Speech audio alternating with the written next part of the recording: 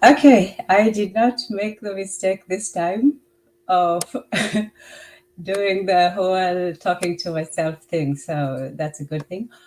So, as welcome everyone, Karibu, Amani, peace, not war, peace. Uh, we will begin, as we always do, with a prayer to the ancestors to guide our conversation, to give us insight, enlightenment, and wisdom, and to have a good conversation. So, with that, let us begin. Okay, so today is going to be. Yes, no, I'm not ready for war. I just like that track, but yes, it's always good to be ready. Uh, Amani Sana Kokou is the first one in the house. Welcome. Uh, it's a medicine. Sorry, typing is a problem, but we will persevere. And Matron is always here. We always take time to greet everyone. So Matron, greetings, a big greetings, and always thank you for your help. That was quite. I hope I will not need it today, but if I do, I am glad you are around. So yes, okay. So we have Matron and Kokou in the house. Today, I am hoping to present the previously unpresented presentation. So let's hope that things. Yes. You know what? It's going to take me a while to get there, but it's okay. It's this one is a welcome in interjection. Yes. So greetings, habari gani Kasidra. I am mzuri. Mzuri is good. I am mzuri. Mzuri sana is very good. So very good. So yes. So we all here. Yes. Well, that was what the pre broadcast message. Yes, that was what I was listening to before I got on.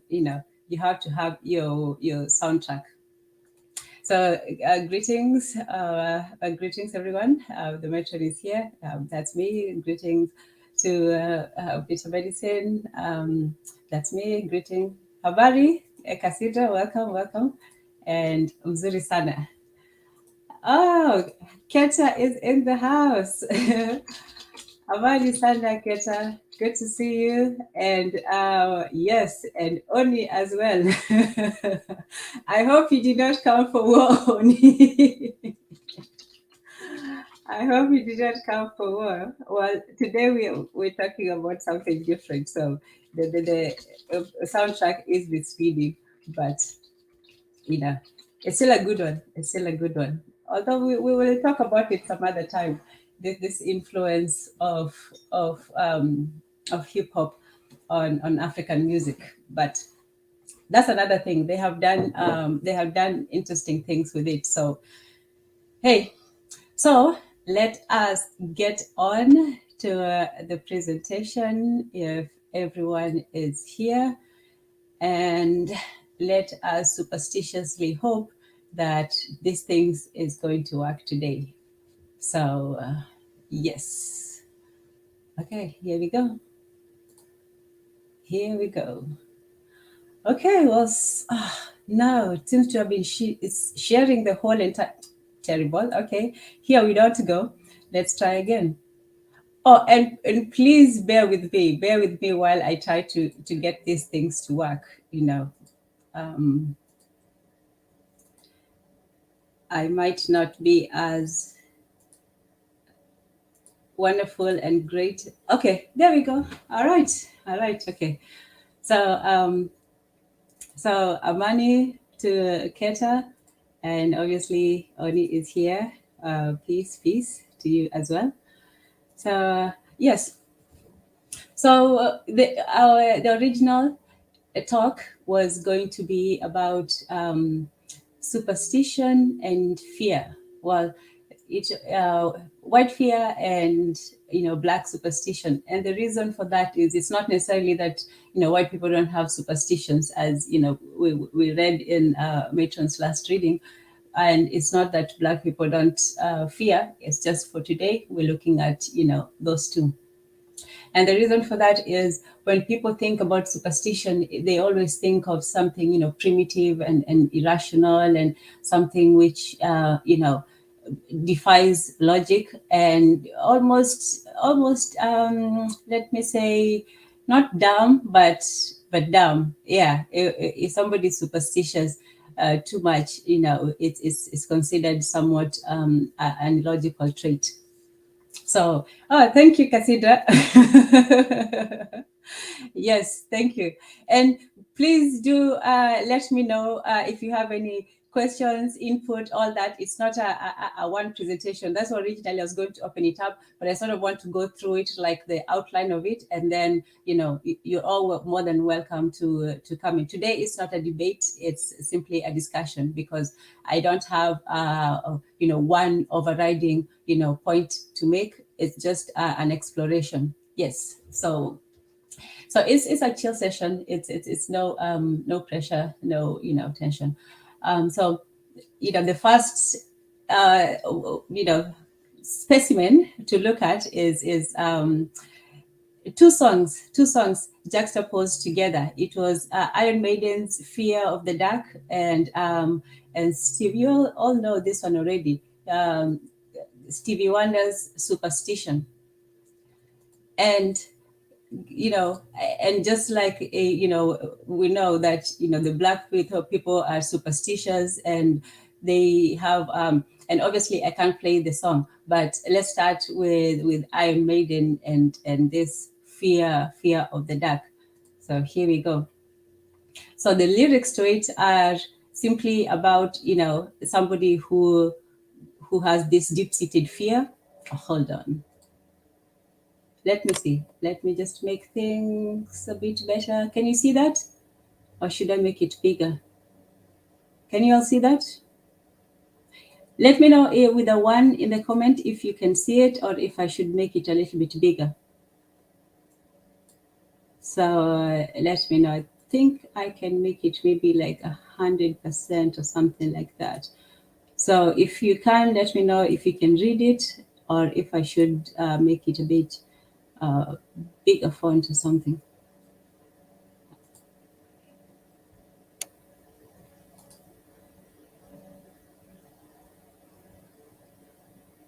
Oh, it's fine. Oh, okay. I was looking for the thing. Okay, so Fear of the Dark. Cool.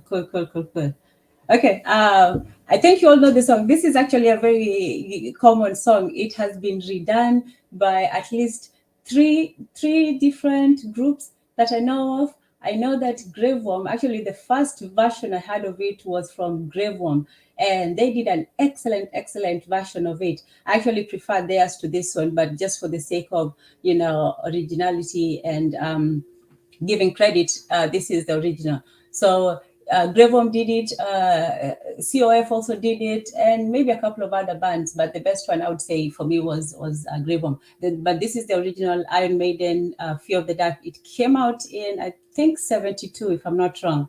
So around the same time as also Stevie Wonder's Superstition. So they came out around the same time. And in Fear of the Dark, it's about the whole album. Actually, the lyrics to the whole album is very interesting. It has, this whole fear theme to it. That's why, old albums are good, because they had a thematic bent to them. But in any case, this is the 12th track. And I'm a man who walks alone, and when I'm walking a dark road at night or strolling through the park, when the lights begin to change, I sometimes feel a little strange, a little anxious when it's dark. Fear of the dark, times 2. I have a constant fear that something always near. I have a phobia that someone's always there. Have you run your fingers down the wall, and have you felt your neck skin crawl when you're searching for the light? That's tribute to that picture. Yeah, that picture. You're searching for the light. You're in a dark room. You're searching for the light, and the light is only coming from one source. Sometimes when you're scared to take a look, that was just me, my aside. That's not part of the lyrics. Sometimes When you're scared to take a look at the corner of the room, you've sensed that something's watching you. Fear of the dark, verse 2. Have you ever been alone at night, thought you heard footsteps behind, and turned around and no one's there? And as you quicken up your pace, you find it hard to look again because you're sure that someone's there. So watching horror films the night before, debating witches and folklore, the unknown troubles on your mind. Maybe your mind is playing tricks. You sense and suddenly eyes fix on dancing shadows from behind. I have a constant fear that something's always near. I have a phobia that someone's always there. Oh, you have not had it, Oni. Wow. You don't know? Oh, my goodness gracious. Okay. Who has heard of this song by Iron Maiden? Fear of the Dark. Yeah, just let me know. I assumed that. Okay, thank you. It's fine, thank you for that one, and Keta can hear it. I am not going to sing it. Okay, so Oni has not had it. Wow, that's interesting. Okay, anybody else has had it or a version of it? Well, maybe not. Okay, it goes like this. I'm not going to sing the verse part. It just, okay. Fear of the dark, fear of the dark. That's the most I can sing. I don't think I can embarrass myself further than that. Yeah, okay, yeah. But you can look it up. It was just the lyrics that I wanted to share. And then we go over to Stevie Wonder, Superstition. This was in 74. So I said The Fear of the Dark was in 72. Yeah, 72, if I'm not sure, but they're only a few years apart. Oh, why are you saying that? Why are you saying that, Oni?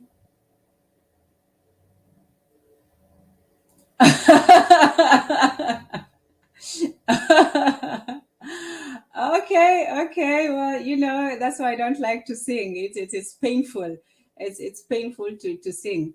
I would rather hear somebody listen to someone sing, or I leave it to the experts, as I say. If I'm not knowledgeable about something, I leave it to the experts. And then Stevie Wonder, the lyrics, I think this one definitely, if you don't know it, I don't know what rock you've been under. But very superstitious writings on the wall, very superstitious ladders about to fall. 13 months old baby. Yes, Audrey, it is your fault. It is definitely your fault. 13 months old baby broke the looking glass. 7 years of bad luck, the good things in your past. When you believe that you don't understand, then you suffer. Superstition ain't the way. I am so, how do you say it? When Brother Bakari was telling us to say, A-Rubs, and say, don't say it nicely like that.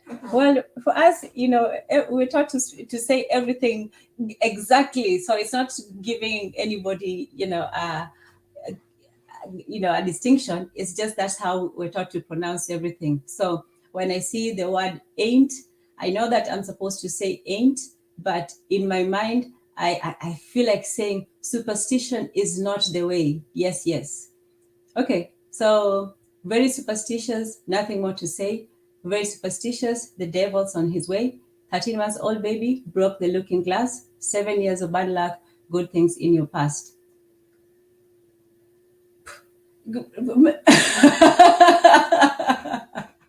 Wow. Okay, Oni, you just in the comment section, with your rotten eggs, just hurling them.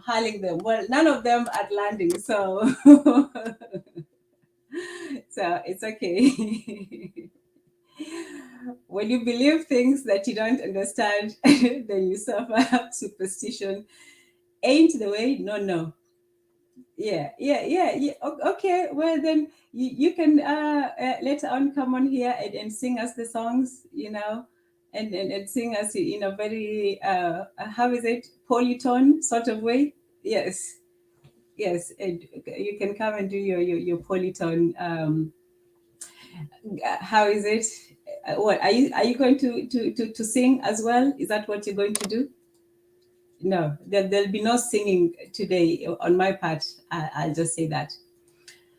So that's just a snippet of those two songs. Just an interesting aside of that white fear, and it's a fear of the dark, versus Stevie Wonder's superstition. It's just superstitions of things that omens and meanings behind things, and symbols and things like that. And so to me, and maybe somebody can interpret it differently, you can tell me. To me, the song is saying that it's reiterating the whole that superstition is something that is silly, and that is, it makes people, how do you say it, delusional. Yes, that superstition and believing in this, so it's not sort of nonsense. Well, that's how I interpret it from the song, that these are things that you don't understand. It's that's how I see it, and somebody can interpret it different ways. And the fear of the dark, you can look at it as simply, and there's also another song I wanted. It's also similar to fear of the dark. I know it is called somebody's watching me. But a fear of the dark, this one, the Iron Maiden one, this one is not, not even, a fear of somebody, because that somebody's watching me. Somebody's watching me. Okay, is that enough singing for you? But in any case, that one is more about a fear, like a paranoiac. How do you call a paranoid person? A paranoiac, I think that's how you call it. I know it ends with a D. But in any case, somebody who's paranoid, who is imagining that somebody's seeing them. But this is a deeper fear, and it's a more encompassing one, because it's about a fear of the unknown. Somebody somebody's watching you. That's you know what it is that you fear. You fear that somebody is watching you. That's a very particular fear. But in this one, it's more vague and more generalized. And even in the song itself, you don't know what it is that they fear. Just like in superstition, you don't know what it is that somebody, connects these two different things to something that happens to them. So it says, this is something that you don't understand, whereas in fear of the dark is something that they don't know.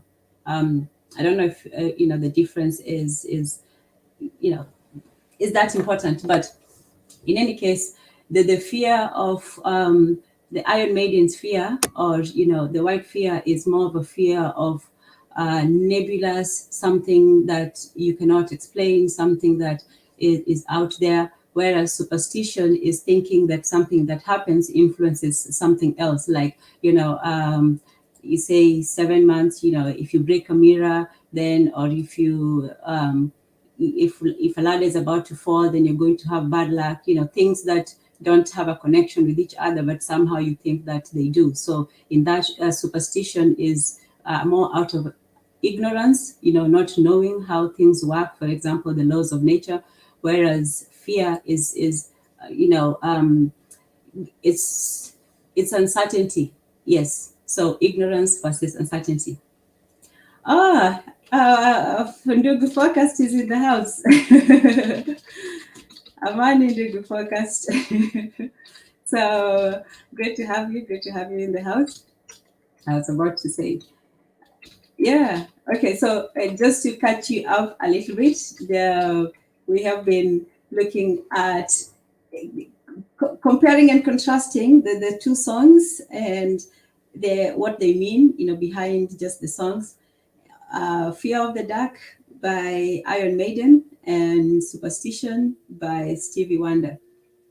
And so, we're looking at the association of superstition with Black people, with African people, with this whole idea of, ignorant pagans, people who don't understand, the pre-science, technology sort of thing, people who still think that you can, manipulate or things that if you see something, it means something else, that sort of thing. So superstition has always been associated with the more backwards cultures, in the West anyway.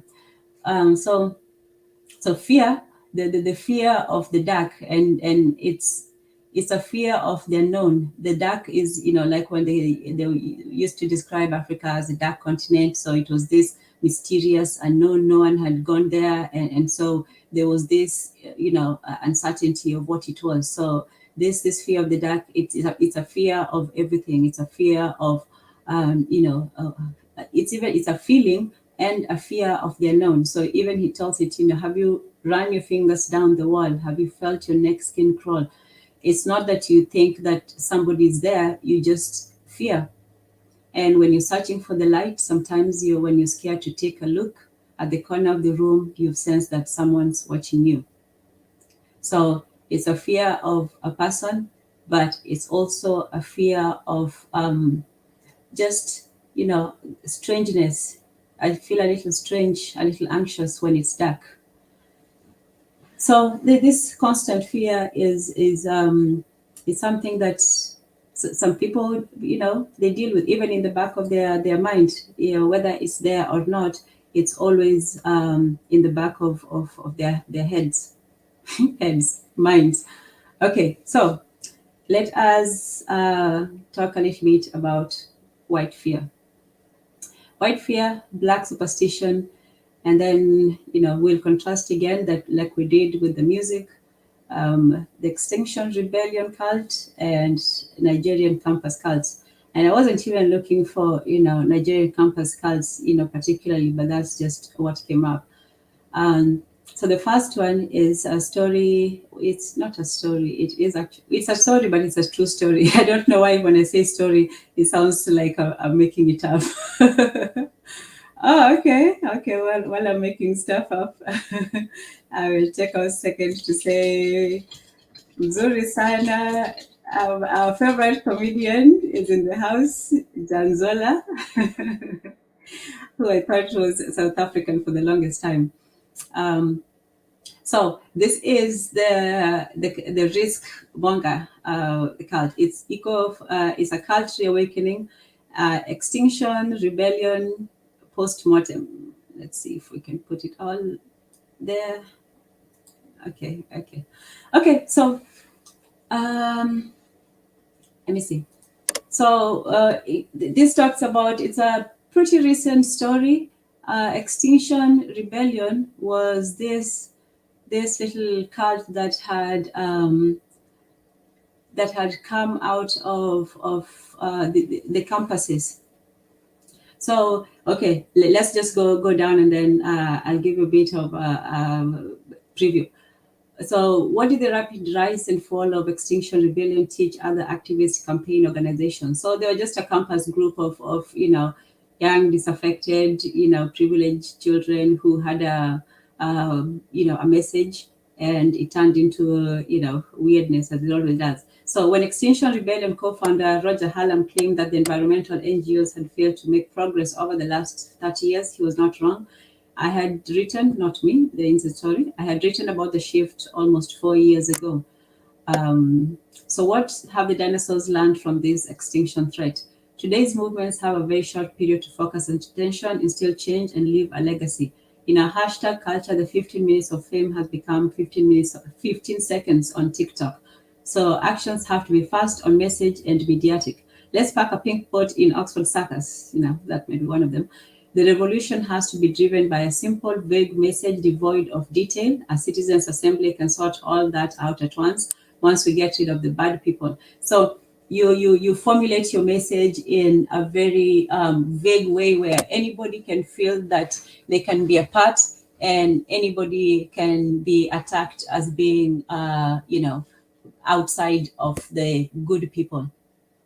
So it's a very loose definition, but it's one that is closely held by the people who are in the group. Most NGOs have become too policy wonkish. When the cult vulnerable just want a slogan to chant and a dream to hang on to. There is no gray on environmental issues. It is us versus them. They lie, we tell the truth. They want profits, we want to save the world. They pollute, we care. When frightened, the vulnerable are easily channeled into this binary world of good versus evil, seeking trust and reassurance. There is no compromise or moderate alternative to be tolerated. People need to have easy, and by easy, it means non-sacrificial pledges and commitments worn as badges of honor. So what people nowadays require, in the past, when people formed cults, they formed a cult that was based on, family, on community, on on this need of people to be with each other, and it was formed on actually requiring lots and lots of sacrifices from your cult members. So you have to have them, give you a lot of money, or spend time or do something extreme, like those that cult leader guy who had his people go and kill people. So in the past, people wanted to sacrifice themselves. People wanted to give themselves up to a cult leader. But in modern days, people want to to give as little as possible while still being told that they're righteous or they're doing good. They want that absolution without confession, so to speak. If you want to be forgiven, you have to confess. But they do not want to confess. They do not want to sacrifice. They do not want to give something up. They simply want that experience. But that's not to mean that they're still not vulnerable to being in cults, because cults simply find whatever need, desire, psychological lack that people have, and then they feel it, and then they use that to get what they want. So in modern times, you have young people who are alienated. They feel out of touch. They feel that their future is uncertain, and so for them, that uncertainty of the generations. In the past, people, well, by people I mean not all people, people who had some means, they still felt that they could have a living, that they had a future, that if you did things the right way, you'd be rewarded for it. But more increasingly, everything from employment, economy, relationships, the world's status, everything now is in a sort of a limbo. So the people. So let's get back to Extinction Rebellion. So for around a year, Extinction Rebellion managed to grip many young, vulnerable idealists in many ways that religious cults operate. Sorry. Okay. Yes. So it gripped many young, vulnerable idealists in many ways that religious cults operate. What were some of the manipulative tools they used? So in the heady days of 2019, Extinction Rebellion postulated an end of days apocalypse within 10 years and provided a simplified salvation pathway and virtue reinforcement, identified a dogma of us versus them, war on evil, and created a fun carnival atmosphere with communal chants at their events. So, the old cults, was serious. It was, very solemn, but the new ones, they're fun. It's what the kids want, and they give them what they want. If they want virtues to be reinforced, that's what they'll give them. If they want a simple us versus them, war on evil, and whatever evil one defines it to be, evil can be anything from the person walking their dog to the evil corporate guy. So everybody defines it however they want. And so, another aspect of Extinction Rebellion, the movement, it created a fun carnival atmosphere with communal chants at the events. And this reminds you of even I don't want to bring them into this, but the whole BLM thing. People felt good about themselves. People would go out there and march and chant and do all this wonderful feeling things and come home and feel like they had done something. Even celebrities, they were posting, things on their posts and things. So all people want to do is feel good and feel that they not to do good, they just want to feel good. So this is part of that virtue reinforcement. And then people want a simplified version of morality where it's not, you have to be, responsible or communal or all that. It's just you identify the people who think like you, and it's us versus them, or the people who have some commonality, and then you create the war on evil, and then you create a monster, and that's it. And then while you're hating on the monster, you also have fun. You always have to remember to have fun. Fun is good. And so they developed a series of pagan-like spiritual rituals and iconic priestesses. But this cult was a shallow, abusive front. The objective of the organizers, the Ruperts, was the Rogers and the Ruperts on their activist extreme was to overthrow the capitalist state and an army of brainwashed young people simultaneously dancing, chanting, and weeping in the streets. Proved on paper to be the perfect distraction. And that's what it is a lot of the times. It's just a distraction. It's something to take the energy of the youth and put it into something trivial and simply dissipate it instead of letting it, become something different. The people in authority are always looking out for threats, and one of the greatest threats would be, the anarchic sort of rebellion of the youth. So they always take care not to let the youth run too wild, and that's that's a valid concern, because youth have to be directed. So youth activity either has to be directed towards something, or it has to be dissipated in an activity. So in this instance, when you have these kinds of cult movements, what they're doing is they simply take that youthful energy and youthful desire, and they distract. They do use it as a distraction. Back to their article, add a few aging celebrities, some clever street pranks, and a cocktail of virtue signaling opportunities. The strategy was brilliant, even if the organization and execution was pure Pythonesque. That refers to Monty Python, So the broad charge of nature. Cults grow on the far narrow edges of religious belief systems. Within every religion, there are extremes: the zealots, the dogmatists, the fundamentalists, the manipulative cult gurus.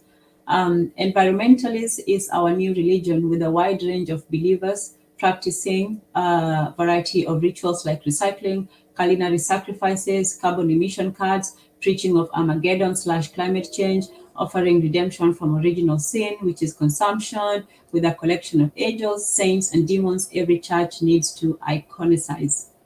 This church of nature grew out of the ashes of the decline of traditional religious faith in a more affluent West. We did not grow too sophisticated for religion. We just donned different cloaks and occupied different temples. Religion provides meaning in life, virtues, inspiration. It also provides the believers in a communal context from their deepest fears and concerns.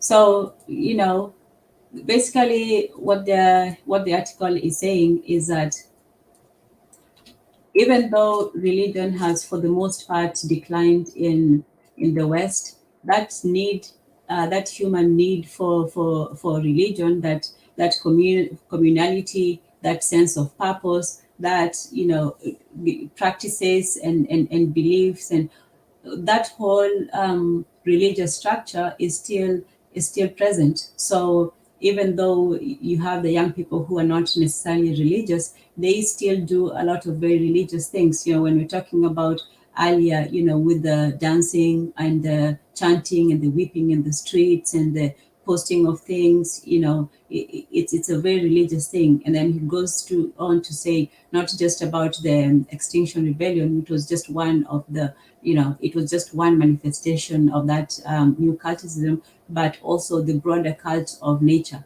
which is it's this, it's like an obsessive a concern with nature, or with not so much with preserving it, but in showing how much you're concerned about it. So environmentalism, that's what he calls it. In this way that people want to show off how good they are. They want to signal their virtue by, doing things like, recycling. Not that those things are bad. It's just that the reasons why people do them, it's usually for that. So as he said, we have not grown sophisticated, too sophisticated for religion, which is what to a non-religious person, a religious person is to a religious person what a superstitious person is. Do you understand? So somebody who is non-religious will see a religious person as a superstitious person, and they'll see themselves as being simply, too good for religion. Like, oh, I'm better than you because I don't believe in, your nonsense. The same thing that, a religious person will look at a superstitious person and say, well, I'm better than you because I don't believe in your nonsense. And the same way that scientists will look at all of them and say the same thing. So what people look at as religious or as superstitious or as logical is very much, it's very much dependent on what they believe or what they believe to be the truth. So Extinction Rebellion's death cult tactics discredited climate science. It pushed environmentalists to their hard anti-capitalist and overtly little common ground for political compromise. When these groups used children to shame adults, how dare you? Political discourse was abandoned in favor of media spectacle. So there's the rest of the article, but that's basically, a layout of the extinction. It basically fizzled out after a while, and it went out. And and a few of the tracks from Iron Maiden. So contrasting that with the Iron Maiden, you see this whole fear, white fear of the dark. They are afraid of it was an apocalypse. A lot of the cults are as we have seen, oh wow, that's a tongue twister of a one. Cult characteristics is the apocalyptic nature of nearly all cults. They always have a drive towards, the world is going to end, or, we're all going to die, or a spaceship is going to come and take us away, or something is always going to happen, whether immediately predicted within a day or just in the vague distance. So I think somebody was talking about all the different threats that we have faced as mankind, and they have all somewhat just disappeared. Luckily, the ozone was one. Well, they fixed that. Anyway, everything comes and seems as if it's the end of days, and then the days still continue. Like Francis Fukuyama wrote. I think you've had the whole term "the end of history," when he said when the Soviet Union fell, and so everything just seemed like a liberal utopia. And he declared very proudly that history has ended. We have reached the ultimate, zenith of human progress, or some other nonsense. And he was proved wrong, obviously. So even in religious and intellectual circles, you have this, drive towards, apocalypse. So with Extinction Rebellion, it was, that apocalyptic nature. It was, you have to have a good versus evil sort of thing. And the main thing that it's a vague, it's something that it's not fully, articulated. It's this fear of the end of the world, or climate change, or something happening. And it's just a fear of, and it's not even a fear of somebody in particular. They do have their usual people who they do not like, but it's not a fear of something in particular. So I wish, we don't have enough space, but if you look at the beliefs and practices of the extinction cults, the whole album of Iron Maiden, that one, because it's all just about that. It's all about being afraid to shoot strangers. Yeah, fear is the key. But just the titles, and childhood's end. This is also another fear of white people, is the fear of of growing old, of ending childhood, of becoming, becoming an adult. So you see things like, Peter Pan and all this. So in college, with the uncertainty of young people, the biggest fear for young people is really growing old, because when your future is uncertain, you don't know what is going to happen. So the best time of your life is really going to be that whole time. So this fear of growing up, this fear of going out into a very hostile and uncertain world is a real fear for young people, and it's something that a lot of them don't know how to deal with and are not prepared to.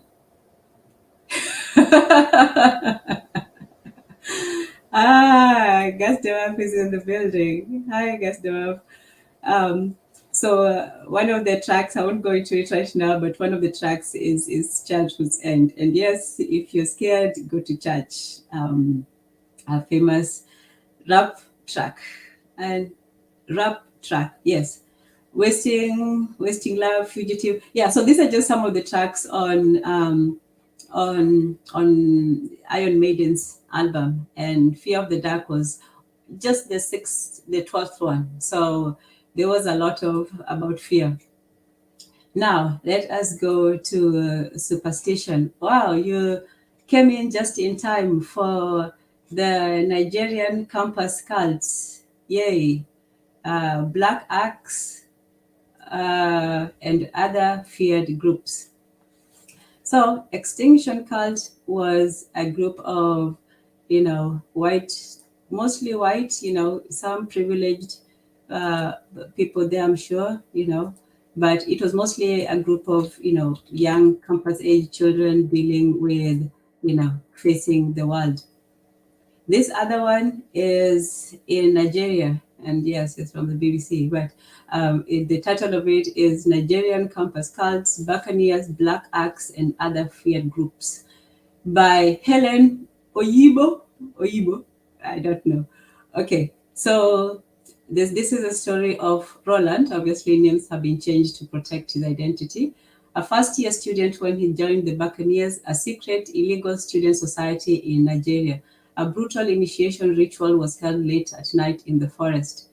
Older members singing, dancing, and drinking. Remember the singing and the chanting of the Extinction Rebellion members? Because this is we're dealing with campus cults. That's why we're dealing with campus cults, and we've started with the Extinction Rebellion cult. So that is why there is no bias. Yes, it was simply, yes. Our matron says cults are formed to explain life and death in simple words. Their job is to get people lost in the story so that they never seek out real power and become men. Yes, it's a very good distraction. You're very right, our matron. The power of young people, like I said, was you can either channel it towards something, or you can dissipate it to prevent it from breaking out in anarchy. So back to the Nigerian cult, and yes, Gastemap says he's not Nigerian, so okay, we will not associate you with it. We'll instead put that on Tunisia's front porch. So they were doing a ritual and doing, forming a ring and doing all sorts of things, something like that in the picture, sitting around in a circle, just, doing strange things. And they say the ritual was supposedly to purge the initiates of weaknesses and install bravery in them. Well, Matron, I guess, that's what... Okay. Well, you guys have a discussion in the comment section. I'll continue. The ritual was supposedly to purge the initiates of weaknesses and instill bravery in them. The moment you go in there and come out, you're a different person, Roland told the BBC. These societies, also referred to as core fraternities and campus cults, have names like Vikings, Black Axe, Eye, a word in the local Yoruba language for bird, and the Buccaneers. They have a chain of command similar to militia groups, use code words, and have insignia bearing the favorite weapon of the cult along with its color. Oh, can you see, or should I make this a bit bigger? I'm sure you can see the pictures, so you get a certain idea of it. If you can't see it at all, let me know. I'll try to, make it bigger. So members are promised protection from rival gangs, but it's mostly about power and popularity. These secret societies are banned in Nigeria, and hundreds of members have been arrested and prosecuted over the years. Nevertheless, they continue to operate, especially on university campuses, where they still attract new members. Okay. Oh, wow. So the equivalent of Bloods and Crips. So there you go. FBA and Nigeria. One more thing you have in common. Sorry, nope. Today I said it was going to be a discussion, not a debate. We're having peace. Yes. Peace, MG2. I'll type after I read, but I welcome you as well. Yes, thank you, Focused. You help out. So these cults have been accused of being behind serious violence, including killings at universities across the country and sometimes harassing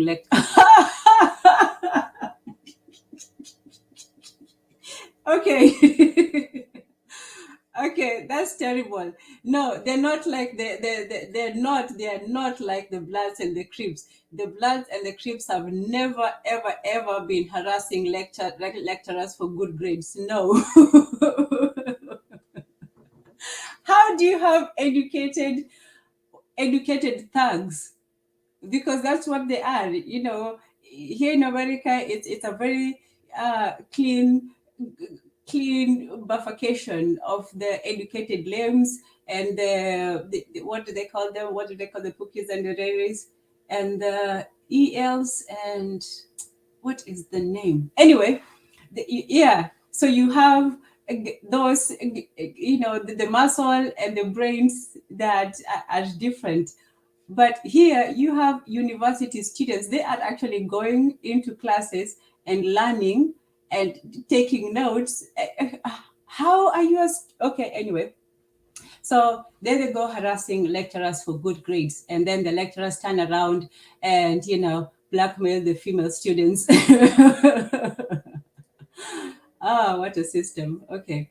In some cases, students are lured with promises of networking opportunities. Most societies now operate off campus as well, often with members who never went to universities. They have increasingly resorted to crime. Okay. Oh, wow. Well, you know what? I don't know how recent this is, but they're not playing. Like the stuff that they do is pretty serious. Yeah. Yeah, it's pretty serious.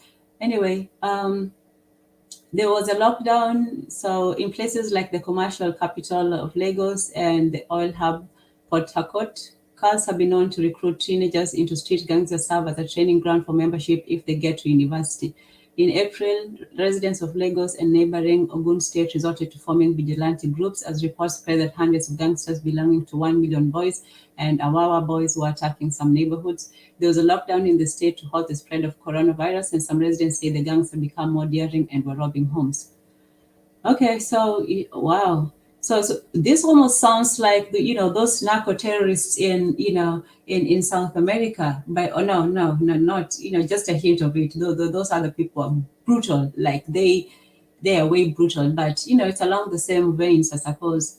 Yeah. Okay. So why Roland became a Buccaneer? Roland decided. Okay, so let's see about these gangsters. So our matron says, gas them up. Yes, the Bible is a tool of revolution if used correctly. We can understand Jesus to be just us in many instances, but context is always needed. That's because the Bloods and Crips. Are these gangs politically aligned? They sound like they're just doing their own thing. And also because gangsterism is a program on blackmail ideology in America. Look at T.I. rapper's son. That's the one that also got in trouble with the law or something, I think. And then T.I. say that he was going to let him go to prison. Our matron says that the thugs are underutilized. Oh, okay. Okay, Gas Dumap agrees as well. Okay. Great. So thugs are an underutilized resource. Okay, as of the last 3 months, at least 4 cult shootings. Wow. So this is still going on. Not narco terrorists. They don't attack the people. Okay. Yes. So there is a distinction. And those narcos, they're pretty brutal. Like even to each other, the things that they do to each other. Yeah, you don't want to look up that stuff on the internet. So the Buccaneers have a reputation for living the good life. Yes. So Roland's search for the least the least violent fraternity led him to the Buccaneers after he declined an invitation to join the notorious Black Axe. So I guess they have degrees of violence. The Nobel laureate's role in formation of society. Wow, Wale Soyinka. Okay, the confraternity system in Nigeria was not always so violent. It was started way back in 1952 during the last years of British colonial rule by a set of young idealistic men. They included Nobel laureate, literature laureate Wale Soyinka at Nigeria's prestigious University of Ibadan in Oyo State in southwestern Nigeria. Wale Soyinka says, at no time did I imagine that anything could degenerate. The students named their confraternity the National Association of Sea Dogs or Pirates to rebel against the notions of elitism by middle-class Nigerians. Okay. Rebelling against elitism by middle-class Nigerians. Interesting. The original founders, known as the Magnificent Seven, wow, were committed to the pirate theme. They used to pretend to be pirates wearing bandanas and carrying cutlasses. We were having fun with a social orientation, Soyinka told the BBC. Reminds you of the Extinction Rebellion, right? They have fun, they have carnivals, they have dancing in the streets, but it has a social orientation to it. Black Axe. Whoa, really? What are Italians? The actual mafia, or are they trying to copy the mafia? Because some people like this, like it says here that they were trying to don the pirate theme. Are they just playing at pretend, or are they actually linked with them? Wale Soyinka is the godfather of the pirates. Yes. People always create bastards and then okay. Oh, so they are partnered in Italy with the mafia. Wow. Okay, that's an interesting story. I'll have to know. I never imagined that any university-based group could actually adopt a mafia style, which involved manhood tests. Whoa, damn. Okay, like the R word, robbery, arms, murder, and kidnapping. At no time did I imagine that anything could degenerate. And why did it degenerate? Instead of those kids being treated as the criminals they were being protected by their parents and their relations, he said. So that's him as a young lecturer at University of Ibadan in the 60s. The Pirates, of which Soyinka is still a member, now exist as a group dedicated to humanitarian and charitable endeavors. How the societies become violent. A split in the Pirates in the late 1960s had led to breakaway students starting the Buccaneers and other societies. Okay. Petty rivalries developed between them as they jostled for prestige, power, women, and access to corrupt politicians who began hiring cult members to unleash violence against opponents. Yeah, that sounds more and more like, the Bloods and the Crips now. Yeah, less like the Narcos, more like the Bloods. But my only, curiosity is that they're university students. You don't expect students to be so, brutal. Violent, yes, but brutal, not so much. And he says some groups are more violent than others. Yes, I see the politics. Some groups are more violent than others. And I guess that's why he chose the Buccaneers, which were the less violent one. And not all members are involved in crime. Nevertheless, they all strike fear in the hearts of Nigerians. The Black Acts, yes, like Gastemap said, are amongst the most notorious. They emerged in the 1970s and were originally known as the Neo-Black Movement. Its founders say the group's aim was to liberate the Black race, but at universities, the group no longer seems to be driven by any political ideology. Instead, Black Acts members are accused of numerous killings and sexual attacks. Military accused of funding cults. In 1999, they killed 5 members of the student union at Obafemi Awolowo University in the ancient city of Ile-Ife in Osun State. Black Axe members have also been victims of brutal violence. Okay, so yeah, so there's a lot of violence, to be had with this. It's not just a regular, group of students getting together and having a rowdy old time. They actually cause damage, violence, and they're also involved in drugs and people trafficking. Some of them. So it's not it's not just a few people, just some fraternity people having fun and hazing each other. And when it comes to this, the way we contrasted Iron Maiden's fear of the dark and that Extinction rebellion and that vague feeling that the cultish tactics of feel-goodery and so on. And this one, they identified the need of the students, in the American university. They identified that need to be a part of something and to feel good. In this case, I guess they identified the need for them to be violent and have power and have, the freedom to do whatever they wanted. And I don't know how much of this is really a cult. Like, do they really believe the things that they do, or do they really believe the cultish aspects of it, or are they just using that as a fear tactic? When they make you sit around in a circle and chant and do all these things. Do they actually believe in those things, or are they just playing a part? Anyway, I don't know. I just don't know. Well, this one is going to be much longer than I wanted it to be. Amani Brother Bakari. I will try to get in the comment section. I'll just finish with this one. Talking about the savage African mind. This is it's a bit of a book from, what's his name, the Rosenbaum and Sederberg. It's just an excerpt. So they talk about superstition. Just a quick. Superstition and the supernatural seem grossly inappropriate in the secularized world of science and technology, often associated with modernity. Such a dismissal is premature, for occult practices may indeed be beneficial under certain circumstances for the creation of the modern political and social systems.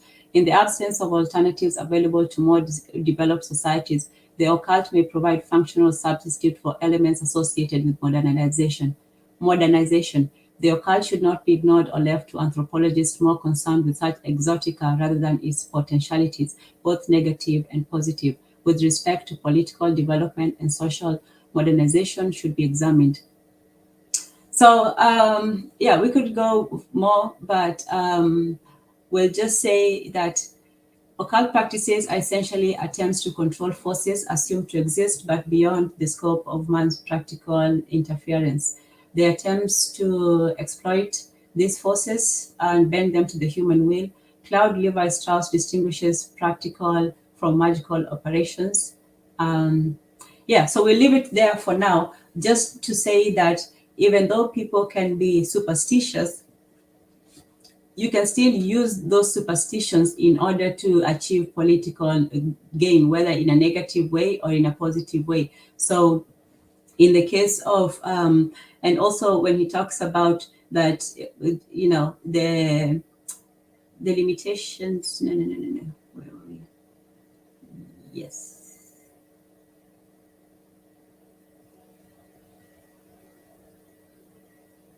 Oh, yes. Okay, so it should not be left to examine its potentialities, both negative and positive. So when people they say that, he says such a dismissal is premature, for they may indeed be beneficial under certain circumstances for the creation of modern political, in the absences of alternative developed available to more developed societies. And he also talks about that the reason why some of these practices come about is because of that vacuum that was left by the previous belief, or something that is people are trying to adapt to a new society, and they don't have the answers, and therefore somebody who gives them those easy, ready answers is easier for them. So in terms of Extinction Rebellion, these are young privileged children who do not want to sacrifice anything, and they want an easy way, but they also want to be given, that badge of honor that they are indeed virtuous. They want salvation without sacrifice. In the case of the Nigerian students, or the African occultists, they want they are ready to sacrifice, but they're also ready to sacrifice other people for the sake of power and privilege and all that. They are not about virtue signaling. They are about getting as much from the vice as you can, whether personally or as a group. So those are that's the contrasting elements in the both, but in both cases, it's an attempt to adapt to a new situation, to the modern situation. In the West, they have lost religion, they have lost, their so-called superstition, and they have embraced science, logic, rationality, and all these things. But as we read earlier, it's simply a replacement of one thing for another. It's not that need for people to have to be a part of something. Is still the need for religion will still persist even when religion is abandoned. And just the final quote: "We did not grow too sophisticated for religion. It just donned different cloaks and occupied different temples." This is in regards to the Western American cult. Religion provides meaning in life, virtues, inspiration. It also protects the believers in a communal context from their deepest fears and concerns. So what religion did in the West is that it sort of it led them, it babied them from the loss of their previous pagan, pre-religious beliefs, whatever they were, their pre-Christian beliefs. It was a transition for them to to give them meaning, and whatever meaning it gave them life, it gave them virtue, and it inspired them to be great people. By great, I mean great, yeah. But in their eyes, it gave them something to rally behind, and it made them a good, even when the country is not religious anymore. A lot of people still take pride in saying this is a good Christian nation. It gave them morality and a base and something to believe in. So firstly, with the children, you take away their religion, you take away their future, you take away their certainty, you take away all the things that they believed, and then you leave them with what? So environmentalists and this new, modern movements, which never last because they can't replace, religion. They can't replace that structure and the dogma. So they can only be, trivial, ephemeral cults. So they still want to plug that need, but it's not going to be adequate. Okay, so with that, I am interested in, hearing what people have to say. And yeah, so the link is in the chat. Wow, that was a nice, good long one. I hope I covered most of the things, and it sort of, made some sense. I hope it did. So, it's an examination of what fears and superstitions are, how we deal with them, how the modern world, even though a lot of the things that people do in the world is to conquer fear, or to fight it, or to avoid it, or to stew it. We're no longer in the trying to run away from wild animals. At least that's not a fear we have to deal with anymore. But the fears that are that people have are fears of losing things, fear of losing economic situations, fear of death, fear of biology, things like that. Whereas in the past, the fear was more immediate, I'm talking like I was there, but I was, at night when you went to sleep, you don't know what wild animal was going to try to, attack you for your food, or if you as food, or see you as food. So there was a time when fear was an immediate thing. It was something that you could put your hands on and say, this is what I fear, and I fear to starve tomorrow. I fear, things like that. But now fear has become this very vague, unknown, uncertain thing, whereas people can fear, and that's why you have, things like social anxiety. What kind of, I'm not saying it doesn't exist, but it's a very strange thing to have, social anxiety, or, all these diseases, of mental diseases of the present. It's an adaptation or a maladaptation to, to the environment, to society, because if you're socially anxious, that is not a real fear. That is that's an imaginary fear, or it's something that, or a traumatic response or something. So it's not something that you say, well, what are you really afraid of? There's all kinds of fear, from agoraphobia to, fear of heights, and so on. So the myriads of fear are, and most of them are fear. Some of them are rational. You can have a fear of what is it called? The fear of spiders. There's a fear of spiders, and I remember, what's his name, Stan Lee, in an interview, he was talking about how, difficult it was to sell the whole idea of, a superhero who was based on a spider, because, as he said, most people are afraid of spiders. Spiders are not they are a real fear, because they can cause death. So basing a superhero and calling him Spider-Man would be like calling, actually bats are also scary, but yet there is also a Batman. Why do they keep naming superheroes after these weird creatures? But there is no Dogman, surprisingly, even though, they like dogs. Anyway, so he was talking about, how he would have convinced people, to have a superhero called Spider-Man. And so the fear of the dark, the technical name for it is Nyctophobia. I'm not sure if it's pronounced Nyctophobia or Nyctophobia. There is the pronunciation there, but I'm not sure. It comes from the Greek something something, genitive of something something, night, and something something, fear. So yeah, it just means what it says. It's the fear of night. And it's an extreme fear of night or darkness that can cause intense symptoms of anxiety and depression. A fear becomes a phobia when it's excessive, irrational, or impacts your day-to-day life. So in terms of irrationality, that was one of the major, epithets that are thrown towards superstition, that is irrational. Superstition is something, actually, let's look at the definition of superstition. So superstition is an irrational belief that an object, action, or circumstance not logically related to a cause or event influences its outcome. So when you talk about, a fear becomes a phobia when it's excessive, irrational, or impacts your day-to-day life, then that is, then that becomes a phobia.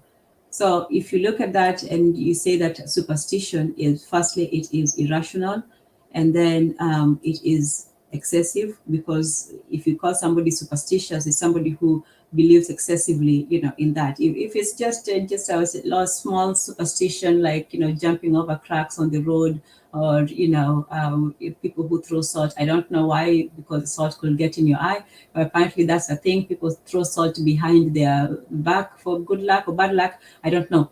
But, if it's just those small things, it's not excessive. But if it becomes, if you become obsessed with it, then yeah, that's, you're on your way to a phobia. And if it impacts your day-to-day life.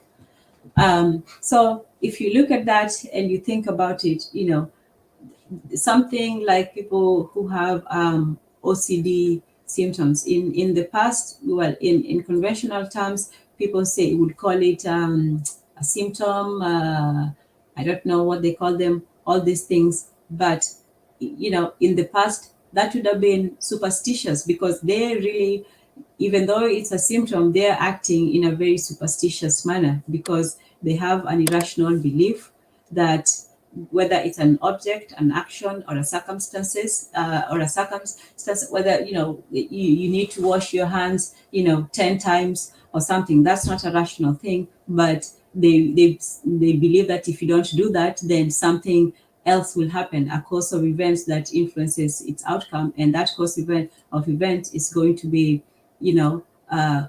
mostly negative. So a lot of these modern diseases or modern maladaptions is superstitious, but it's just not labeled as that. It's given this scientific sounding names or this psychological categories, but in the past, that's what it would come off as. It would be a superstition. It would be an irrational belief. It would be an object. It's not logically related. There's no logic to it. And it's the second definition of superstition is a belief, practice, or rite irrationally maintained by ignorance of the laws of nature or by faith in magic or chance. So, well, magic is not as there's not a lot of belief in magic nowadays, but there are people who still believe in chance. The people who believe in destiny, the people who believe that things happen in a certain way, or there's a reason why they happen, or things just had to happen randomly. However you believe in it, a lot of people even though they unconsciously believe in chance. And so this belief, it's a right, it's a right, a belief or a practice, and it's maintained by ignorance of the laws of nature. I don't think everybody in the world, even up to now, knows all the laws of nature. So most of the people are acting in their ignorance. So just by that, we do have the modern superstition. And then that's the fearful or abject state of mind resulting from such ignorance or irrationality. And for further definition, so superstition is the belief or half belief or practice for which there appears to be no rational substance. Those who use the term imply that they have certain knowledge or superior evidence for their own scientific, philosophical, or religious convictions. An ambiguous word, it cannot be used except subjectively. With this qualification, superstitions may be classified as religious, cultural, and personal. Every religious system tends to accumulate superstitions as peripheral beliefs. A Christian, for example, may believe that in time of trouble, he will be guided by the Bible if he opens it at random and reads the text that first strikes his eye. I don't know if you all remember that one, but there was a story about this guy who was in trouble, and he like the story said, he opened the Bible and he was looking for guidance, and then the first place that he opened was something of the sort, and then Judas hung himself, and then the next part that he opened was, and go ye and do likewise.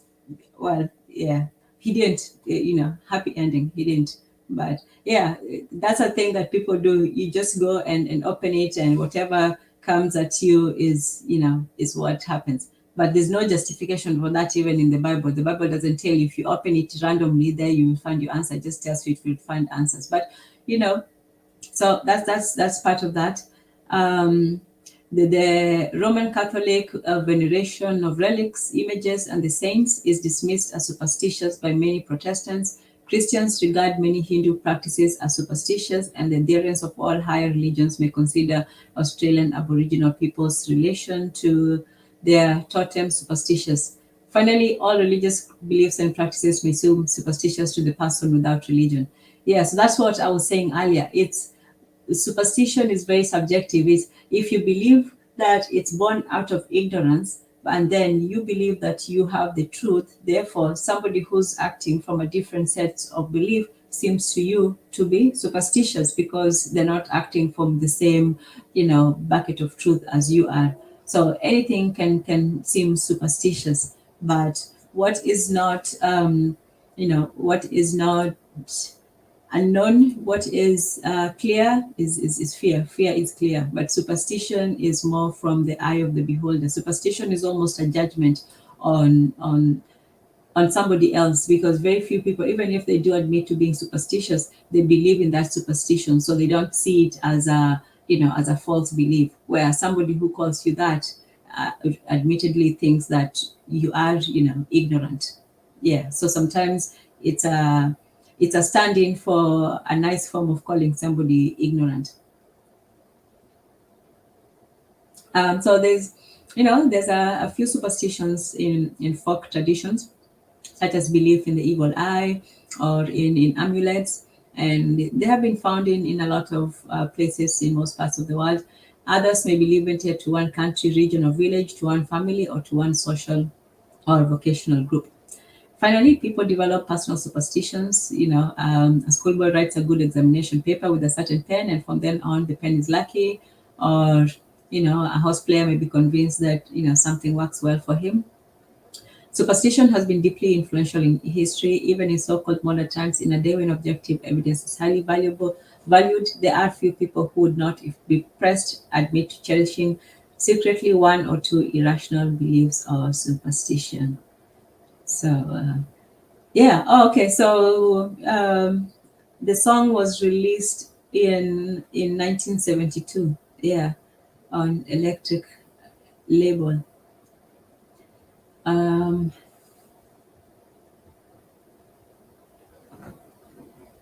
Yeah, and he did quite well.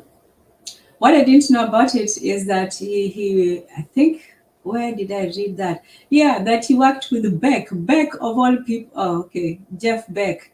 Yeah, yeah. I thought at first I thought it was that Beck guy, and I was like, I thought it was too. I don't think he did that kind of music. But Jeff Beck was admirer of Wonder's music, and he was informed of it. So originally, actually, it was supposed to be this other guy, Jeff Beck's song. Or they did it together. So at this point, he was playing virtually all the instruments on his song. Wanda preferred to leave. An agreement was quickly made for Beck to become involved in the sessions that became the Talking Book album in return for Wanda writing him a song.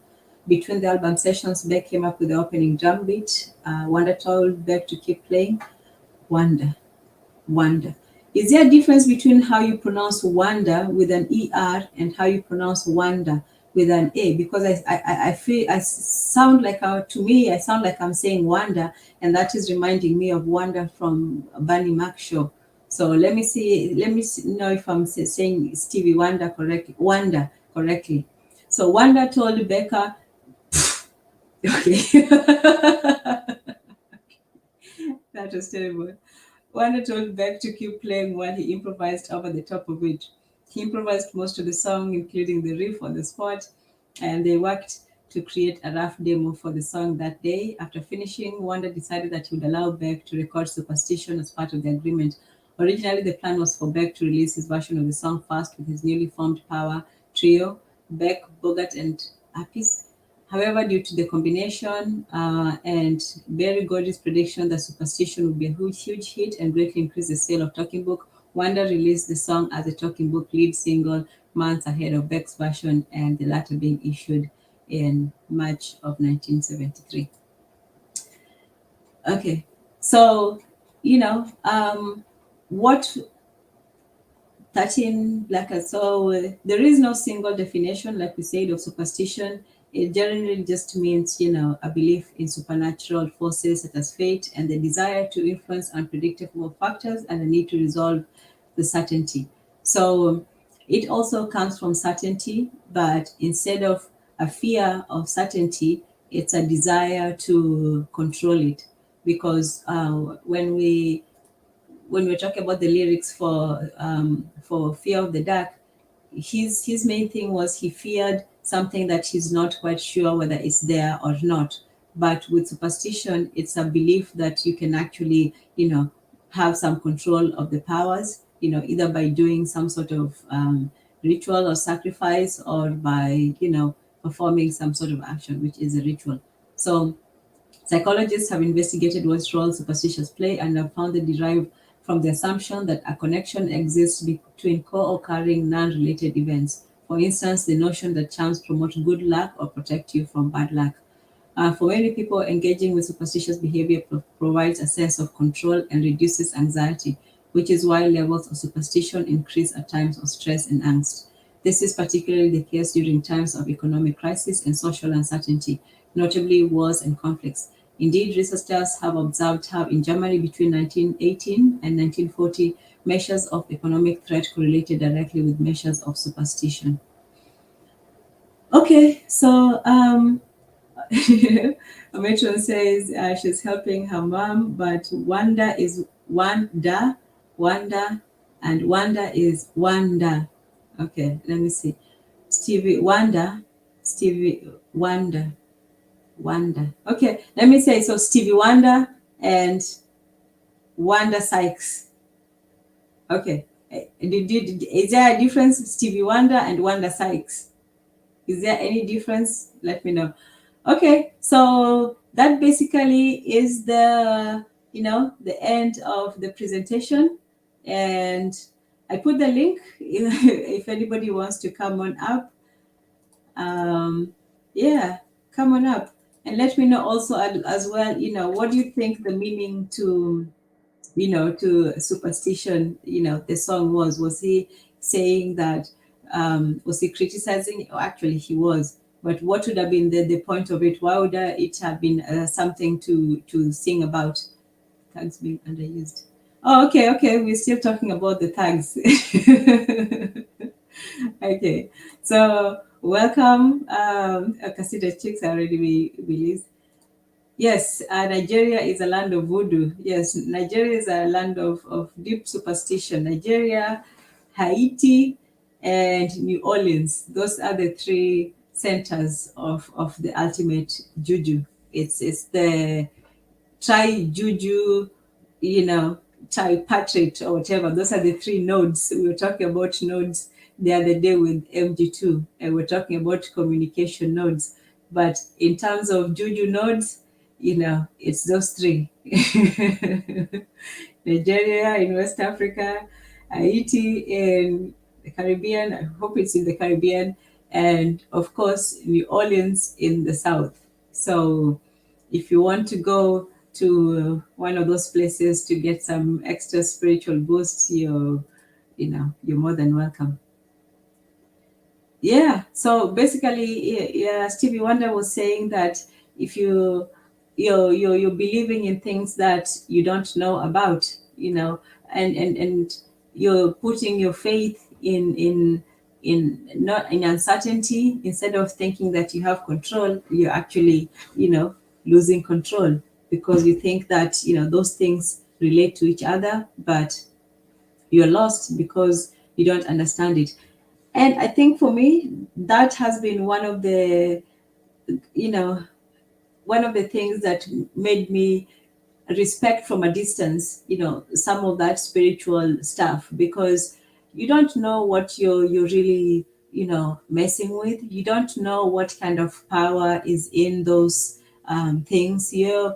And even if there were, why would you want to, tempt those powers? They if they are that powerful, they could get out of control if you try to do something. And a lot of the things also is people who want that kind of control, they usually just want to either enrich themselves very quickly. It's usually like a shortcut to quick riches. It's like making a quick deal, but there's a price for all those deals. Or it seems that you're trying to ward off, or you're trying to manipulate fate into being good to you in a certain way, like good luck charms and things like that.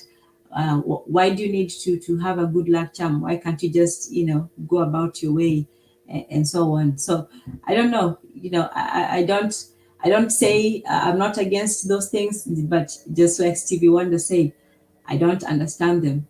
So for me, if I don't understand something, I can look at it, I can listen, I can observe, I can but it's hard for me to jump into something that I have no understanding of. And for me, I think that when it comes to the supernatural and the spiritual, even with the African spirituality, firstly there was the knowledge, and there was, so much secret knowledge. Some of that is not for everyone. And then even if, you knew some, we have lost so much of it that, somebody who is not, who doesn't, I wouldn't know how to discriminate between a good, juju and a bad juju, because to me, they're all just, these mysterious forces that are out there. So, I can understand the reluctance to dabble in the supernatural, because firstly, you seem superstitious and it seems irrational. And even though I think at this stage, we as human beings, we are consciously irrational. No, we are subconsciously irrational. We do things that don't make sense to our rational selves. We do some things that when you look back, you say, how are you in your right mind doing something like that? Even, sometimes it doesn't even have somebody to tell you that. Sometimes you yourself can just look at yourself and say, how did you do something like that? So we act sometimes irrationally and unconsciously, but when we were in our conscious mind, we are very rational and non-superstitious. So we don't believe in these things, even though a lot of the times we act as if we do. So we act against our so-called non-beliefs. And yeah, it's very hard for a regular man to to have explanations for everything that happens. And there's still a lot in life that we don't know, that is still a mystery. And superstition gives answers to the fear. Yes. So yeah, okay, well, that's that then. I finally got to make my presentation, even though no one wanted to jump on. So I guess we'll end it there. I talked for about about an hour and a half. So just to give you the references, here they are. This is what we went over today. Let's see. Yeah, so we basically contrasted the lyrics of the two songs. There you go. Can you see that? Ah, man, I don't think that's very legible.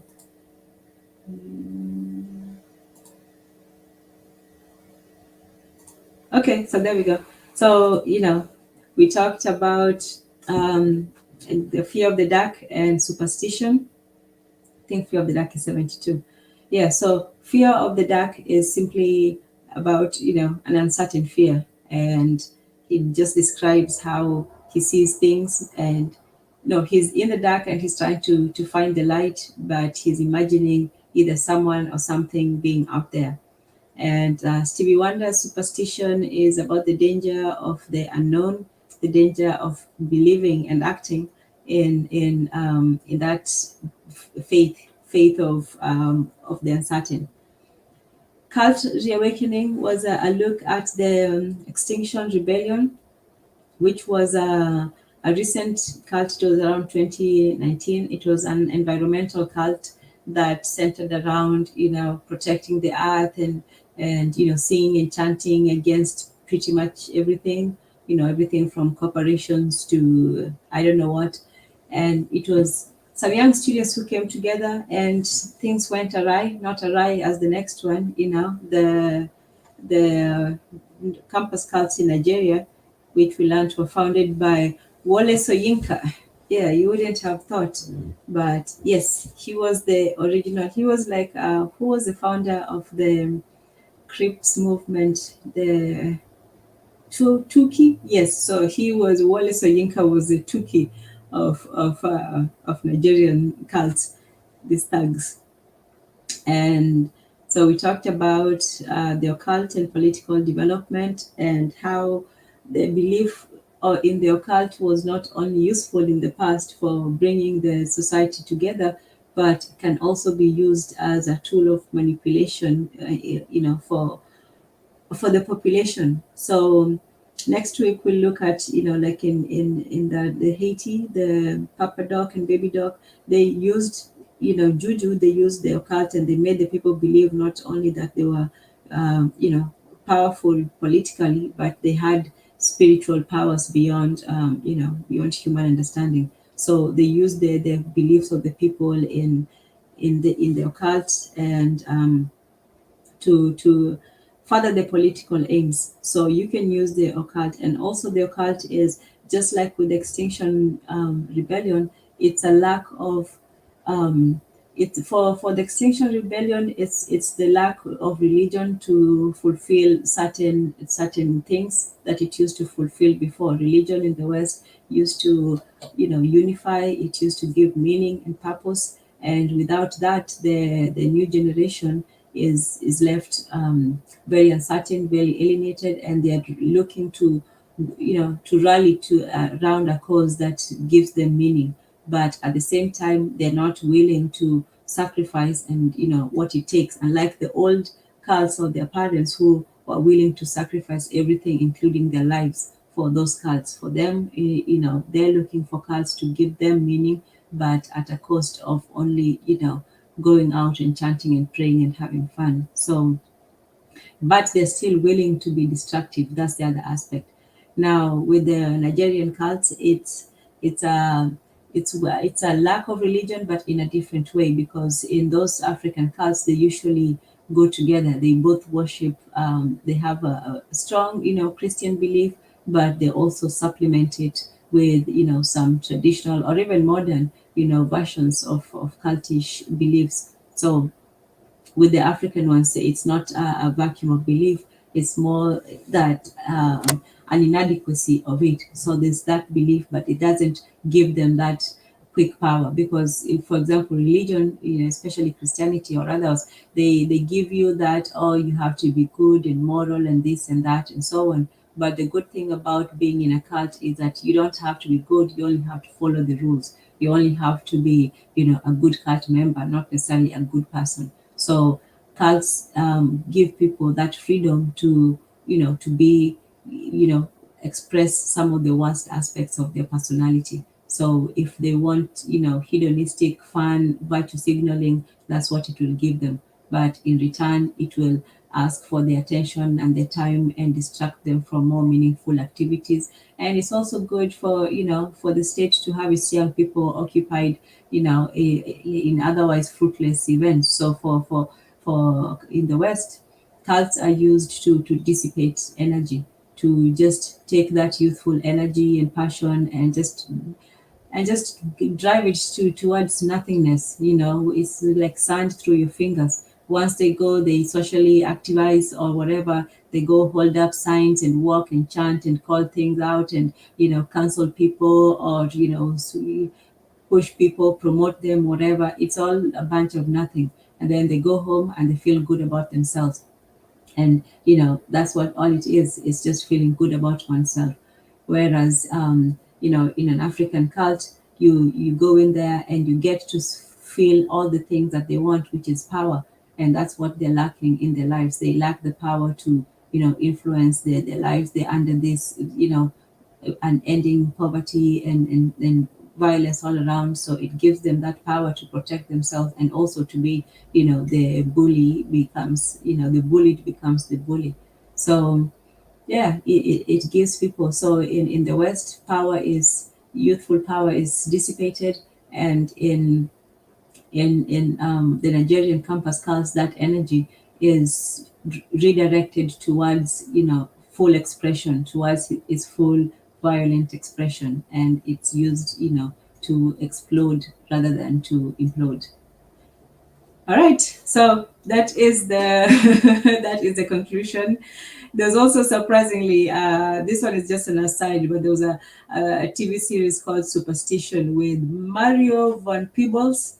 Yeah, so once again, while it's okay, yeah, it's probably a good one, but once again, superstition is associated with Black people, while fear and horror movies are associated with white people.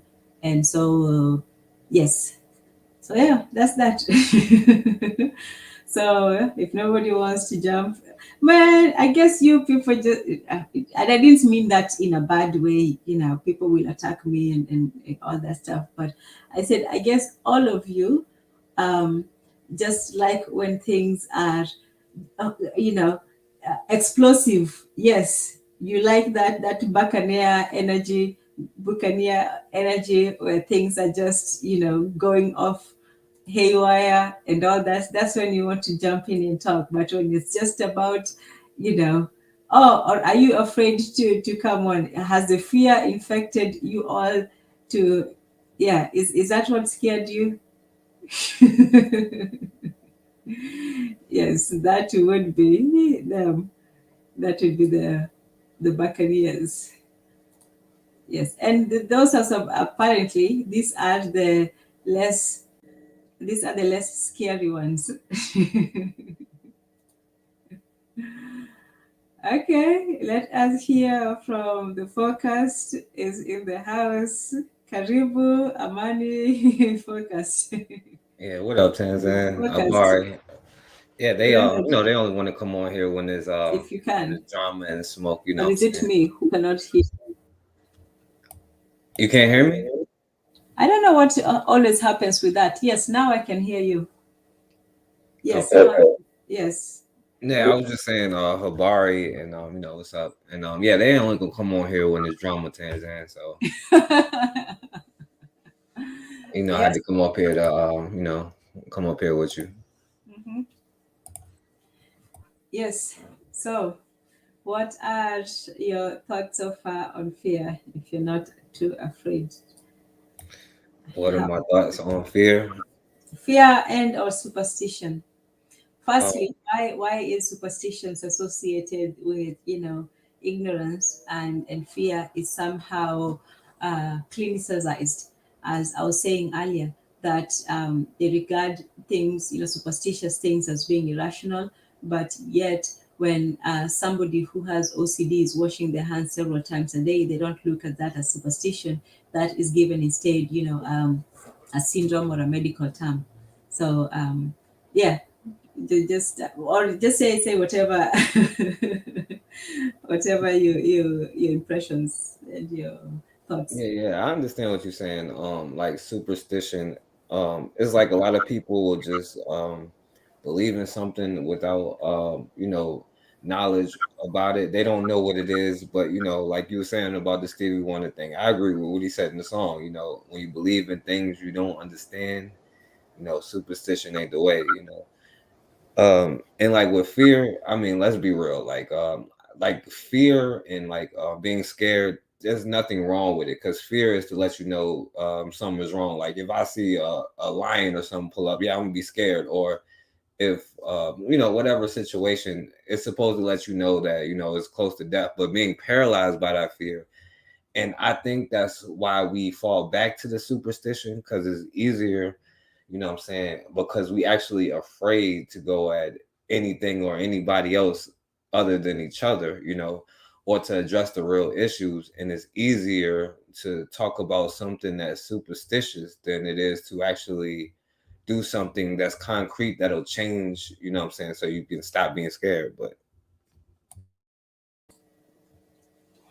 So in terms of, and you're very right, about the superstition part, people fall into superstitions because they don't have answers, or they don't have, they don't really understand what is going on, and it's just easier, or sometimes it's comforting. I don't say it is easier. I would just say it's comforting, to have certain beliefs, because it doesn't change the problem, it just makes it easier to cope with it. So people do use superstition, or they use certain things to try to fill that void, that fear in them. And that's the difference too. Although, with the fear of superstition, because that's the two songs, one was Fear of the Dark, and I think Stevie Wonder should be, not that should be like I want to advise him or something, but for me, I think that his message in that song is fear of superstition. So Iron Maiden, the white guy, he's fearful of the dark, of uncertainty, of what's out there, of this vague unknown thing or person that is out there. But in Stevie Wonder, he's afraid of having faith in something that you don't know. But in that is a fear of superstition, which is fear of for me, superstition is trying to, control your environment, even though the means of it may seem very irrational and illogical. But I would say that that's the difference between superstition and fear, that superstition is about control, whether it's controlling your fear or controlling your nature.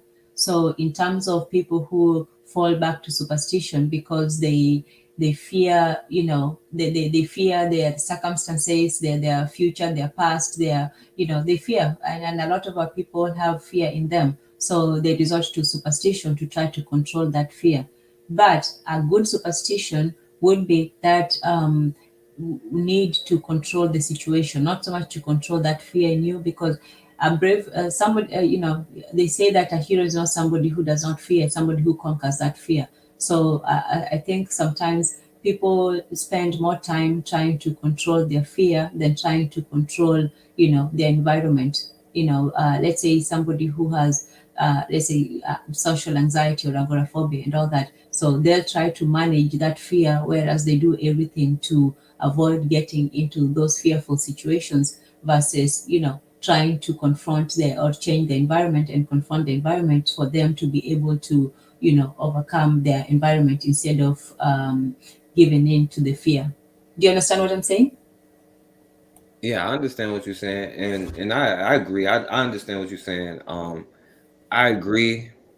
Um, like yeah, superstition is more about controlling, like especially your environments. You know what I'm saying? Or you feel like that you have more control because sometimes somebody will have to like snap their fingers 3 times and clap twice before they can do something. You know what I'm saying? Mm-hmm. And they think that it gives them more power. And see, I think that the placebo effect, what that is when they give you a pill and just tell you it's something and it has an effect on you. See, Mm-hmm. that's a little bit superstitious or spooked out or whatever. I think that your brain does kind of do that, although you can't. I don't know. I'm not a doctor or nothing, but I think superstition helps with confidence in some occasions, and like you mentioned, like OCD, when somebody does something to the point where it's disruptive of their life, that's a whole nother thing, where they feel like, yo, I can't do something unless I have to drop what I'm doing to wash my hands or something like that, like sometimes it does affect people's life to that point, but then I don't know, but at the same time, it's the fear that it always come back to. You know what I'm saying? And that's how people like my brother Bakari end up in the cult, even though I'm trying to help my brother Bakari out the cult and stuff like that. But I'm just playing. I saw somebody else come on. I can't see what it is. Yes, it's the great revolutionary matron. What's Welcome, up, Mike? matron. Karibu. Forever. How is everyone? I'm so glad you brought up this topic. I think that superstition has a lot more to do with trying to interpret your environment, and fear has to do with not wanting to explore your environment. Like we come up with superstitions because we sit up and we, document their texts that say that they documented different activities and events on different days, and they attributed You, but you're just a bit auspiciousness. muted. Hmm? We can hear you, but you're just a bit muted. Like Oh, a I'm a little bit. bit, Is this better? yeah, a little bit low, like us kind of. Yeah, it's muffled, not muted, muffled. Yes, but I'm muffled. Okay, no, hold now on you're one second. good. You're good now. Oh, So, okay. yes.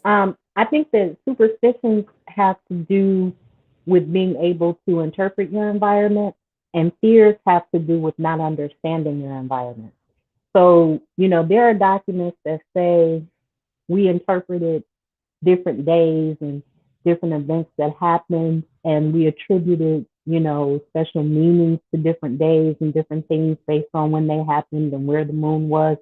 And they're very detailed letters, and we call that astrology when we talk about these different things in an attempt to explain what's happening or why things are happening, versus fear wanting to hide from that and not wanting to further explore. I actually think that largely other people groups that have all these unnatural fears are more afraid of reality than we are, which is why they work so hard to control us.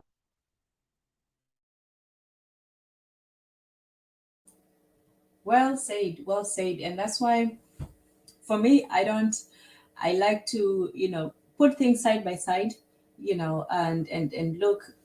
Sometimes we get too caught up in, what they're doing. Sometimes we get lost in what we're doing. But, we're supposed to look at both and see what we're doing, what we're not doing, and what they're doing as well. And when you talk about fear, and here's the one thing that they are really, really good at, Europeans. They're good at not saying the obvious thing that is there. They are good at, obfuscating things and obscuring and making things just vague and ambiguous, and not saying, just dog whistles. They never tell you, like, even with the extinction, who was the enemy? Everybody and nobody. You talk to this social activist, who are you fighting? They're fighting everybody, from the patriarchy to the system to this and that. They don't have one enemy, and then it's just it's like a nonsense fight. But even in that fight, what is going on behind the scenes is more important than what you're seeing out there, because they won't tell you, for example, in the constitution, one of the most racist documents, but when you look at it, it seems like a decent, these people have a good argument, and they're talking very well and so on. And you would hardly think that they were some R words, and they were doing all these things behind the scenes. So when we look at them, we have to uncover what is behind what they say. It's not always just a fear of the dark. When they talk about dark, it's that general fear of that which is different from them, because they always describe themselves in this wonderfully sunshiny ways. So it may be conscious, it may be unconscious, but it's always there. They don't tell things as just as they are. They always have to say it in a different way.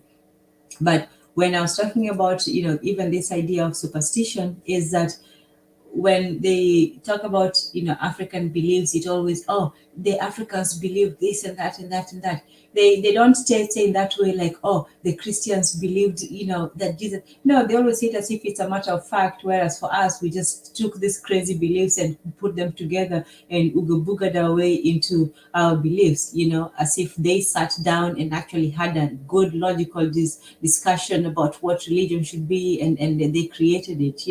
So even this attachment of superstition to our beliefs, when they look at voodoo and juju and this, that's my only objection to Stevie Wonder's Superstition, because even if you don't understand these things, and for me, I will admit my ignorance, but even if you don't understand it, the way he's saying it is that you should be cautious of it. I'm fairly cautious of it, but also that idea of being afraid of of being in control. Yeah, sometimes people fall into superstition because they have lost control, but we should also not be afraid to take control from time to time. You get what I'm saying? I'm not recommending it. I'm just saying. Yeah, I agree with you. And I would say this, there's a such thing though as a rational fear and irrational fear. And then with superstition, superstition can bring up fear. Like they'd be like, yo, don't step on a crack or break your mama back kind of thing. Or they'd be like, don't split the pole. And even to this day, you know what I'm saying? I still be like, think about it when you split the pole with somebody. But I also believe that nothing or no one else can quote unquote curse you unless you allow the curse to. You have to accept it. Like, can't nobody else has like the power over you. You know what I'm saying? But like even then, like with a rational fear, like if we had superstition that leads to like protecting us, like look, if we see an outsider, we gotta like do double checks. Is just superstitious. You know what I'm saying? That's just the way Now that's something that you can work with. But if it's something like like got people jumping over cracks in the street, you know what I'm saying, then get hit by a car or something like that, I don't know. Well, I'll pass the mic. Well, yeah, I see what both of you guys are saying. And I think that one of the obvious things that they don't say is that our entire world was written down by people we never meet. And so we have the power to write down our world and impact this world if we decide to engage it properly. And some of our superstitions gave us the ability or the technology or the key to do those types of things. Splitting the pole might have been an allegory about being unified and, a house divided not being able to stand against itself. I think we need What is interpretations pole? of these symbols. What is splitting the pole? What does that mean? Like when you walking down the street and there's a telephone pole and one go on one side, the other person go on the other side.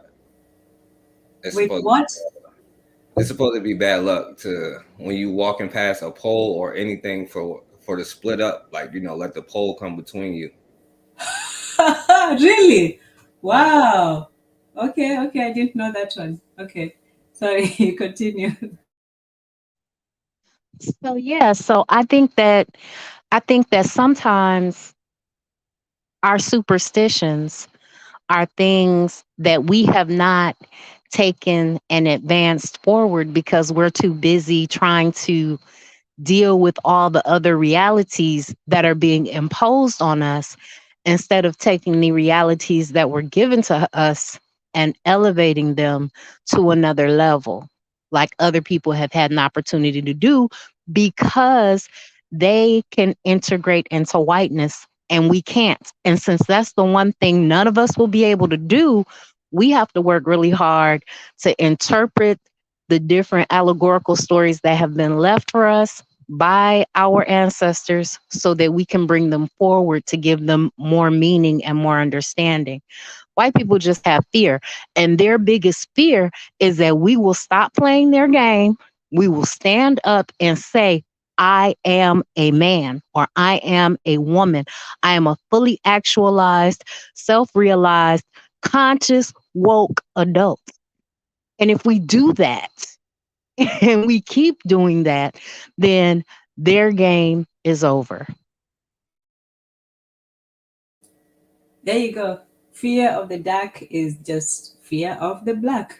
That's what I was trying to get at in my own meandering fashion, that whatever it is that they fear, even if they don't say it outright, it's always the fear of us, the fear of black, the fear of extinction from it's in their movies. When you see even this very lightly coded movies where the machines or the slaves or the animals or whoever rises up, and yeah, so that's the fear. And our superstition is that we just have to keep doing whatever it is we're doing and things are going to work out okay.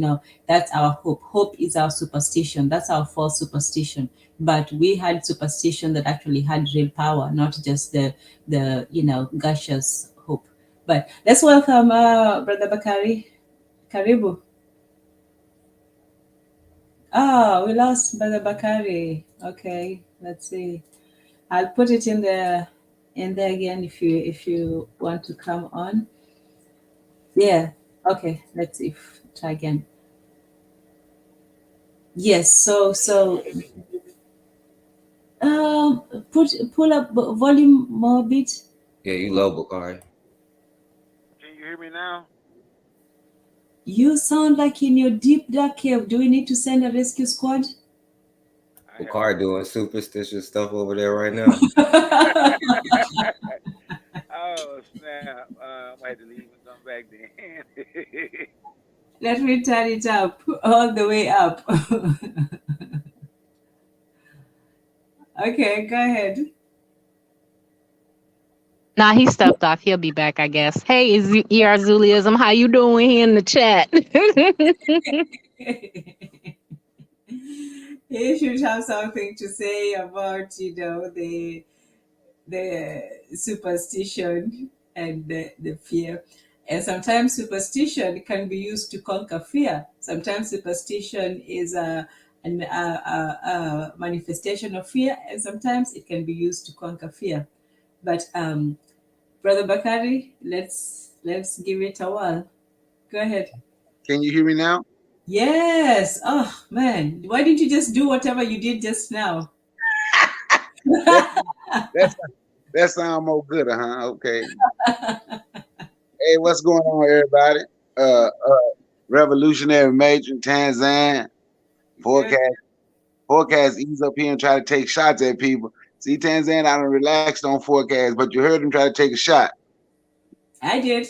He was, today is a That wasn't no, I didn't. Bukhari, you advocate for It's okay. Look, only just got tired of the shots because none of them were landing. He's talking about look at his lame shots that I broke his eardrums with by singing. Yeah, I've never said I was a good singer, so that does not affect me at all. Hey, I heard y'all talking about superstition, right? I don't know where these superstitions come from. Like, well, I'm from like had one. If you step on somebody's heel or somebody's shoe, hit them in the back three. You got to tap them in their back 3 times. I don't know what the hell that means. Bukhari? Huh? Say that again. If you step on someone's heel, you walk behind them and step on their heel of their shoe, you have to tap them in the back 3 times. Don't sweep over a single person's feet. That means they'll never get married. Wow. Okay. We was I remember one day we was in the gym playing basketball and so we had to push the floor, right? We're getting ready to start, so it's time to push the floor with the push broom. And this one guy was out there, and I ain't saying I accidentally touched him with the push broom. He got, wait a minute, man. And he had to spit on the broom. I'm like, what that for? Man, don't even worry about it, man. But you can't touch nobody with the push broom, man. I'm like, oh, I don't know where the hell these superstitions come from, and I do know about that one, Bakari. I got some Mississippi family members, and that's about being able to sweep somebody's soul out their body. I'm from Mississippi. I ain't never heard. I heard the other ones in Mississippi though. If you step on somebody here, you hit them in the back 3 times. I don't know. I have no idea. Split the pole. Don't split the pole. Now, Matron broke that down, and you could get some type of understanding of that. You know, you splitting up. That means you're supposed to stay together. Unity. We stronger together. I guess I could rock with that. But some of these other superstitions, I don't know. I don't know where they come from. And actually, I laugh a lot of time when I hear people talk about them. I say them messing with my kids. Or we get together, we laugh, and you remember this? But they funny. But I have no idea. I have no idea what they mean or where they come from. See, a matron just told me about the one, if you sweep on somebody's feet with the push broom, you're sweeping their soul away. I had never heard that when he spit on it. You don't worry about it. But like I said, the other one, if you sweep on somebody, like if you sweep on somebody's feet and they single, they'll never get married. I guess that means they won't be able to jump the broom. I don't know. I don't know where it come from. Do the superstitions bring fear? I don't know if superstition can bring fear or conquer fear. I have no idea. I don't know. I guess I never thought about that. I listened. It's a good conversation, good presentation. But I guess I never thought about it with superstition, how superstition and fear go together. I've never thought about that one. So but I'll ask you this then. Is there any power in superstition? I guess he had enough power to make that dude spit on the broom.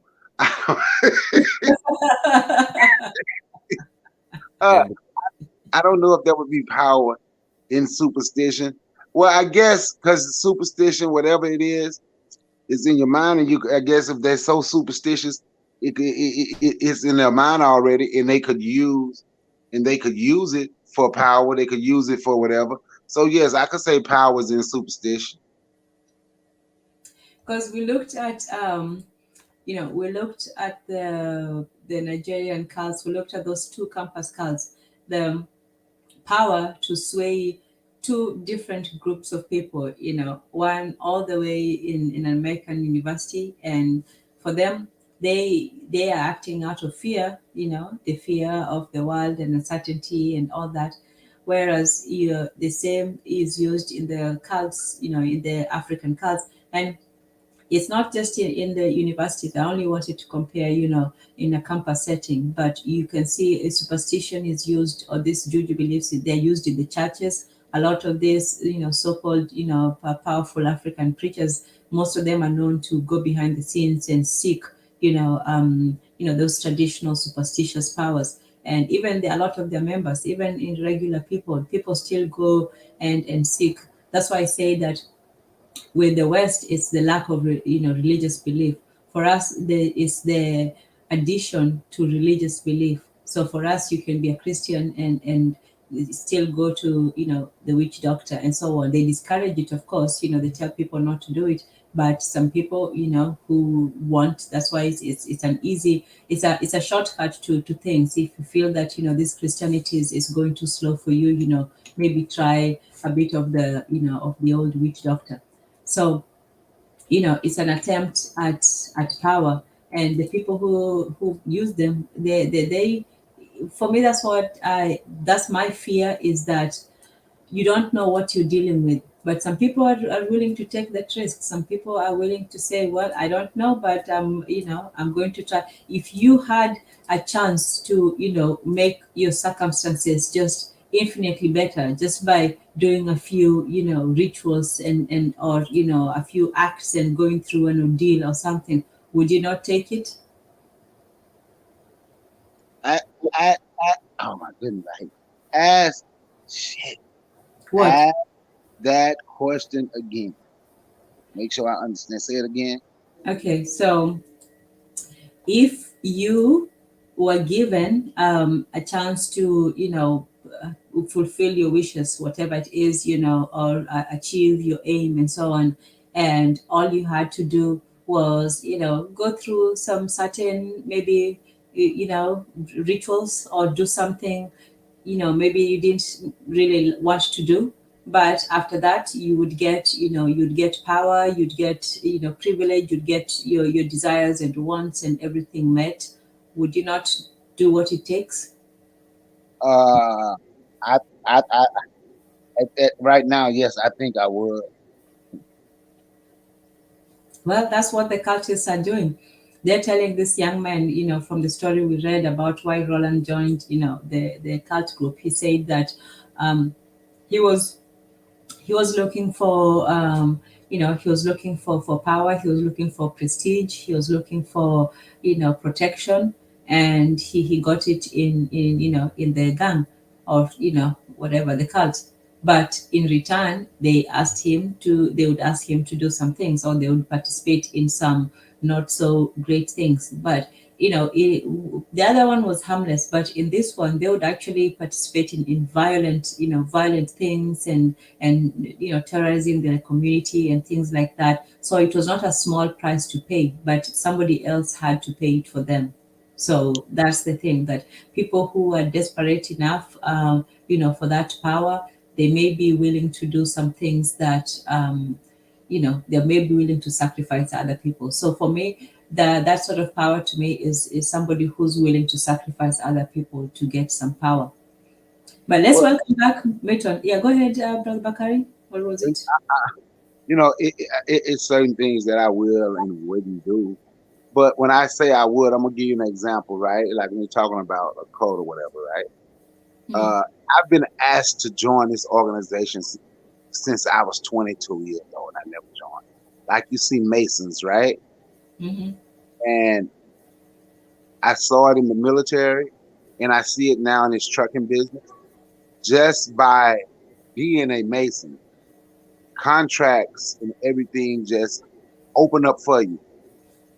I see it by just being part of that organization, and people know you're part of that organization. I see how opportunities open up for you. So the goal is, if you're in something like that and the opportunities open up, you're supposed to be willing to open those same opportunities for your people, right?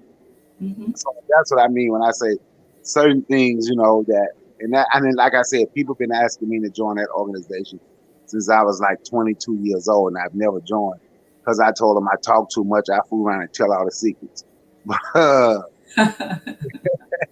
But in certain situations like that, I really do. When I was in the military, if you were a Mason, I saw how quick they got ranked and how quick they moved up the ladder and how they just looked out for each other all of the time. And that's part of the reason I wouldn't, because I want to look out for Black people, period. No organization trumped my race. And I noticed how they would put an organization above their race. And I get like,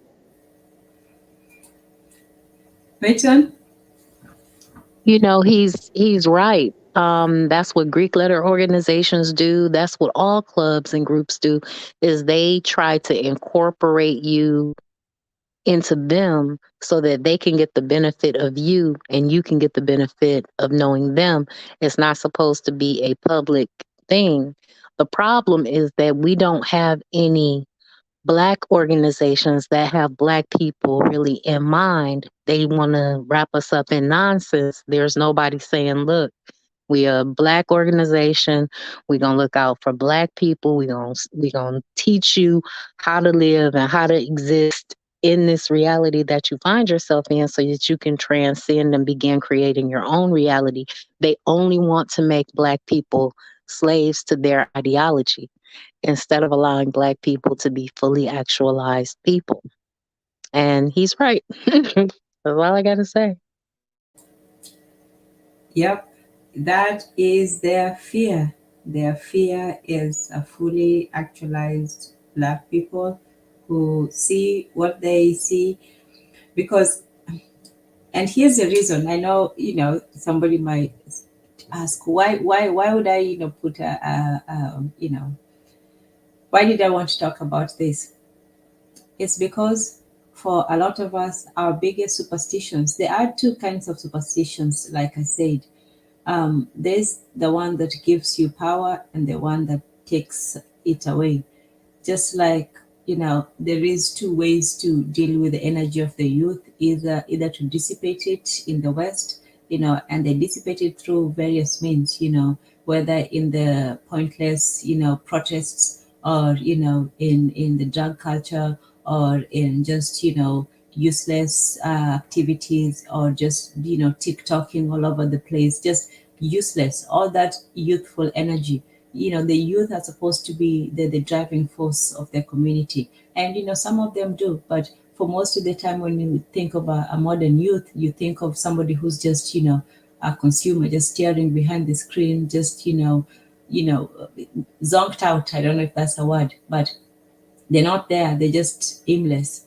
And that's part of that dissipation. It's that image in wale, where you have all the humans, they're just sitting around in a pod, and they have a screen in front of them, and they have a mechanical waiter, machine waiter, just whatever they want, they're given at the drop of a hat, and they're just comfortable and nice, fat, comfortable, just lazy, just just indolence and hedonism. All their energy, all their thinking has just been taken. And when we talk about brain drain, we forget that brain is not just being drained from Africa, it's also being drained in America.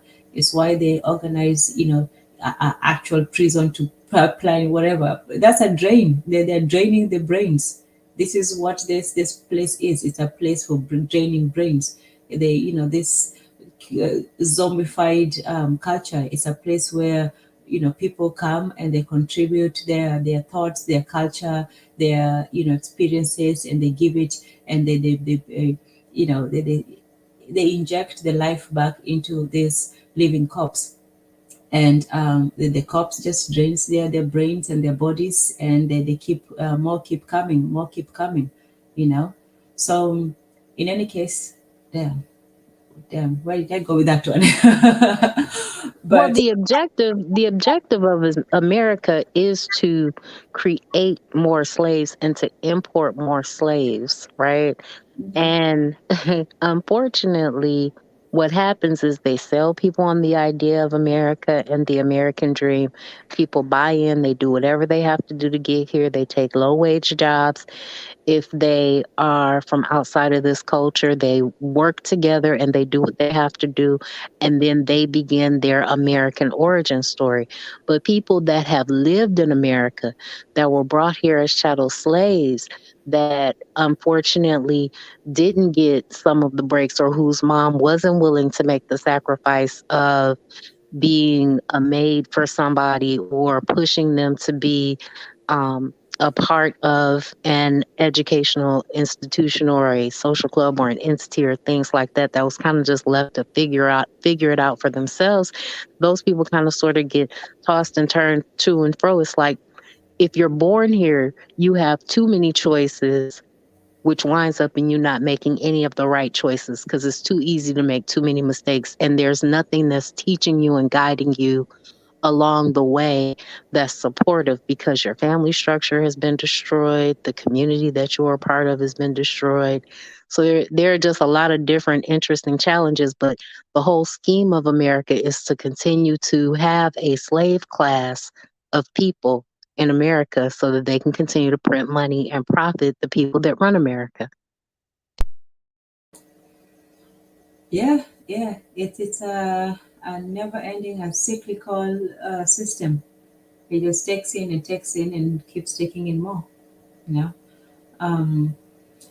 Oh, Brother Bakari, Keta says in the comment, if you can read it, but didn't Martin Delaney create a black Masonic institution on the East Coast?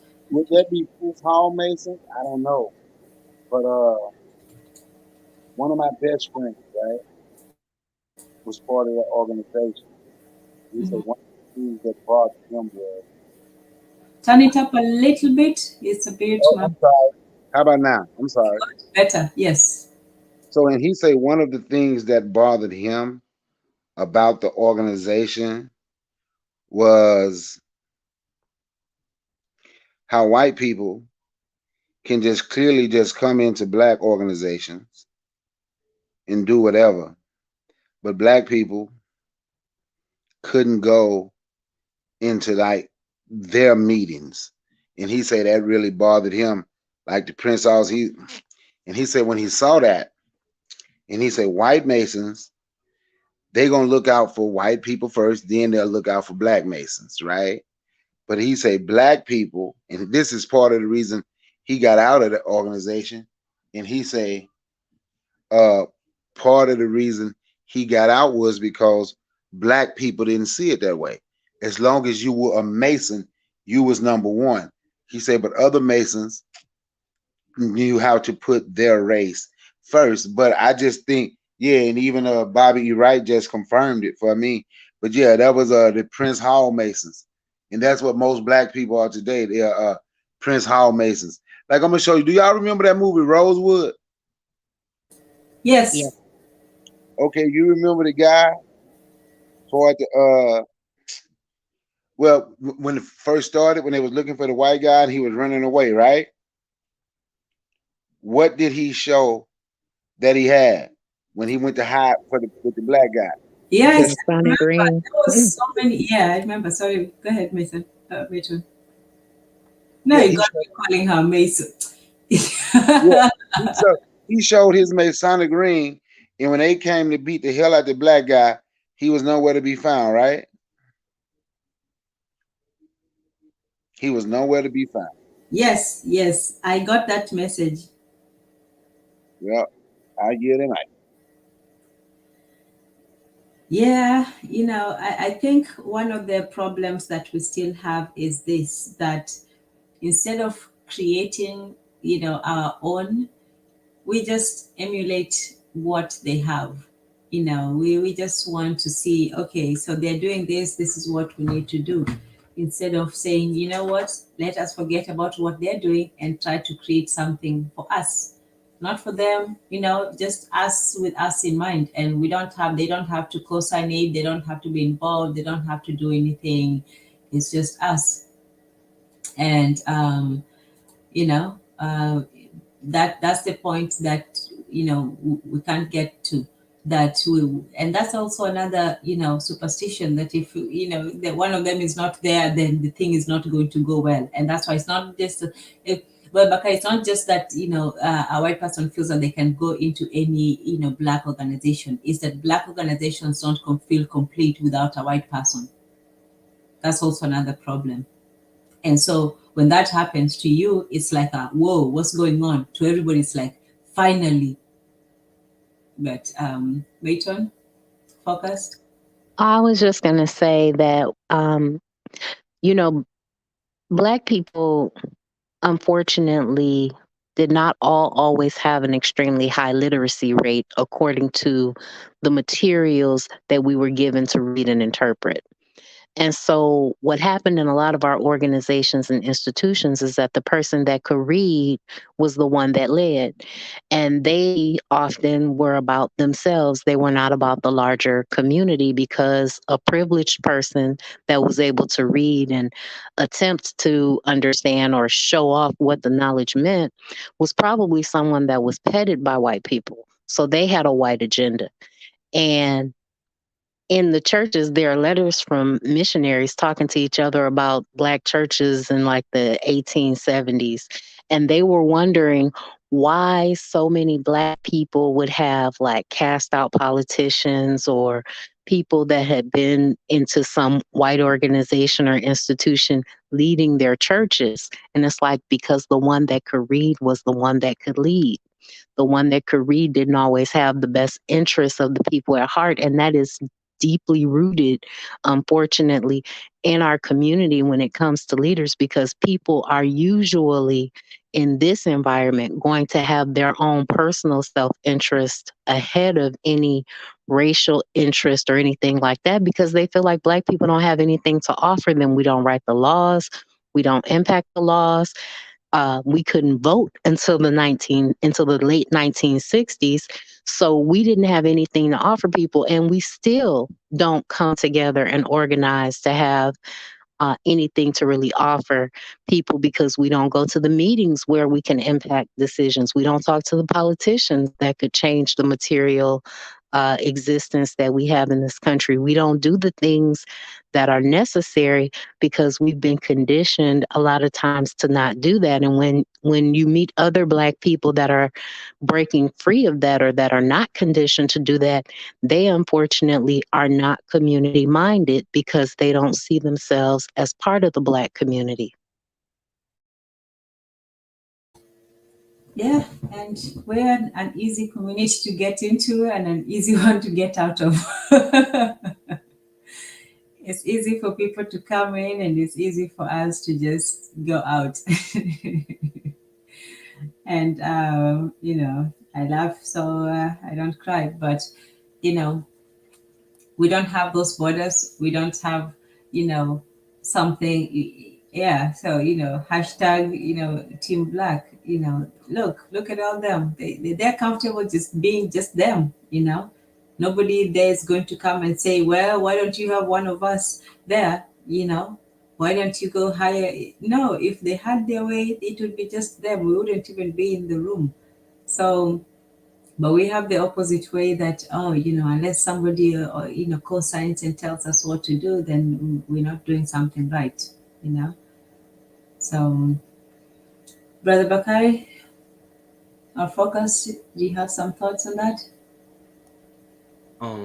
Well, I'll say this, because yeah, and to go back to like the question that you had asked Bakari before, and that goes to what you was just saying, one of the things like that I would have took myself was the Mao thing, you know what I'm saying?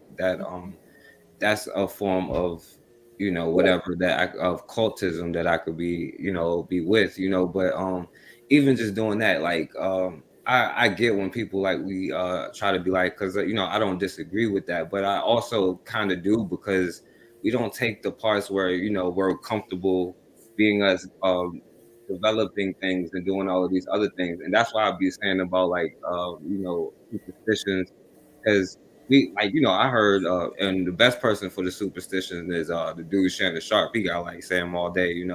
He said never get into a pissing contest with a skunk. You know what I'm saying? That's one of them. He said but we take superstitious stuff like my grandma like I don't know if y'all heard, if it's raining what I'm saying, cut the TV off and stuff, or if it's raining when the sun is out, the devil beating his wife, and those are the kind of things that we take, and not so much the stuff that'll help protect your community. And that's why we can allow people come in and out and say all of these things, because we don't take the smart parts, we just take the bad parts. But yeah, I'll pass the mic. Okay, let's pass it to. Oh, Ezuli was in. Are you still in the house, Ezuli? Okay, there you are. Okay, go ahead. Karibu. Welcome, Ezuli Zim. Hey everybody. Ezuli I Zim. don't know. Are we saying that superstition is wrong? What? Because I was at work, so I didn't get the beginning of it. So what? No. We're not saying that.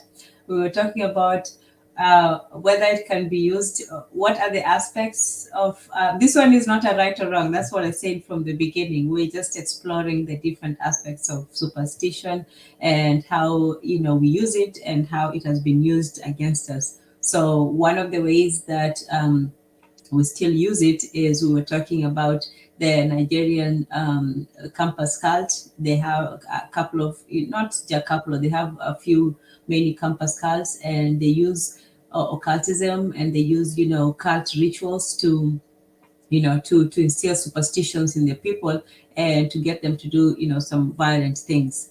And that was also contrasted with there was a cult in the United States called Extinction Rebellion, where they had all these young people who believed in, environmentalism, and they would go and chant and do things and so on, and just crazy things. So we're just looking at and that stemmed from the fear of the fear of the unknown. There were young people who were probably uncertain about their future. They had lost their religion, and so we're also looking at superstition and fear in an age of religion and lack of religion.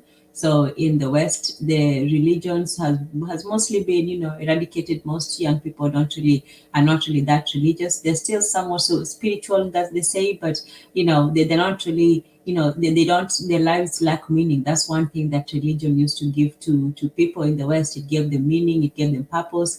But now that you take that religion from the West, and everybody wants to be rational and reasonable and scientific, but people they still yearn to believe in something. So instead of believing in religion, now they believe in, environmentalism, or in doing, social justice causes, or in putting their faith behind, movements, whether it's, BLM, or, different causes for animals or plants or whatever.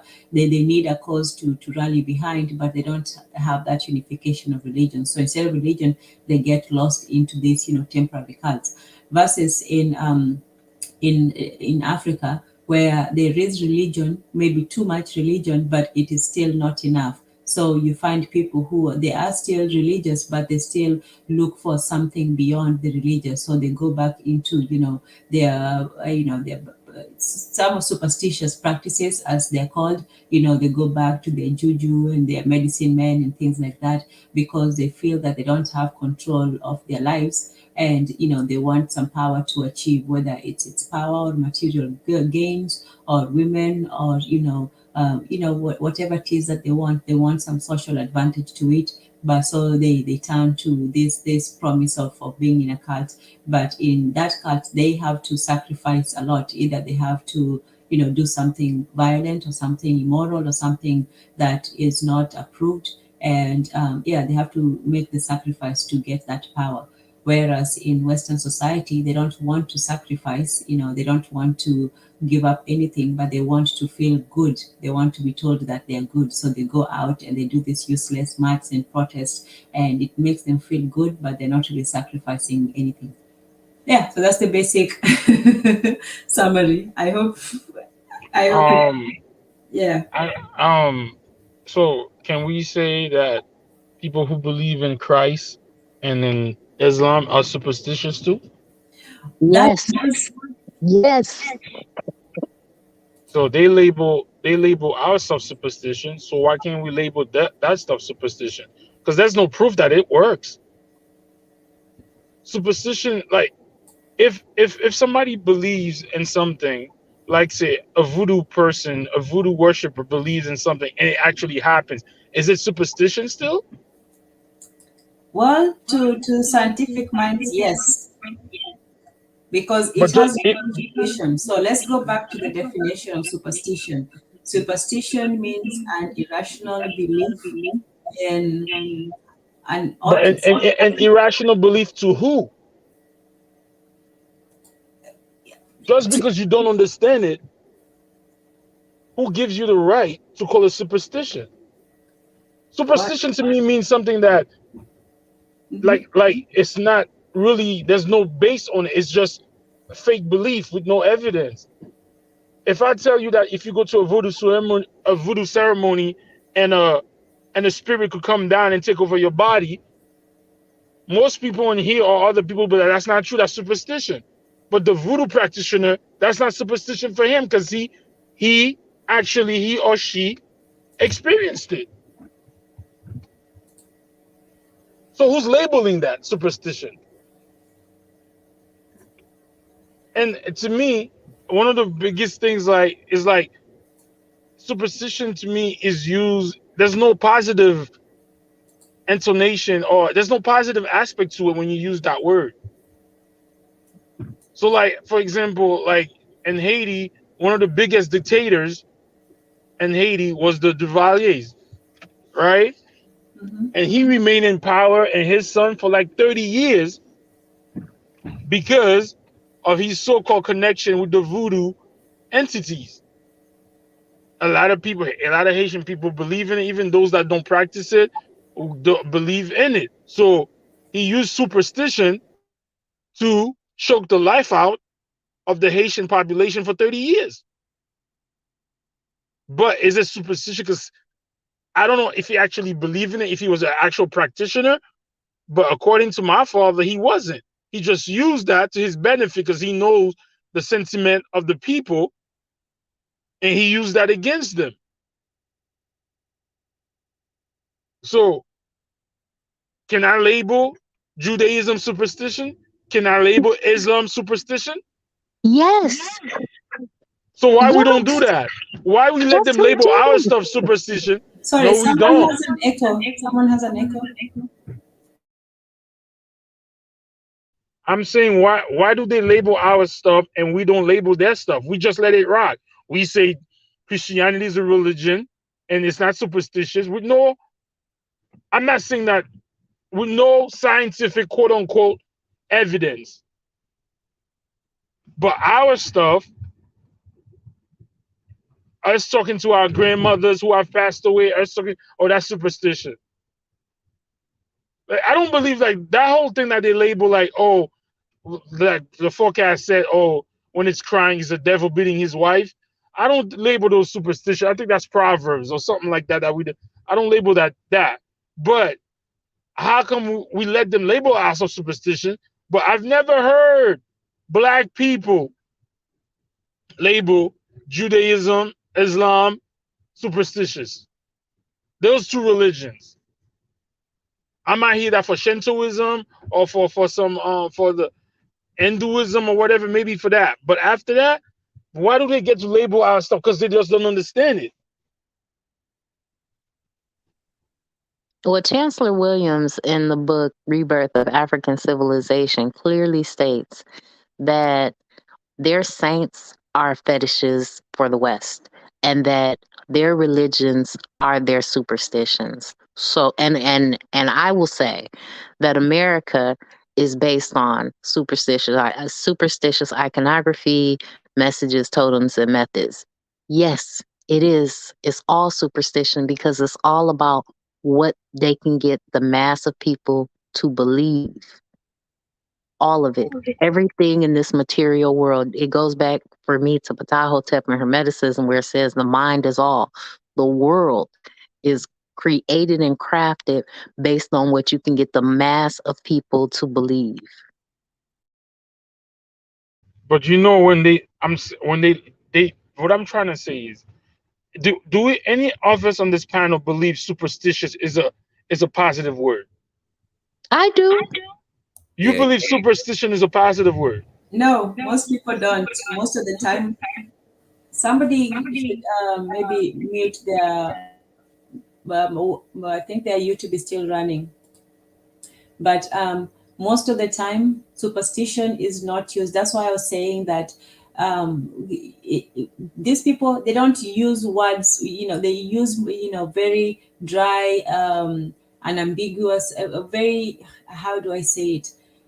Very neutral sounding words, but to them they know what the connotation is. So when they call, that's why I was saying that when it comes to white people, it's white fear versus African superstition. When we do things that we believe in, it's labeled superstition, it's labeled bad. And that's the continuation with Stevie Wonder, superstition, that you don't understand these things. But it's them who label us superstition because they don't understand us. It's not us who don't understand it, it's they who don't understand us. So because they don't understand our system, they label that superstitious. And for us, we don't go the same.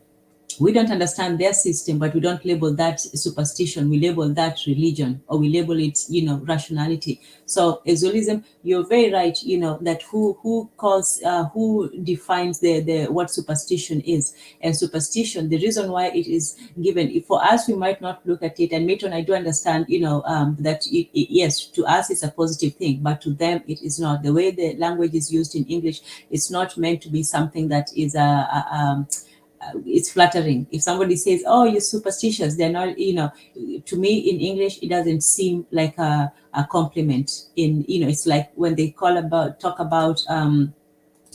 Oh, it's it's to me it's like a noble savage if it's meant in the best way. When they're using it, obviously, not us, but so the superstition in Britannica, this was just a search, but even in Britannica, so they already start with an irrational belief. To me, when they use it, to me they're calling us dumb, stupid, and just crazy. An irrational belief that an object, action, or circumstance, not logically related to a course of events or influences its outcome. A belief, practice, or right irrationally maintained by ignorance of the laws of nature or by faith in magic or chance. So, it's irrational, it is ignorant, it is, faith in magic, which they might as well just call it, ooga booga, or chance, which is just, craziness or chaos. And then superstition, this is now the Britannica, Encyclopedia Britannica. Superstition, belief or half belief or practice for which there appears to be no rational substance. So you just believe out of thin air. You have no reason to believe. You just believe. Those who use this term imply they have certain knowledge or superior evidence for their own philosophical or religious convictions. So the people who use that to other people, they feel that they have, certain superior knowledge. So if a scientist calls you, superstitious, they're not saying that, you have, they feel that they being a scientific is better than you being superstitious. So it cannot be used except subjectively, as Ezuli said. Who determines what is superstition? Whereas fear is objective. Fear is something that we can all understand, whether we are that subject or not. When you look at a horror movie, that's why I keep saying that fear is given to them, but we can only be superstitious. They can be fearful. They can make 1,000 horror movies, but we can only be, superstitious and have to use juju and stuff. Not that it's bad. I'm just saying from their eyes, it's, we can only be superstitious and they can only be fearful. But fear of something that they don't tell you what it is that they're afraid of, because they're not going to tell you what they're afraid of. They're just going to couch it in ways that they only know and you don't. So as yeah, go ahead. Yeah, Tanzania, I just real quick, I don't think that every context of superstitious, like some people wear a hat or something because it's like, yo, this is my lucky hat, this is my whatever. people have like 4-leaf clovers and stuff like that. You know what I'm saying? Like that is superstitious. Like even black people, like especially black people, I would agree. I would say like Christians and all of that stuff, probably the most superstitious. You know what I'm saying? Like, but like, you know, even if you look at something like the Apollo, they rub the wood every time. That's a rational belief that is going to bring you good luck, but still everybody does it. And you know what I'm saying? Like there, you're not going to be like, because if you don't do it, then it's bad luck. You're going to get booed off. You know what I'm saying? That's like a form of superstition, like what Bakari said about stepping on the hills. You know what I'm saying? Like I mean, I feel what you said about like Proverbs, but like, you know, I don't know. I don't know. It's an interesting conversation though. But yeah, I'll pass the mic. It's like me and the Matrons spoke about the 7 Hermetic principles. How come they don't label that superstition? How come they don't label when they say that the world is created by your mind, the world is mental? They don't label that superstition. They call that principles. So, but one of the principles in the Hermetic principle is the laws of cause and effect, meaning that, and based on that, they say scientific calls something luck or by chance because they can't see what caused that, but there's always a cause. So they don't understand that stuff. They load it. They call it superstition in a derogatory way, and they turn us against our own stuff, and we call it superstition. So, it's they use the word to imprison us because they don't get it, because it wasn't meant for them. But us, we don't call none of this stuff. Who told us not to walk under the umbrella? Who came up with that? And then another thing, the black cat situation. When they say black cats, I read somewhere, somebody told me the reason they talk about cats is because the bubonic plague, they killed all the cats. The whole plague that happened during that black plague is because there was superstition about black cats. But guess who loved black cats? Cats. African people, the Egyptians. So it's like whatever we do is they love it. They can't understand it, or they don't have the patience, or maybe they're not scientifically qualified to judge our science.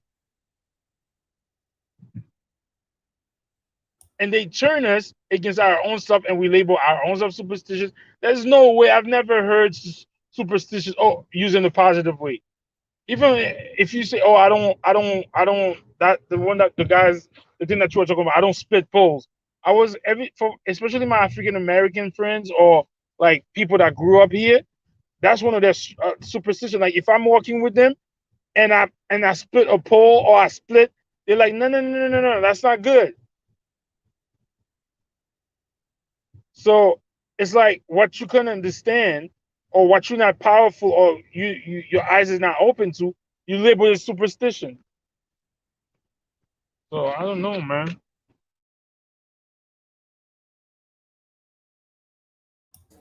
Well, in regards to what Brother Focus said about, jumping on things and all that stuff, to me, that's harmless superstition. That's something that we'll say there's personal superstitions, there's social, and there's the spiritual one as well. So when it comes to the personal one, those ones are usually harmless.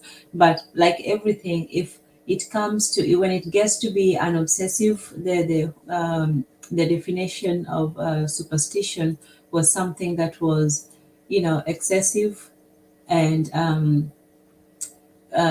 you took it to a harmful, it harmed your life in some way, and it was just it affected your life in some way. So that would be the dangerous aspect of superstition.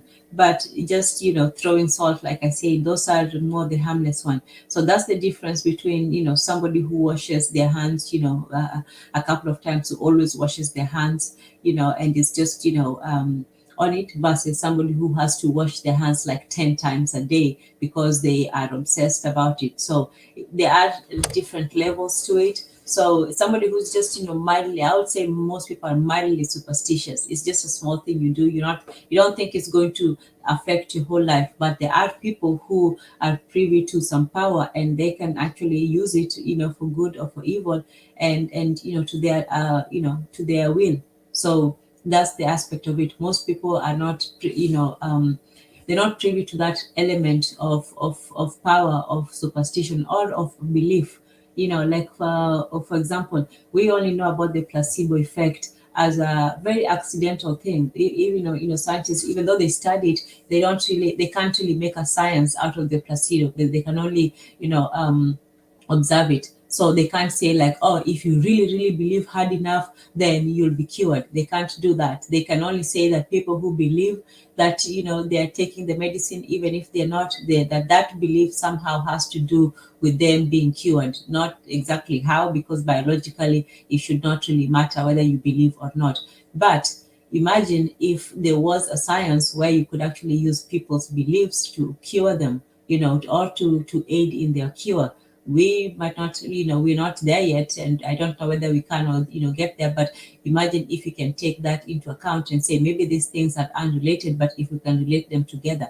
So, superstition can be used. There may be something beyond it, but I think that most Africans and Black people have been told that either the only way that you can use those beliefs is to do evil, or to cast a spell on somebody, or to destroy somebody, or if you indulge in them, it's going to destroy you in a way, or one way or another. So we have been taught to fear our own beliefs and call them superstitions, and to look at them as something that is either harmless or is without or evil, either harmless or evil.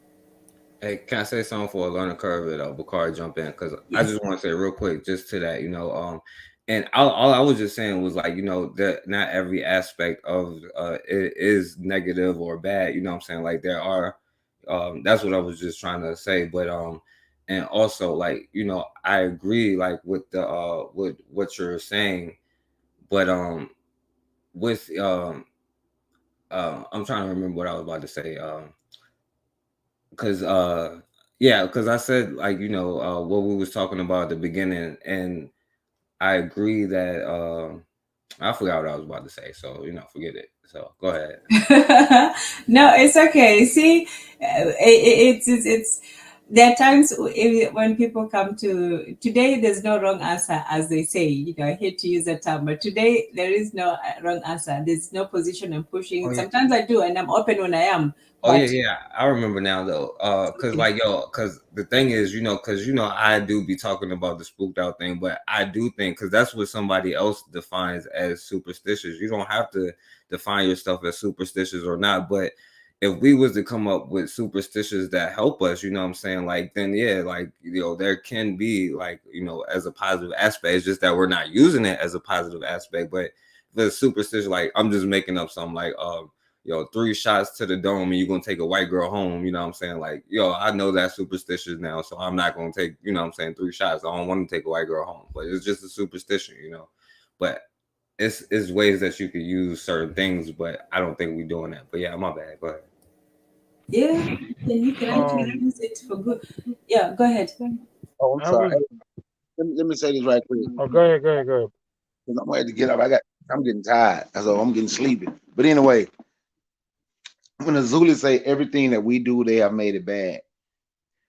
That's a fact. That I was talking to some of my family members, and they was talking about Christianity. I was like, well, I studied voodoo. Ooh, you could have heard of one of my sister-in-laws when I say I studied voodoo. Oh my goodness! Anything that we do, they have made it bad. But they take our stuff and use it, even down to back to those cults, those secret societies, like being a Mason or those Greek letters. That's actually I have a couple of nephews that's Sigmas, right? And we was talking. And trust me, I'm novice when it comes to Egypt. I didn't dig deep in it like I could have, but and we was just talking, and I said some stuff, and he was like, "So you study Egypt, huh?" I said a little bit, and he was like, "Well, in all honesty, that's where our stuff come from." I said, "What you mean?" He said, "Being He said, our stuff, all our stuff come from ancient Egypt. He said, if you know ancient Egypt, there ain't nothing these clubs, there ain't nothing these fraternities or sororities or any of them can hide from you. I said, I just know a little bit, man. He said, that little bit you know when we was talking, you know a lot about what we're taught. And he said they are taught that it comes, he's a Sigma. He said they are literally taught that all of this come from ancient Africa. So they make our stuff look bad, then they turn around and they use it. You know, I just want to say that here, Mike. Then I'm probably gonna go back and listen. I just want to say it's all about trying to have a relationship and a connection and control over people, because we live in a world of laws. And if there's no organized structure and there's no relationship, then people will realize that they can do what they want to do. If you didn't have to pay rent, you probably wouldn't go to work. If you didn't have to figure out a way to pay the bills that they've created for you, then you would be off doing something else, evolving thought and pushing forward some of these superstitions or proverbs or, old sayings that we have, but they keep us too busy to do it. And then they make out like they discovered everything. When you read their books, they write as though the people that they encountered did not have a life, a culture, and a history all their own. And they take that and they write in a voice that says, I've discovered this and I've noticed that and this, that, and the other.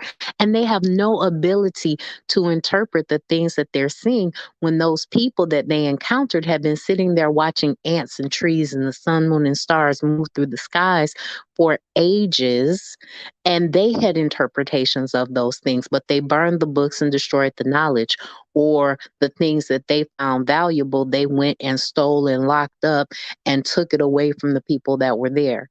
So I personally don't attribute negative connotations to quote unquote superstitions. Maybe I was raised in a household that was too open.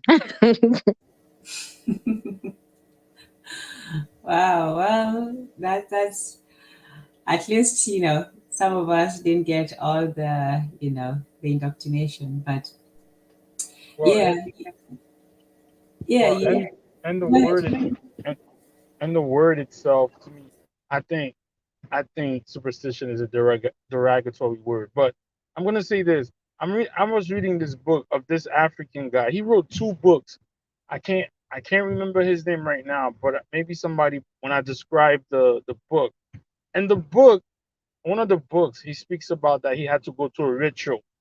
He got kidnapped as a kid by the Jesuits, and he escaped back and came back to his I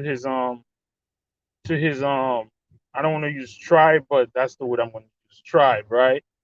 But when he comes back as a 23-year-old, and the people don't want him in the community because they said his mind is Europeanized. Europe, that's the word, whatever. His mind is corrupted, quote unquote. So they say he has to go through the ritual.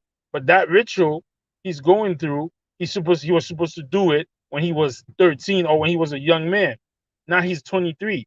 Most of the people in the village say he's not gonna make it. He's gonna die through it, right? But when you read the ritual, one of the rituals that he goes, they told him go sit and talk to the tree. And until this tree, you got to tell me what you see in the tree. The tree's gonna have. There's something that we all seen. Everybody who passed the exam or that step, the tree has to tell them something. So he's 23. He's sitting there. He's sitting there. Days go by. Days go by. But he cannot see. So now he said he starts making things up. But when he goes to the elder and tells him, they laugh at him and say, "Nah, you're lying. That's not what you're supposed to see." So, but when he sees all the young kids, 6, 9, 10, 13, they're passing the test with flying colors. So if somebody from a different continent comes and says this, they'll say that's superstition. But that book is called his autobiography. So in the book, and part of the book, he did a ritual where he traveled from California, I'm giving an example, from California to New York in like 2 seconds. And he tells that in the book. Like, it's his autobiography. I've never experienced that. I've never did, but I read the book as nonfiction. I never disrespected and said, "Oh, that's superstition," because the man was writing the book. And if you read the book, I think I told the story before. After he finished his rituals that he did, and then he came to America, he went back with a video of Star Trek. I don't know any of you watch Star Trek. Star Trek, there's a point where you could what is it? Transport yourself from one place. You could go through portals. What's the word called? Anybody watch Star Trek? Teleportation. Yeah, teleportation from one spot to one spot. So he brings back the video. He shows it to the elders. And you know what the elders say? The elders say, "Oh, the elders don't call it superstition. They go, oh, these group of people could do that too." And then he tells the elders, "No, that's not truth. That's fake." The elders didn't understand it because that's not part of their reality. And their reality, you could teleport. What is the word? You could teleport from different. Yeah, you could teleport from place to place. So he had to tell them that this was a lie. Teleporting was a lie for them to understand, because they could not. But you see how with different people, they didn't label that superstition. So I feel like that word, when you can't understand it because maybe you're a low level vibrational group of people, you think you project your savagery on it and say it's because you don't understand it. So that book that I read, it's his autobiography. And if you read the book, it's on some science fiction, Star Trek, or Star Wars type of stuff. And he said his people was doing that. Hey, Azuli, can I say something real quick? Yeah, I want to say this. Go ahead. Y'all probably think I'm spooked out. You know what I'm saying? I asked the tree one time, how could you sit there all the time and not move around? Like, I'm glad I'm a person. I could move and go places. And you know the answer I got? You know what I'm saying? When you stay still in the same place, then life comes to you. You know what I'm saying? And I don't know, like, y'all, that may be spooked out or not, but like, but forecast, I would never say that's I would never say that's spook. I would say, damn, I didn't reach that level yet. And in the book, you see what you just said, the book I read, he said you should go talk to the tree. Right. Yeah, I agree with that. But there is a level of superstition that exists. It is not a negative thing. Like, would you say if you went to Apollo and you didn't rub the wood or whatever, you would do bad? You know what I'm saying? Because that's a superstition. If you don't rub the wood, then I don't I don't believe it. I wouldn't believe in that. That would be a superstitious to you, right? Yeah, because I think there's no, if you talented, bro. Right. But that's a superstition, but it's not necessarily a bad thing because there's nothing bad will happen to you if you rub it either. You know what I'm saying? What? But it's not a bad thing to say superstition if you think that this is low vibrational. But forecast, I'm saying the word, the way they use it is low vibrational. Look at the definition she used for it. No smart scientist, if you go ask, what's his name, Bill deGrassi, whatever, you think he believes in superstition? He'll tell you you're crazy. That word is not meant to be something powerful. That's what I'm saying. What you just told me about the tree. That's what I was trying to say. You keep saying that word because to me it means something. It does. Like, you keep saying somebody else is telling me this word means something, and you get to define what stuff means to you. You know what I'm saying? Like that. But you're still using that word. Did you come up with that word, bro? She just read the definition. Did you come up with any of the words you just said to ask me that question? What are you talking about? It's like until we finish okay. Like, what are you talking about? That's what you're doing right now. What does she just read what the word superstition mean? It's not a good word. It says is irrational. Okay. Do you view irrational thinking as a positive thing? Well, yeah, no, yeah, it could be I don't think it's a negative thing or a positive thing. You know what I'm saying? Oh, come on, bro. See now, so if you tell somebody you acting irrational right now, what does that mean? like I was using the example about rubbing the wood. That's an irrational thing, thinking it's going to be a good luck. But if that actually helps you and perform better and be more comfortable, then yeah, that in that context. But if you're thinking like irrationally, like you're out of your mind, crazy, that's something different. But that's what superstition means. No, it doesn't though. What are you talking? Yo, because, bro. No, because what's Transcend? Can you read the definition again? What is this guy saying? Did you not hear what? So hold on. This is not rubbing the wood, not irrational. Yes, it is irrational. Okay, so is that going to just stop you, or is like so? You telling me it'll be wrong if somebody feel better to go up there after? Okay, let's say you rub the wood. It works for them. It's not irrational. No. It is irrational because if you're talented, the wood has nothing to do with it. This is some bullshit that somebody created. If you rub the wood, right? Let's say if I go, we could put that to the test. I can't sing, right? If I rub the wood, would I not get still booed? Would I still not get booed? You know how would that prove me that's not irrational? If I can't sing and I rub the wood and nobody boos me out and the Sandman doesn't come out. That's just BS. Because if Whitney Houston didn't rub the wood and she goes to sing, if they booed her, that's because they dumb. What I'm saying is, telling you, the word doesn't mean superstitious has a negative connotation. No, bro, because they go on there and they rub the wood is not a negative thing for them doing that. You know what I'm saying? That because you're trying to make that mean negative, and that's something else that you just argued. You know what I'm saying? It may be irrational, but that does not mean that it is negative. You know what I'm saying? That's two different things. You know what I'm saying? Name me one time irrational thinking is a positive thing. Okay, so I just gave you an example. You know what I'm saying? Now rubbing the wood. No, because you're telling me if I rub this wood, that's a negative thing that I did that. Hey, yo, pause. What? Come on, man. See, I know you don't want to answer that question because you're trying to go to the because I'm trying to show you that it doesn't necessarily mean irrational. What I'm doesn't necessarily mean negative, like you're saying. So you're saying I don't believe that. This is what I'm trying to tell you. We're using let's go back to the word you said, to the action that you said. You went and spoke to a tree, right? And you said the tree answered you back, right? Mm-hmm. That's superstition according to them. Because to them, trees don't talk back to you.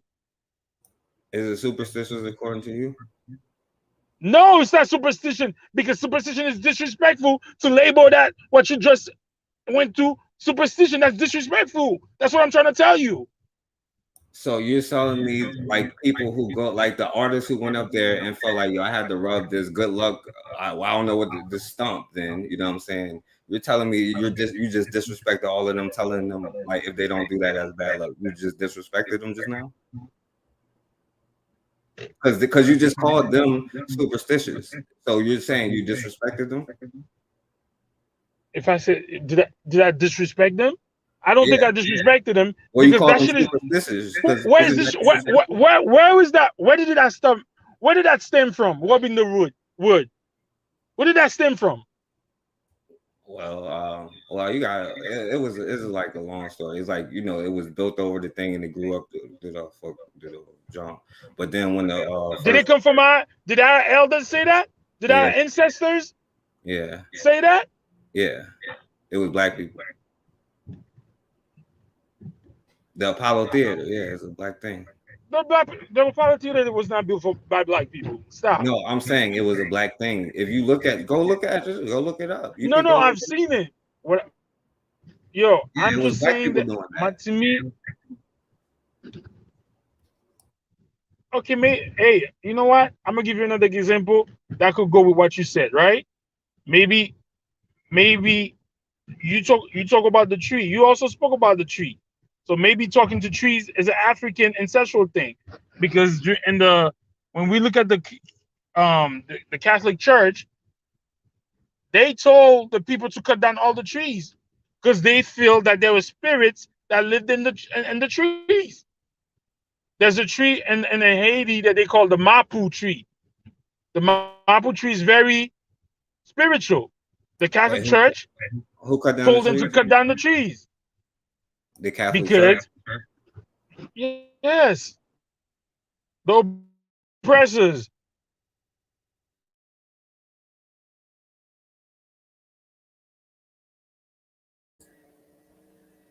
Okay. Don't mind them. They're just talking. But Hey, yeah. I I think They was waiting. told African people. Yeah, you breaking up, What? Azuli. We missed a lot of you were still talking. Can you hear what I said? Can you hear me? yeah, now we Hello? can. But yeah, we lost you there for a I'm second, but now saying we can. I said that the Catholic Church enforced the people to cut down the trees in the African continent and the Caribbean because they believed that African people were spiritually bringing down spirits through the trees. So maybe the Apollo thing is rational to our eyes. What is rational? Them cutting down trees was rational? Bro, are you listening to what I'm saying though? I'm trying to understand what you're saying. I'm trying to say that we are tied to the trees. The trees represent something very important to black people. The trees were important. The trees brought us closer to our spirituality, to our gods, to our deities. The Catholic Church was afraid of it, so they made us cut down the trees. So I'm saying maybe part of that is what gave us this quote unquote superstition of rubbing down the tree trunk. Well, I mean, maybe, but it's a superstitious thing, right? You're wrong for And that. it means that they It's are not more as superstitious than Somebody we has are. an echo. Sorry. Bonhaguziki, welcome. So just say that somebody has an echo. If we can mute our YouTubers, but go ahead, Matron was speaking. I was just going to say, and everything you guys just went through proves that they are more quote unquote superstitious and afraid of our power than we are. Because if they put in place mechanisms to control our ability to tap into our spirituality, then that's because they're afraid of it because it's something that they don't understand. Yeah, and even on top of that, like Azuli, would you call that superstitious? What they thought, like cutting down trees with whatever, would you call that superstitious? They call that superstition because they No, don't I'm saying, understand it. I'm not no, I'm saying, calling it superstition. no, I'm not to calling, talking the trees part. I'm talking about the church cutting down the trees. I'm talking about them. Were they superstitious for doing that? bro, I don't understand. That does not, to me, that does not, I don't understand what you're trying to Well, get at. I'm trying to show you. If you saying that that was superstitious of them to do that, that would show you how using superstitious helped you. Because yeah, like not only does it help you with everything that you need, trees and stuff for, you know what I'm saying. But if that feel like that cuts off a lifeline to a person, you know what I'm saying, then that definitely helped them, put them on the advantage. You know what I'm saying. If you feel like that's superstitious, of them doing that, Bro, we're fighting a different fight, bro. I'm not using that word to describe the energy, the powerful energy that we have spiritually. You want to put, I'm telling you, they do not look superstition as something positive. They're using that word to turn you against yourself. So stop using that word to But describe the energy that you could tap in. What is it that Azul, you don't understand? the part I don't understand is you keep saying they telling me what I should feel about something. They keep saying this, and that's the part I don't understand. Because I know what I saying that just like with the whole biracial thing. They said one drop rule, but it doesn't mean that they're not black. You know what I'm saying? With this superstitious, they keep saying this means this. No, like that's not. You know what I'm saying? Like whatever. You know what I'm saying? And we are using English, so I say that word. We could come up with a word but we wouldn't understand what we're saying if I didn't say superstitious. You know what I'm saying? You keep saying like what What are you they talking about? What are you talking about? Okay, let's You wouldn't understand. So when Haguziki, you said why would I use the word superstitious? You know what I'm saying? But what else word would I use that you would understand? And for this conversation that we're having right now. Oh, I have a word. What? yes, Faith. Rachel. Faith. Okay. Belief. Okay, faith and belief instead of superstition. But faith and belief is usually reserved for religion, no? Exactly. They use that word because that word has a positive connotation to describe their culture. Faith and superstition should be the same thing, but the word superstition is meant to be a derogatory word. But we just What's use it the as what's the oh, okay, if you want to use it, forecast, you use it. I'm not using it. You can Okay. do that if you Go want. ahead, Bwana Haguziki. Hey guys, how are y'all tonight? Good, good. I Amani Mongo. Amani Bwana Haguziki. Amani Dada. Amani. How are you? I thought that faith and superstition, ain't they the same thing? That's what I thought. Apparently not. They're not the same thing? No, because faith. The white man says one is bad and what is hoped for and unseen, and superstition is a belief or half belief in practice for which there appears to be no rational substance. Yes, that's the same thing. Same thing. That's the same thing though. Ain't that the same thing? well, the white man said one is good and one is bad. So Now, what the white man has been able to do is work the crap out of our people so that they could sit down and categorize and pathologize every behavior that we have and document it and repackage it and shove it down our throats and our children's throats. And we're usually too busy working to get any opportunity in our own institutions to do the same thing to them. When you ask a voodooist, a voodooism, if his thing is superstitious, no. You know what he said? I have faith. When they ask a voodooism what is voodoo, he doesn't say voodoo is a religion. You know what he said? Voodoo is a way of life. That's true. Meaning that I do rituals to this spirit because I know he's gonna do what he's supposed to do. Voodooism, or Uga or Mumbo doesn't say, "Oh, I'm superstitious." He said, "I believe."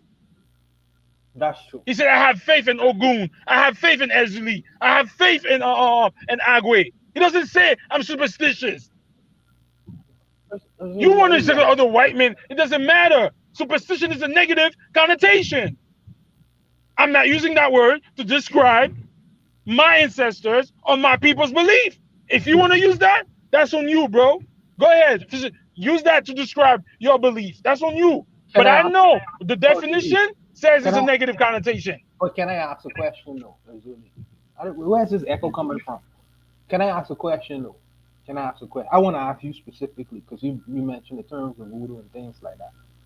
How has voodoo, right, improve the lives of the Haitian people or put them in a better situation in Haiti?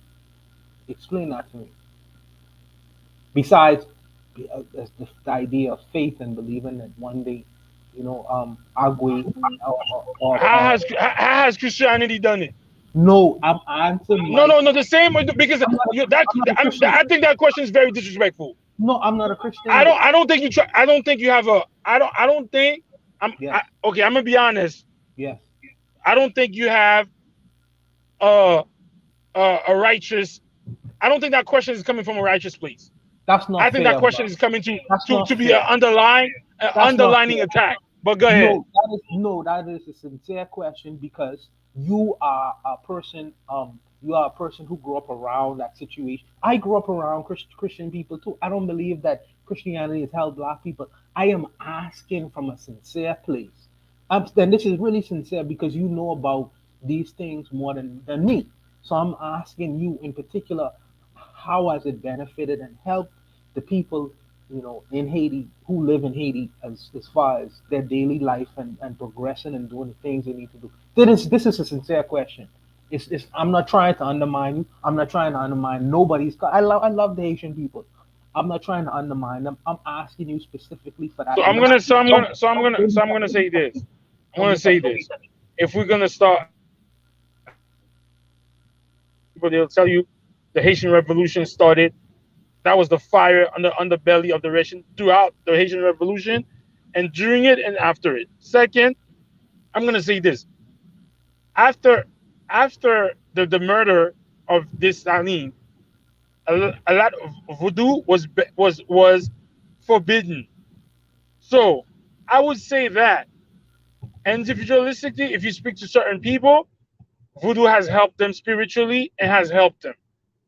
But as a whole, if you look at the evidence of what's going on in Haiti, somebody could deduce that voodoo hasn't helped, because look at the economic social predicament that Haiti's in.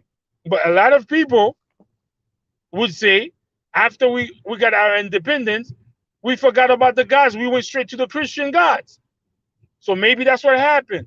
But I could say a lot of people, Yeah. a lot of people practice voodoo, practice with the mother nature, because they believe voodoo brings you closer to the creation.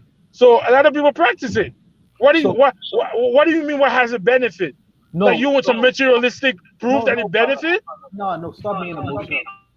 I'm asking is is the general is the general consensus, is the general opinion among the Haitian people, the fact that they turned away from the voodoo gods or the gods of Desalegn and their ancestors, the reason that people from the outside looking in, or even Haitians themselves, may say that we fall into a bad way because we have forgotten our gods, we've forgotten, what I mean, the fact that what our religion is and our cultures and things like that. Do you think that that's what people look at it like that? I'm asking. To tell you the truth, I think the people are not even self introspective enough to think like that. I don't think so. I, Okay. I don't think they've come up to the point to realize that we forsake those gods that helped us Hmm. based on what our ancestors told us Hmm. for the other gods. So I don't think they even go there. I think a lot of them go with a lot of Haitians believe that the same way that that white pastor said we made a deal with the devil. Hmm. A lot of Haitian people believe that. Wow. Wow. Wow. Wow. So is that where's It's the not echo? allowed. Is that what do you believe? Let me ask you first. What's your opinion? Well, to tell you the truth, I believe that if you ask somebody to set you free and then you forsake it, then Yeah. you owe them. You owe them. They didn't set you free by accident. You owe. Oh, who? So you owe the African and the indigenous spirit that helped Okay. you get your independence. You owe them. So Okay. if you forsake them, then they have all the right to forsake you. Okay. Where's the echo coming from, man? So from your standpoint, you believe that the reason why that some Haitians, not all, some Haitians may have fallen into a bad way is because they have forsaken the debt that they owed their gods for freeing them from slavery and things like that. From your position, you would say that. Yeah, from my position, I would say if I ask Mr. Untouchable, if I'm dying in the street and I say, Mr. Untouchable, if you help me out, I'm gonna be in your debt. And then you help me out and I'm back up, and then when I'm back up, I just turn around and then neglect you. Is that a fair exchange? Is that Yes, righteous? that makes sense. Okay. Is that righteous? No, No, it's not. no, it's not. So, I so think at the end, when you're not speaking, maybe mute your mic. Oh yeah, that's right. I'm sorry. Yeah, that's true. Yes, thanks. so Go ahead. so I'm so I'm saying that like according to the situation, people are gonna say that, oh, when they say when that pastor said Haiti got its independence because it did a blood ritual with the devil, right? You know what I say? Yeah, good. My God is your devil. The people that the ancestors prayed to, yeah, it's your devil, because they wanted to destroy you for putting us in slavery. But what Haitian people and a lot of, they be like, oh, they forget. How you forget the people, the energy that freed you? That makes Allegedly. sense. That makes sense. So in all honesty, Haiti's not doing well. But Haiti's not doing it. Why? Because they made a deal with the devil, or because the deal they made with the devil, they didn't keep up their own bargain. If you want to call it the devil, I would make a deal with the devil too to free myself from you.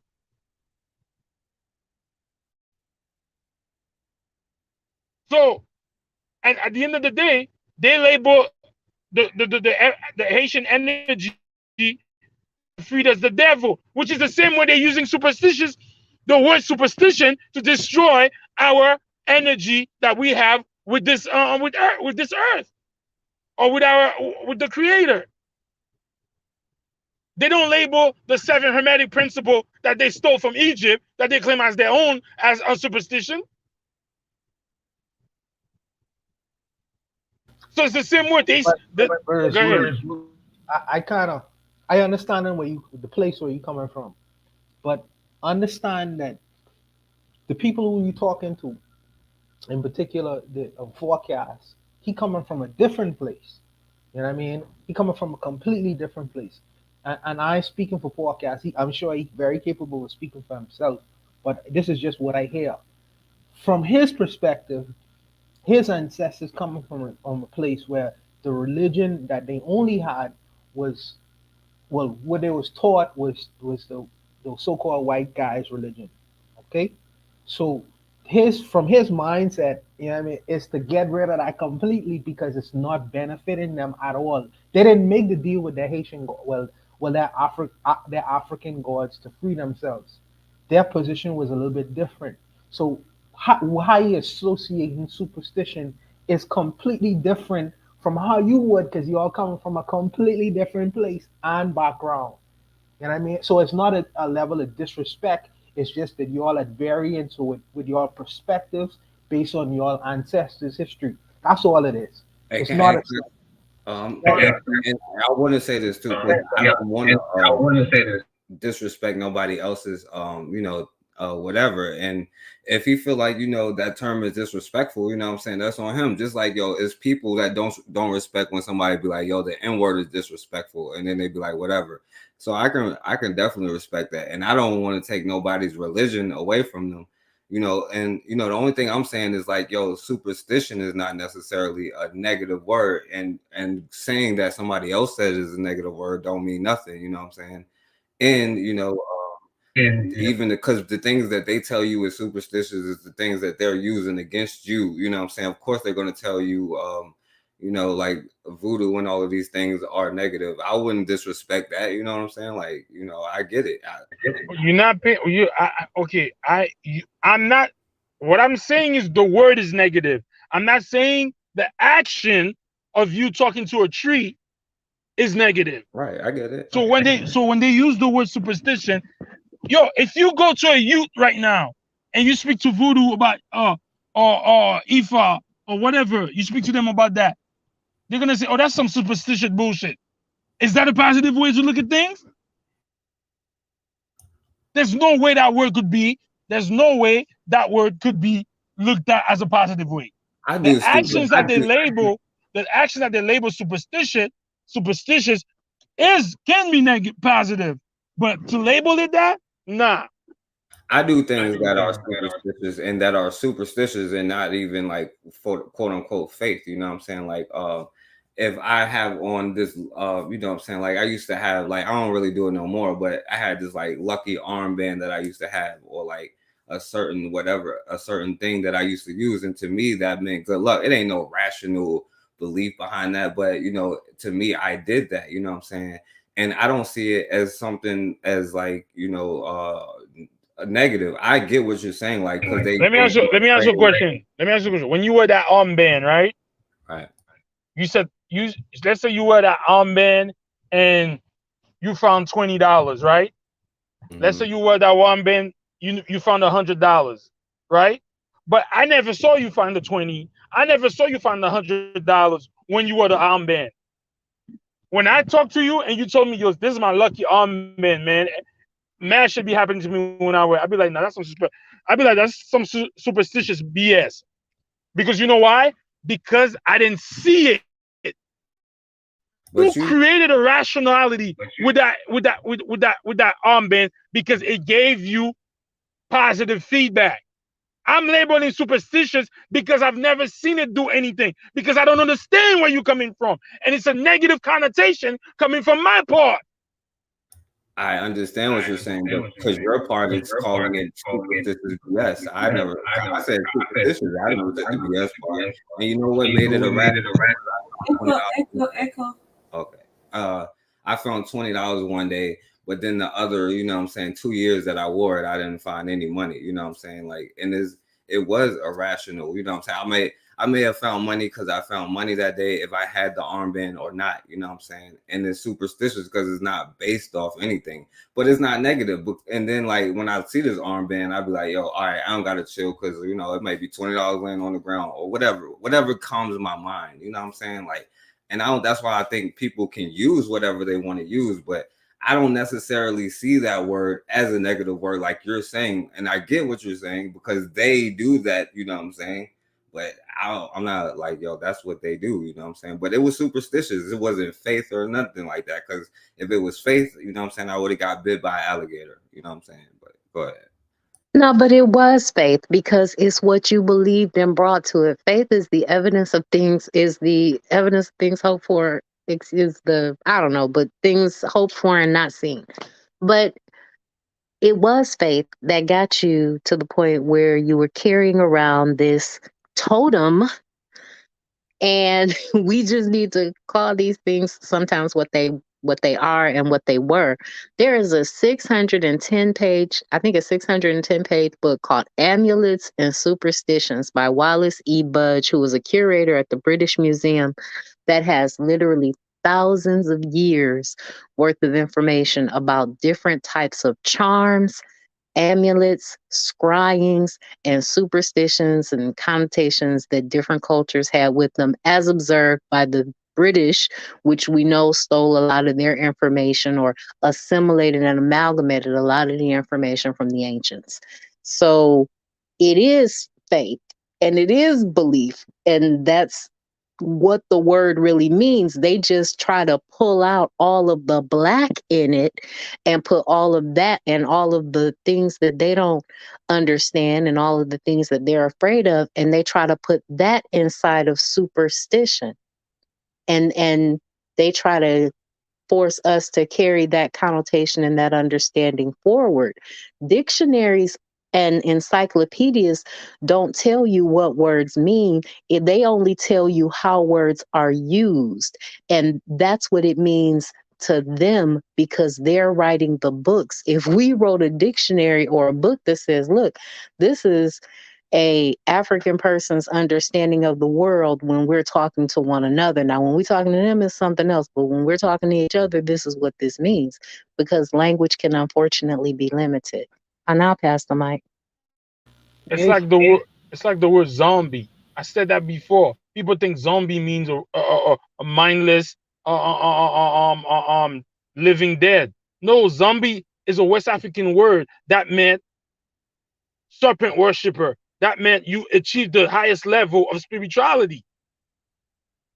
They use that word to destroy you. Is So, faith go is ahead. is faith or belief a bad thing within our community? That's the question I have. Is it a bad thing or is it a good thing? Because I've watched Forecast show me a video of um, the Muslims in I think Arabia. They have complete belief that they would conquer over their enemies, even though these guys had great military power, great strategic power, and all these other things. These guys had a belief in Allah, and these guys was ready to die for that belief and fight for that belief. Is that a good thing? I don't know. The Haitian massive in Haiti, they had a belief in Ogun, They had a belief in Mama Wata. They had a belief in all the Haitian gods, and with that belief, they swear an allegiance to one another, and they was able to conquer and dominate one of the most powerful, well, a few of the most powerful forces in the world at that time. So, is it a bad thing or is it a good thing? Does it stagnate us or does it help us help move us forward? That's the question I have for all the fingers on the panel. Okay, can I just give my thoughts on that? I think that the difference between or in meanings between superstition and faith is analogous to the difference between a cult and a religion. So, a cult is simply this offshoot of a bigger religion. They're usually heretics or people with, outside beliefs. And within that organization or within the cult, they are a very tight knit group, but to the rest of the world, they are on the fringe. So, in labeling something a cult, even with the label cult, then no group actually calls itself a cult unless it's just doing that in tongue in cheek. But no group calls itself a cult because of the negative associations with that word. In fact, they were trying to relabel cults as something silly like alternative religious beliefs or something. But in any case, cult does not connotate anything. It's not a positive designation that most groups want to be associated with. So in terms of faith, when it's defined, defined in very flowery ways. It's like the ascent to knowledge and information, or something like that. Let me just get it up. So faith serves is analogous to religion, whereas a superstition is analogous to paganism, to what they call indigenous, or those backwards religions. So saying that, so yeah, we definitely need a revision of the words. But I agree with the Zuli that even though they they say the definition, that's their definition, it's not ours. And Maton is right, because we're simply using a language that is not ours, defined by people who are not us. So sometimes we also have to look at all the words and their meaning. So for me, we can use it amongst ourselves if we know what it means. But if they label our beliefs to be superstition, is just to say that is to call us ignorant by another name, because they don't label their beliefs, which are no less irrational than ours, as to be superstitious. So, but in terms of whether it's a good thing or a bad thing, I think that for me, the aim is more important than what do we hope to achieve from it. To me, most of the time, it's only been used for either for personal, for personal aid, or for for luck or things like that. But I haven't really seen it used in an amalgamized fashion, except obviously one or two historical including Haiti and some African instances. But I don't know if it has been really used to its true potential. So I'll pass. Yo, can I say this? I would say, yo, what I agree with what you're saying, first of all, Tanzan, and then with their religion, you know what I'm saying, and stuff. I agree with Azuli. I agree with you, Tanzan, as far as like, yeah, that's damn, they superstitious. Yeah, I agree with that 100%. You know what I'm saying. But the thing is, like from what I understand, like even back in the day, if you didn't believe in their religion, they called you quote unquote atheist, you know what I'm saying? And if you, I know for sure, if you didn't bow down to European law, deities, or, religion, all of that stuff, then you was labeled a savage. And so like, yo, and like the Pope used their thing to go out and conquer the world. Like if you don't believe in my God, then go out and conquer. And they use that. And they also use manifest destiny to go out and quote unquote expand, you know what I'm saying? Like all of these quote unquote faith-based things. And like Botswana was just saying, with the Muslim brothers, I'm glad you kind of picked that up, because they use this irrational belief to be willing to die for what they stand for, and they gain a certain level of power.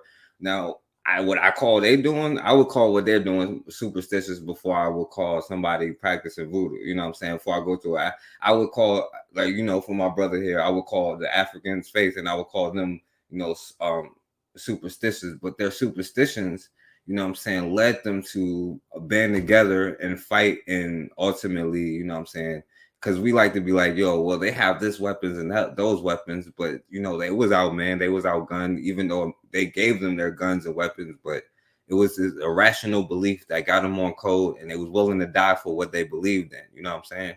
So, you know, I'll pass the mic though.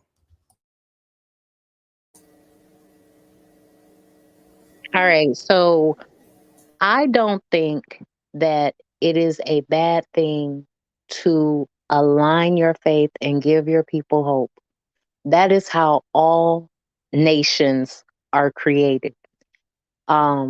If you are not able to give your people an identity, an ideology, and a history, you'll never be able to conquer land and hold on to it, because you won't have anything to bind you together. The Afghanis, they believed in what they were doing, and they used the power of Allah to continue to fight over and over and over again. Now, the Jews did it a different way, but overall, people conquered land by having a unified identity and deciding, this is who we are, this is what we believe, this is our story, and this is what is ours. This is what belongs to us, where we will be sovereign and have autonomy. And there are even like little Boy Scout badges you can earn to teach you how to create a micronation wherever you are, to begin to think about building a nation. And they're training their children on how to do that. And we sitting here twerking and partying and doing all this other stuff. I also think that religion and spirituality are different. And until we can get that right in our heads, we're going to continue to try to have these circular conversations around the topic. And I'll pass the mic. Thank you, Matron. Yeah, so we need to restart with the definitions and redefine for ourselves what we mean, you know, when we say things, because so many of the times, you know, they label for us what we're supposed to think, and then once we start thinking about them, our minds already warped against, you know, the things that are ours, that we're already biased against ourselves. So, you know, even when it comes to the whole idea of, by the time you people hear about something like juju, voodoo, immediately it comes to your mind is something terrible and bad and spooky and crazy and not to be touched. So already they have made us afraid of ourselves. So our biggest superstition is the fear of ourselves. We are afraid of ourselves. Their real fear is the fear of us. So we both have the same fear. They have put their fear of our blackness into us. So now we also fear our own blackness. You know, we fear the black cat. You know, we fear, you know, the black man. We fear the black woman. When we see that, we see what they see, which is an image, a bad omen, and so on. You know, I'm not saying that we're cast. I'm just talking about, you know, the connotation that we have. So when someone convinces you of something that is to your detriment, firstly, you know, is against your nature, is irrational to you, not to them, but irrational to you, that is superstition. That is believing something that you don't understand. You know, Stevie Wonder is talking about, you know, you don't understand, you know, harmless things, and those are harmless things. That's why I say that there are different levels of superstitions. There's just the harmless one that everybody does, and people have their own, you know, everybody has their own rituals and things that they do, you know, listening to music before the show, whatever. But everybody has their own rituals that they do. It's a superstition, but it's not a harmful one. Just like we said with, you know, with the cults, it can be bad if it becomes obsessive. It becomes something that takes over your life, and it becomes something that destroys your personal relationships. But just indulging in a little bit of superstitious activities or behavior is not necessarily a bad thing. But superstition can go all the way from small things to deep occult and in between. So they have conditioned us to look at our beliefs and to attach that word superstition to it, so that when we think about it, we all automatically think of it as something negative, as something bad.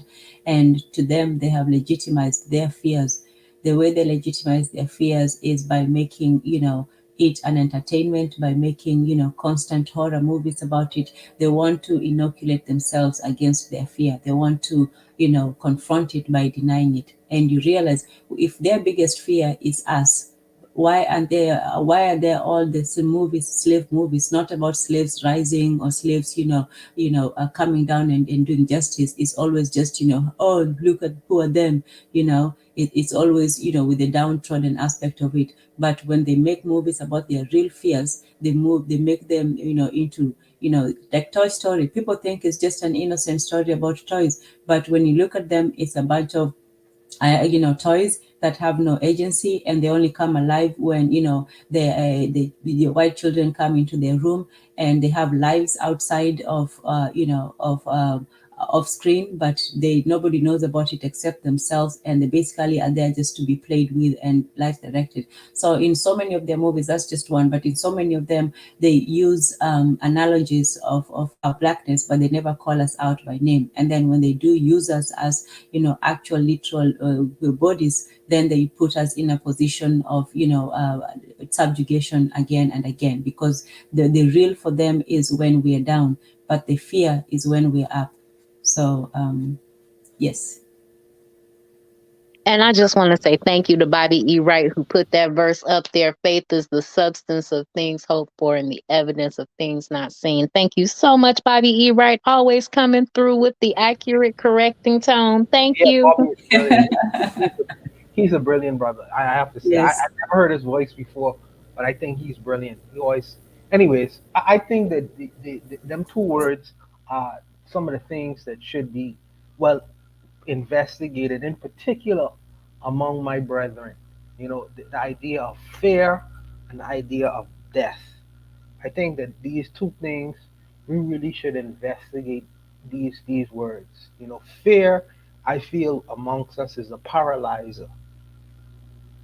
I think that it stops us from really doing the things that we need to do, as far as taking action and doing the things we need to do, and as far as dominating in the world, as far as taking positions of responsibility and power, etc., etc., etc. And I also think that death is also a paralyzer. I think that when I watched the video of some of the Muslims, and what they did in fighting the West, these guys are unafraid to die. How do you get to that point? You know what I mean? How do you get to that? How do you get to the point of even either we are going to resist our enemies, or we're gonna go to Gehenna. We're gonna go to Allah. This is the choice. The idea of slavery is not an option for us. It's not an option for us. And when you consider the billion of America, even in that so-called greatest heroes, they use the word freedom or death. Freedom or death. So death was on the table. That's something that they investigated and dealt with. They say either we're gonna be liberated from England and the king and dealing with his horse shit, or we're gonna be dead. There is no in between. And I think that we are in the middle. We in what the Catholics call purgatory. We don't want to die because we can't eat good food. We can't sex off some nice looking, woman. We can't do the things I don't know what's stopping us from really getting rid of that last vestige. That last vestige. And I feel like that's gonna eventually take us into the position of manhood and real freedom. Because there are other people in the world who are willing to take that risk. Don't you know they had something in Cuba, the Cuban Missile Crisis.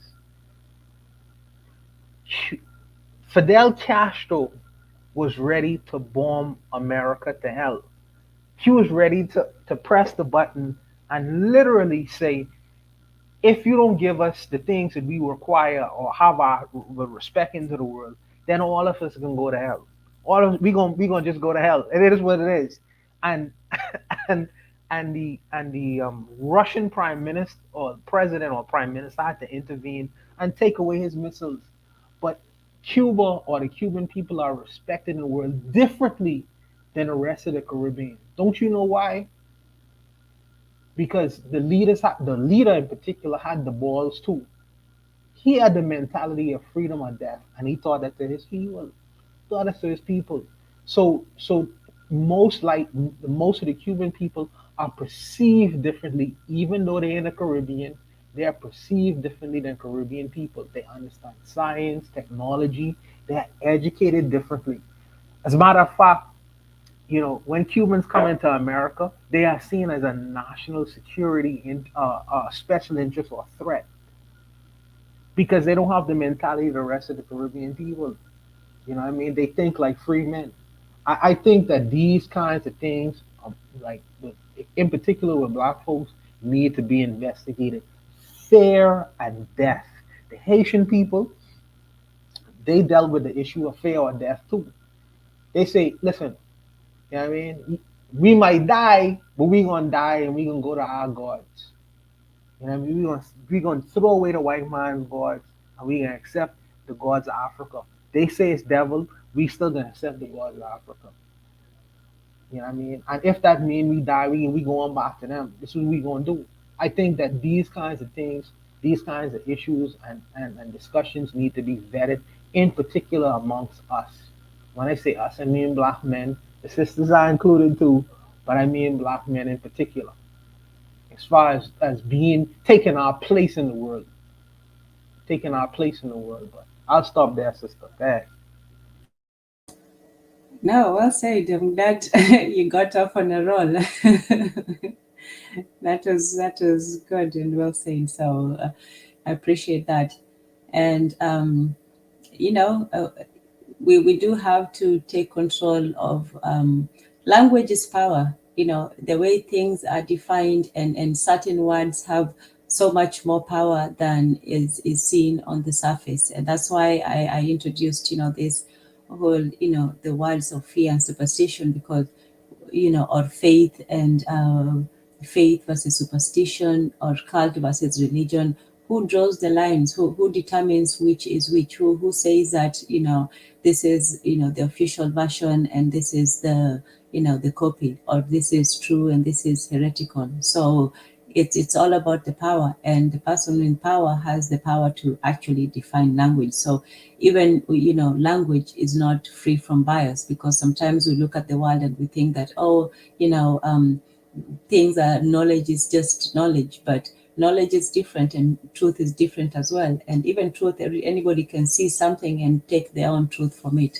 So when they talk about superstition, they label, beliefs that are African or, that are non-religious to be superstitious. But as we read, even the same religious people, they view each other as superstitious. The Protestant, for example, views the Catholic as superstitious for, having the rosary beads and, the icons and so on. And the Catholic person views the Protestant as lacking in practice, in ritual, not having the rituals of going through confessions and, bead counting and whatever. So anybody who sets himself up as the final authority will regard everything else as less than them and will define them as such. So, and welcome, Guy Nollywood. Thank you for joining. Thank you, Karibu Sana, Ndugu Guy. And Hashiarity says that Castro was a CIS asset. He never wanted to blow up. USSR wants to save you for strategic purposes. Okay, you got into some deep politics there. I guess in response to something that Bwana Haguziki said. Hatch Reality Podcast also says, fear is the most basic of animal instincts intended for fight or flight reactions. It should not be a way of life. death is a transition, not an end. We have to understand these concepts. What do you say to that in reaction to fear and death? When Haguziki or somebody else had a word about No, I think that the discussion should be had among the brothers. I think that um, harsh reality have. I mean, I'm not disputing his point. This is his position, and I think that the brothers need to discuss these things.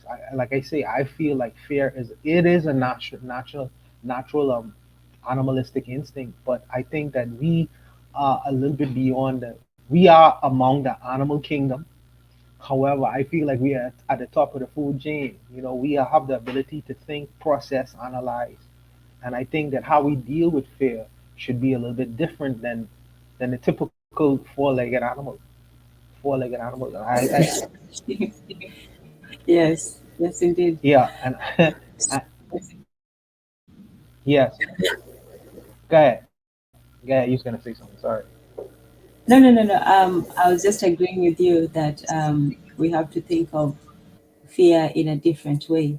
So just to read from our previous excerpt now in occult comparative religion. So he says here that religion, on the other hand, well, he was talking about from the previous about magic and so on, and superstition, magical beliefs, and appear as addiction to objectives. So in talking about religion, so contrasting religion versus magic, religion, on the other hand, while recognizing a part of existence beyond the practical interference of man, is a confession of human impotence rather than a claim to power.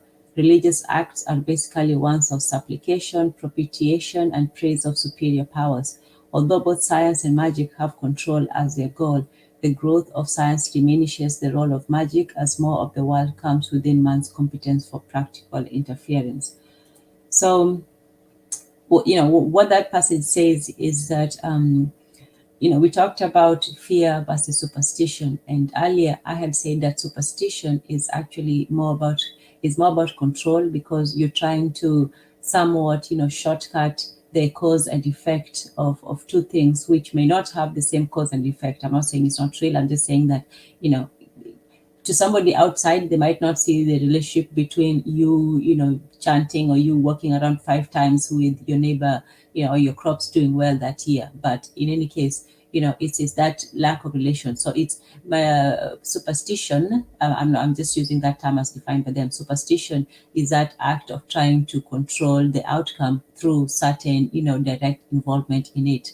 So you're actually directing the outcome, whereas he posits that religious acts are ones of impotence. So in both magic and superstition, there is this aspect of you wanting to control the various powers that be, whether spiritual or physical.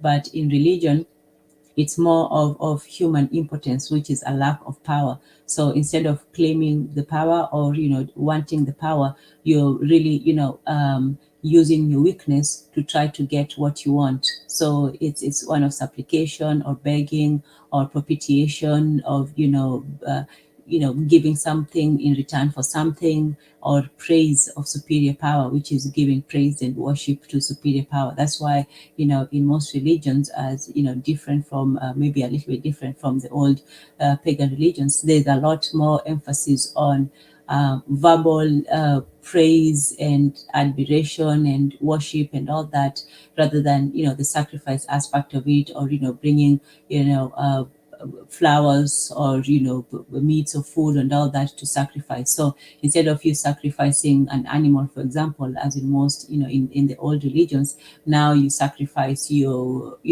praise and worship, your admiration, your attention. So you sacrifice your attention, similar to the distraction with the DI that we're talking about with the modern cults. So the modern gods, they want more of the how do you say it, the talking, they want more of the lip service, whereas the old gods wanted more of the sacrificial items. So That's go ahead. no, that's very interesting that you should mention that, because when I think about old gods and new gods, the old gods, like you say, they require the sacrifice of an animal, or they require the sacrifice. This is a diversion from the fair and the death argument. But the old gods, required the animal or some tangible thing that you was given to them to Yes. show the sacrifice. To this today, where we dealing with this idea of rationalism, which I feel like is a new religion. We sacrifice the time or our life force in some corporation to ensure that there's some economic payoff. This is the heavens. The economic payoff is the heavens, and the sacrifice is our personal life force, our time, the 8 hours a day, etc., etc., etc. This is the service we pay to our economic God, because in God we trust on the money. So I feel like in this so-called rational world, the new religion says that how we do our sacrifices is a little bit different. We call it a different thing, but it's the same old fashioned religion, but it's just the new gods of religion now. New gods of religion. Hey, something interesting about that is I remember watching this program called American Gods. American Gods is a program. That is an excellent. There's a lot of analysis to be done there. Yes. It's really distinguishing the old gods from the new gods, how things are perceived. If anyone has an interest in kind of like getting some insight into what what the sister Pan is talking about as far as the distinguishment of old gods and new gods, watch American Gods. That's a good example of the symbolisms and the analogies between the two. If you guys have time. I guess they cancelled it. Bitter Medicine Focus is still letting us know they cancelled the show, unfortunately. But in terms of this new religion, so to speak, I'll go back to what you said about the sacrifice. So the old gods require sacrifice, and this is I hope you get the parallels and the similarities and the distinctions between how the cult food is practiced in the new world and in the old world. And the old world, I'm saying, I am referring to Africa and Nigeria particularly, when we looked at the campus cults. So with the Extinction Rebellion, you're looking at a society that religion has lost its grip on the people, and people are basically just wandering around looking for something to to cling on to. And so, the new religion that he talks about is a religion of environmentalism, which is, the cult of nature. And, for us, what you're talking about, that they made us afraid of nature, or our beliefs and our worship of trees, and our reverence for natural phenomena, and even gathering around. A lot of the places of worship in most African tribes were centered around natural formations, whether it was a rock, it was a tree, it was a river, it was a riverbank. It was centered around a certain geographical formation. So, those are reverence for nature, and it's not a reverence that is necessarily about worship. It's just this this connection to nature and to the outside world, and acknowledging that we're not outside of it, but we're a part of it. So this is something that they took from us, not just in taking away our animals and our land, our practices. And then in terms of that, they take away our reverence for nature, but now they turn that into their own cult worship of the environment. So for us, it's nature for us, but for them it's the environment. It's like something that's just around them, but they're not still a part of it. They can never really be a part of what they're trying to be a part of. So they have to take it from other people in order to to almost like surround themselves in it. So in the broad church of nature, this is the Western church of nature, this is sudden worship and for the environment, which is, of course, it's not genuine. It's simply like we said, it's virtue signaling. So for us, the old gods, they require sacrifice. They require something that they can see, and something that they can it's tangible, like you said. But in the new gods, they just require, lip service. They require worship and, begging and pleading and talking. They just want words, words, words everywhere. That's why they write long books so that they can hear long words. So in the broad church of nature, it says that environmentalism is our new religion with a wide range of believers practicing a variety of rituals like recycling, culinary sacrifices. So there are sacrifices, but it's not the tangible one. There are those superficial sacrifices. Someone tells you, oh, today I'm not eating carbs, or, I'm watching this, and I can be bad today. I can eat a slice of cake. This superficial sacrifices that don't really mean anything. Carbon emission cuts, preaching of and they always have the Armageddon, the apocalypse, the world is ending. Even the most rational scientific. That's one thing they carry over from the religious, that the world is always ending. Whether you're a scientist or you're a religionist, the world is always ending. Preaching of Armageddon, whether climate change or the apocalypse, and offering redemption. The original sin in this new religion is consumption. So you can't consume, but you can feel guilty about it. And then, you have people who make you feel better about it. So you go, you do your little sinning, and, whether it's eating an extra slice of cake, and then you go, you confess to, your friends or the people who are, in your little, circle. And then, you're forgiven by, going to the gym and working it out. Nothing wrong with that. All I'm saying is that there are people, when people take it to excess, that's when it becomes, a cultish issue. You can still practice, cultish practices, even if you're not in a cult. But that's not to say that, taking care of your body is. I'm just saying that the way some people practice it, they practice it as if it's a cult of environmentalism. So that is just an aspect of that need for religion without the acknowledgement of it. So you're still trying to find religion, but you're trying to find it in other ways.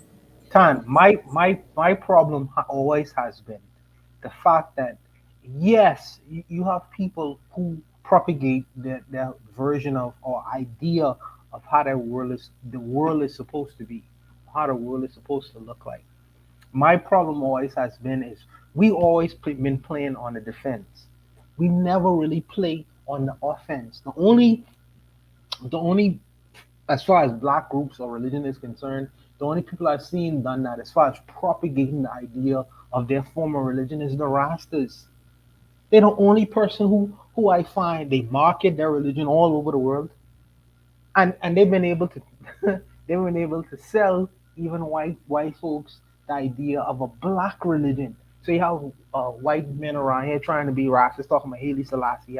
I don't understand. I don't see the voodooists or the Ifas or people them who propagate even you see 7 Day Adventists around here and Latter Day Saints.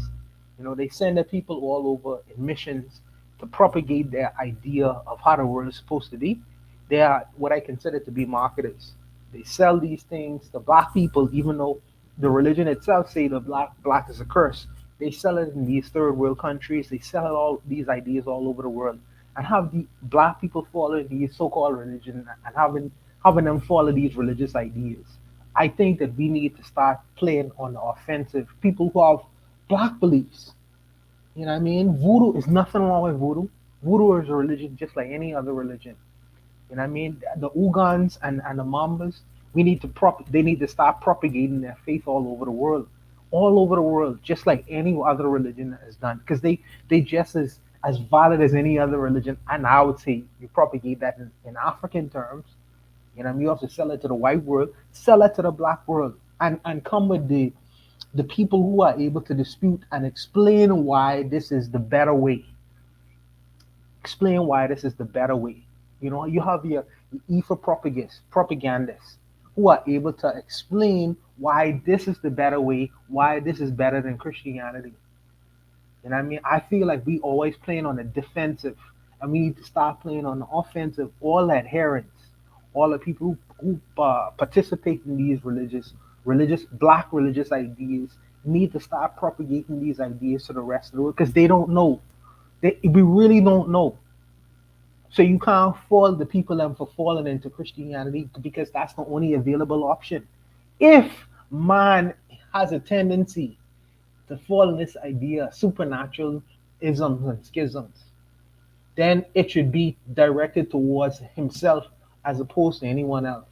And the only one who has been able to fill that void and that gap is the white world, because they sell these ideas all over the world, as opposed to us, where we try to remain in the shadows and keep it a secret. But our faith, our religion, our spirituality is just as valid as anyone else's.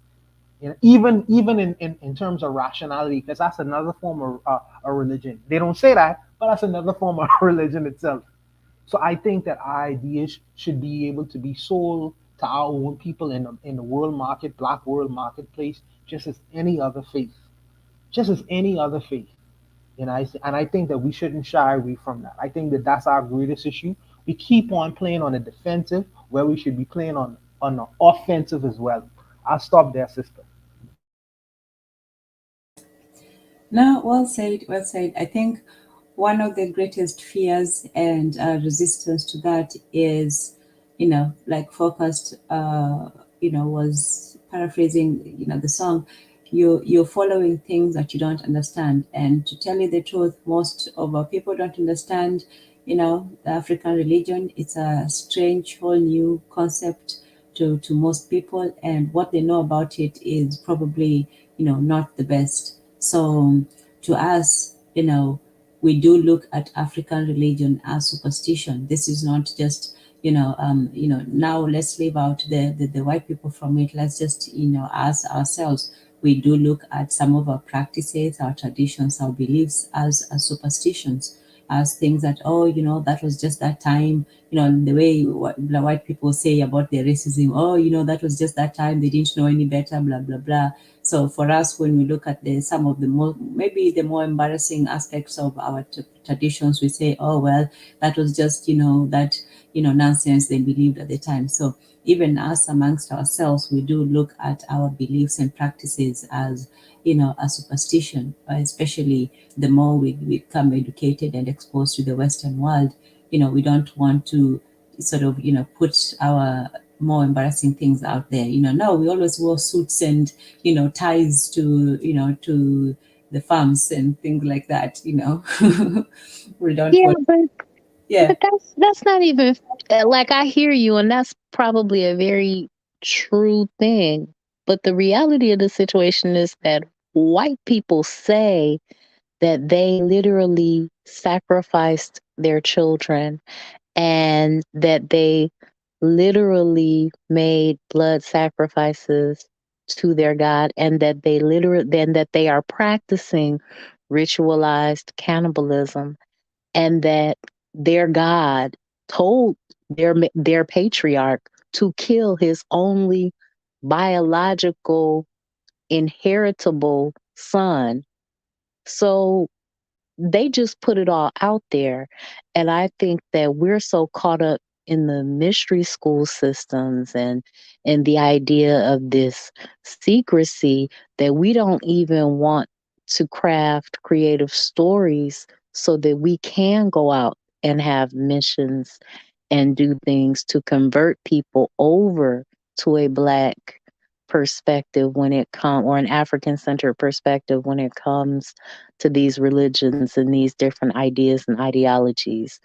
I don't know if it's that we don't want to try or what, but our stuff is no worse than their stuff that they literally write in a book and promote and propagate to all different types of people. The only difference is the packaging and the labeling. So, when they do it, it's called, what is it? Communion or transcend. I can't remember, I'm sure they have a long word for it, or when they eat. The communion and the Eucharist, yeah. Yeah, all that, fancy stuff. Yeah, they don't call it the cannibalism and Salisbury or whatever, So once again, you can do the same exact thing. You can believe, you can have the same basis for the same belief. A cult and a religion are not different except in, definition and influence and posterity, because if you don't get your cult enough members, and if you don't go the whole apocalypse, let's all kill ourselves route, you might just get a religion out of that. So it depends on definitions, depend on who is in power. And so if you're not in power, then your religion will be labeled a cult, or an heresy. If you're not in power, your beliefs will be labeled superstition. Your your actions will be labeled cannibalistic, whereas they get to enjoy the tasty divine morsels or whatever. So we can see the same thing, and that's the other thing too, that that maybe Gus Demap was trying to tell. I think was Kaiser or somebody one time about the occultic nature. We talk about what we did and all this, fancy thing, not fancy, but all this, superstitious sounding things that we used to believe in. But, up to now, white people actually practice a lot of, these occultic things. They put a lot of symbolism in both their films, their movies, their economics, their politics, everything is imbued with some sort of deeper knowledge, but what they put out there is very bland and generic. And this is something that they know how to do very well. They know how to put themselves at the default, and so everything they say just seems to be like this unbiased thing. Man is savage, man is this and that. They don't say, oh, that's why people are this and that. No, whenever there's a horrible thing to be attributed to mankind as a group, everybody gets painted with the human brush. But whenever it's a wonderful thing of conquest and bravery and intelligence, then that's strictly reserved for white people. So they know when to play the universal game and when to play the racial one, and we don't know how to do that. So when it comes to spirituality, of course, when it comes to the things that they have designated to be rational and proper and official and civil, they will designate those as religions, or faith. And faith and religion go together. The things that they deem to be backwards and irrational, they will call them what is it, primitivism, or there's a word for it, the worship of nature. I can't remember right now, but they call it like either paganism or animism. Yes, animism. So even look at the word animism. That's and that's a proper term for it. It sounds as if they're worshiping animals, or there's some animalistic people. Even the word pagan, while it just means that it's not religious, the connotation that it brings to mind is one of just rabid savages who don't know anything about anything. So even in the way that they define their language, you always have to look at the real definitions and what it means. And like somebody pointed out, there's very little difference when you look at the definition of faith and superstition. It's just that one is supposed to be it's a sophisticated thing, and the other one is a dreary, drudgy, dirty sounding action. But it's basically the same action. It's cannibalism and Eucharist, but one is good and the other is not. So yeah, we have to be careful about definitions. Hey, Tanzan, because I gotta go soon, but let me say this though. Yeah, no problem. Thanks for joining. Yeah, for sure. Like, this was another great one. And going back to that question, about death, because I think that's one of the main things that lead to like the spooked out whole nature of it. You know what I'm saying? And like for me personally, I would approach it different. Like, where do you come from before you're born? You know what I'm saying?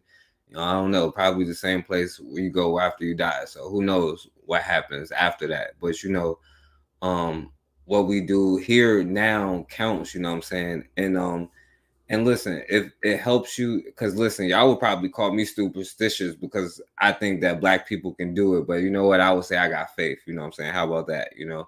So like I get everything that you're saying, but and the last thing, I gotta mess with you though, Tanzan, but that cult thing is going to lead to a slippery slope. I'm not saying cults are bad, but I'm just saying it's a slippery slope that comes with it. That's all I'm saying.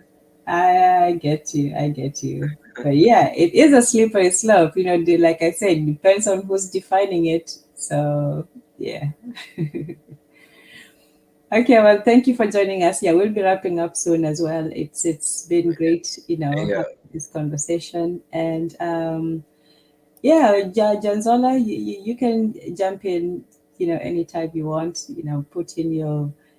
Yes, I'm surprised. Yes, we are still on. We do tend to go on for quite some time, but yeah, we're still on. We're almost wrapping up, but we talked about the whole idea of fear, superstition, definitions. How we look at our beliefs. Are they mere irrational nonsense, or is there something to it? So. Yes. Does does anyone want to have a word? Matron, Ezuli? The only thing, I mean, I'm just enjoying the conversation. I mean, the only thing I wanted to see that I think Mr. Untouchable said was like the fear, and the Harsh Reality podcast said it. We gotta be afraid. We believe in all these things. We have faith that we go into heaven, all of this, but we're still afraid to die. Mm-hmm. Like we gotta get over that death part, because all the religions say, hey, if you did good while you was here, you go into a good place. It's like, what's the saying? Everybody want to go to heaven, but nobody wants to die. How could you wish for heaven and you don't even want to transition? So we got to get over that. So that's it. And I just want to say that I don't think we have really, in the West anyway, conceived of an African version of heaven. Like some people sell you little fairy tales and tell you you'll be reunited with your family members, or you're going to go to heaven and your whole job will be to praise and worship God, and it's going to be you wrapped up and caught up in the glory or whatever. But we don't really chronicle and organize our heaven. It's kind of sort of like what Mr. Untouchable said. We're living in purgatory, and I really feel we're living in hell because we're not living in a reality of our own making and creating. We can be terrorized by any white person anywhere, any time of the day or night. And until we get to the point where we're dealing with our thoughts about a fear of death or fear of them, or deciding that we're not going to take control, be responsible, and have our own agency, we're going to continue to live in this place. I second that. I think that we need to come up with a definition for what heaven is, because my version of death and my version of heaven is that I'll be introduced to my ancestors. My ancestors, the people who preceded me. All the people who may have died within my bloodline that I would have never been introduced to. The people who was able to make that journey to make that journey from Africa to here. People who I never would have met. I would be reintroduced to these people, and hopefully my dad and my grandfather would be able to introduce me to people who new people who I have never met, but they still have carry my bloodline, and I associate with them, and people who I would have never ever ever met before, sitting down and talking to them under a tree. You know what I mean? Making helping me, well, letting them explain to me where I come from, what I'm about. You know what I mean? The essence of myself. That's my version of heaven. That's my version of heaven. Now, how that's gonna play out, I don't know, but I feel like, within myself, that I would be reintroduced to all my family members from the beginning to where I am, and hopefully we will look on to see our future, in terms of what that would become. But I have my own version of heaven, and it's not the Christian version or even the Islamic version of heaven. This is my version, interpretation of heaven. So my the idea of death for me has changed. So when I looked on my dad, and when he was in his coffin, and I looked on his spirit is with his ancestors. he is being introduced to people who he would have never, ever met in his lifetime. You know what I mean? And my belief is I would be in that same situation when I'm in my coffin, when I'm in my grave, because I don't feel like the physical body is the end. And this is not a Christian perspective for me. This is just a natural, from my observation. This is my natural belief. You know what I mean? So I feel like we need to come up with our own version of what death means and the interpretation of that, and understanding that we have a right to exist in this world just like any other man who's put his pants on one leg at a time, and we have a right to be respected in the world. And anyone who doesn't give us our respect, we have to demand that, and whatever that means. And if we must die, then we have to die knowing and understanding, well, I'll just be among the ancestors. You know what I mean? But we will leave us a footprint on this planet for our children and grandchildren and great grandchildren to follow after. You know what I mean? Because I am not no one's. I am a main character in this play called life. You know, I'm not secondary to anyone. Anyone. You know what I mean? And with that belief, I go through the world. And I feel like my brothers and sisters should carry that same belief. You know what I mean? We don't necessarily need to cower or bow to anyone as long as we have the ability to think, to analyze, and to do the things that we need to do on this planet. And then after that, we need to do what we need to do, regardless of the situation. But that's where I am with as far as spirituality is concerned. And I might be different from the Christians and the Muslims, but that's just me in particular. And I think that we need to start have our own selfish definitions of the afterlife and death, and in terms of how we deal with that. We as men and women, we need to raffle with the idea of death and fear. And that's where I am as far as liberation is concerned. These things is prohibiting us from uh, going into the world and living in the sun. We have a right to live in the sun just like any other man on this planet. Any other man on this planet. You know what I mean? No one is better than me. No one. And that's how I go through the world. No one is better than me.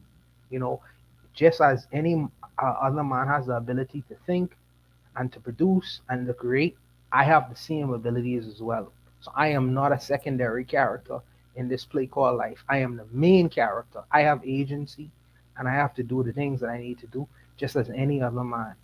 And I think that, well, I can't force my brothers to believe that way, but it is my job to try to convince in a subtle way or an aggressive way to have my brothers have that same kind of belief as they go through the world. We are not secondary characters. We have agency. We are the main characters of our own play. We could either create or destroy. My brothers, forecasters, well, forecasters don't want to admit this, but forecasts know about the 5%ers. We either could create or destroy. We either could create or destroy. But we are the main characters in our own play. I'll stop there, sisters. And that is how we should all regard, we should regard ourselves as a people, because for the longest time we're used to just being, the side characters, the, helpful friend, the ones, cheering everybody on, instead of the ones who are actually on the field playing the games. We even, in the international market, we were simply looking at, this, power and versus this power, and we're just sitting on the sidelines, instead of sometimes even saying that while they're, busy, scrambling and rambling about, let's see how we can use their distraction, to, bring to work together and do something about it. Instead, we use their distraction with a DE as our distraction with a DI to to prevent us from doing what we need to do. So we can see them fighting over there, instead of us going and building our house, or using that time to repair our our broken doors and walls. We're still there looking at them and saying, it's okay to observe and see what's going on and to keep up, but only with a view to building up your defenses or preparing for the next attack. But if you're still just watching for entertainment, then then they're actually winning, because you're not doing anything to strengthen yourself. So yeah, I think that we have to examine every facet of this system that we live in. We have to look at, and that's what we were doing, with SNN, with the African traditions. We were looking at our traditions, our beliefs, what we actually believed, what we practiced, and with the view of not just looking, like I said, with when the powers are fighting. Even us, it's not just to look at our past and see, oh, we used to do this. We're supposed to look at that and say, what can we use? What did we do well? What did we what is not useful now? What can we take, and how can we use that to strengthen ourselves right now? The ancestors did not just live to be an inspiration. They lived to survive, and they survived enough to give us life. And we all as much, or as equal to that, or to those who would come after us. So everything that we look at, and also even some of the things that we are forbidden to look at. For the longest time, we have been afraid of ourselves. We've been afraid of looking at our past, looking at our traditions, looking at our beliefs, because we were afraid that they were either irrelevant, harmless, or harmful. A lot of us were warned against dabbling in certain things, because we don't understand. Actually, that is not actually superstition, because superstition is doing something that you don't understand. We were taught to avoid things that we didn't understand, instead of looking and even if you don't want something, at least have that spirit of exploration. Even that was almost beaten out of us. That whole idea of being curious and saying, I might not believe it, but can I just go and find out what it's about? Even that has been taken from us. So we have to revive our interest in ourselves, in our nature, in our practices, and also in our spirituality. You don't have to believe to be spiritual. Just like with Africa, you don't have to go to the continent to feel akin to Africa, or to feel that you have a right to be to call yourself an African. So the same thing, you don't have to go into spiritual realms to claim that spiritual power. So that's all I'll say.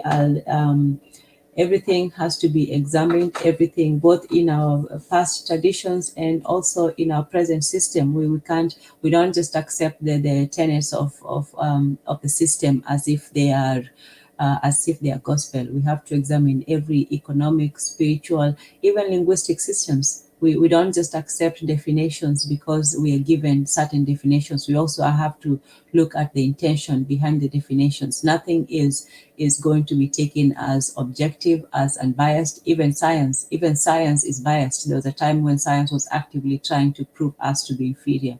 So everything has to be, it's not a disbelief. It's not to say that, oh, nothing is true and I'm going to just, believe whatever I believe. It's just to say that everything that you have to look at it from all sides and never trust anything that comes from them, not even a definition.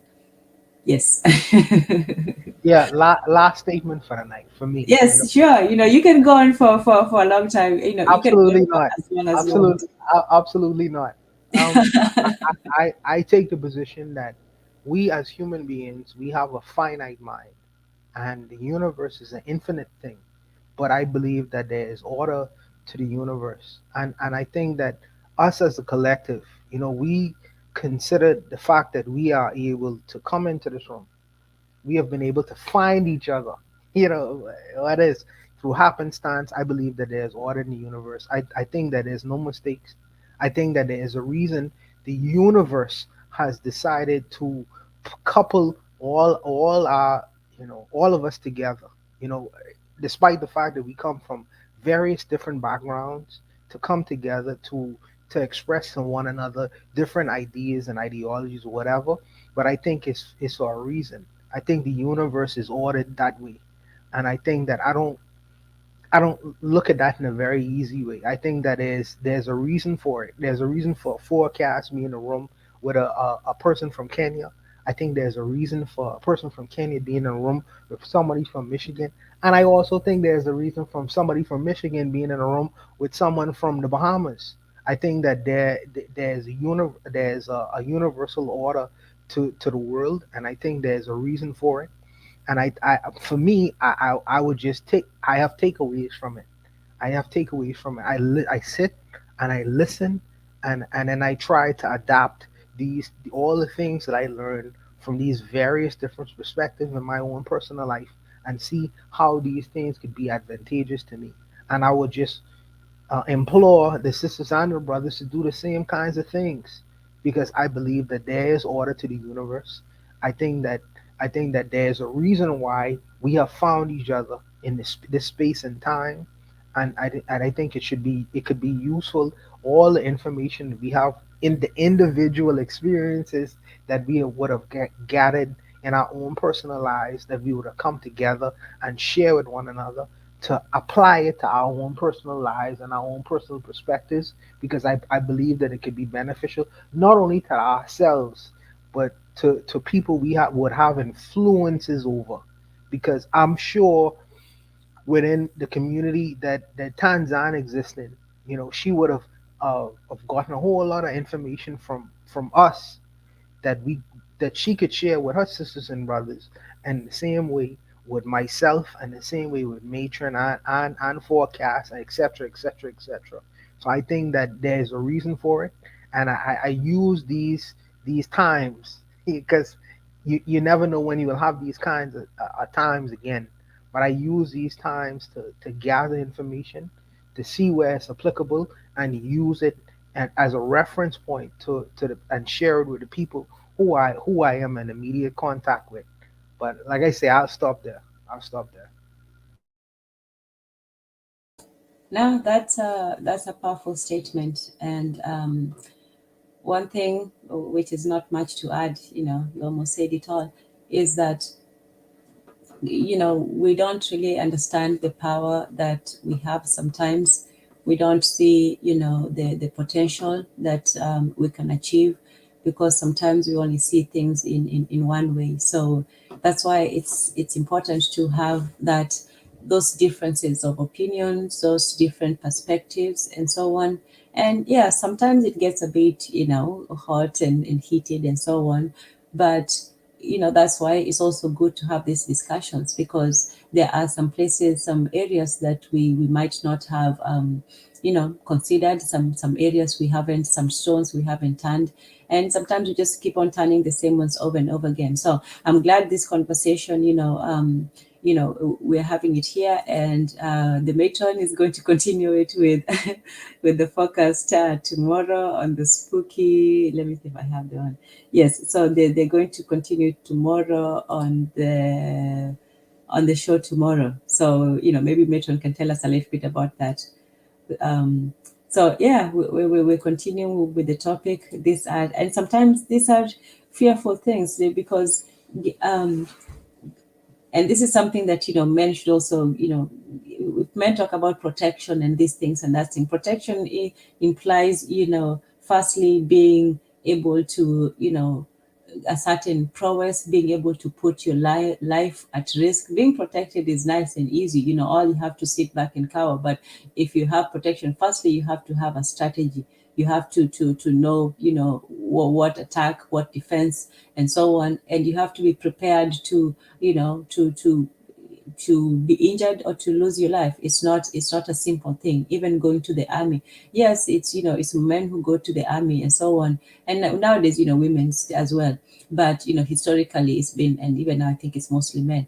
But in any case, signing up basically to die, that's not, that's not about a man or a manly thing. That's just a human thing. No human being, no being, whether human or not, wants to die. In fact, people want to cling to life for the longest time. So even going to war is a deeply, deeply irrational action, for human beings. It's, animals, you don't see them forming up, formations, to face each other off. They'll hunt each other for food, or they'll defend each other or attack each other as a group, but they don't just go to war, maybe over territory, something like that.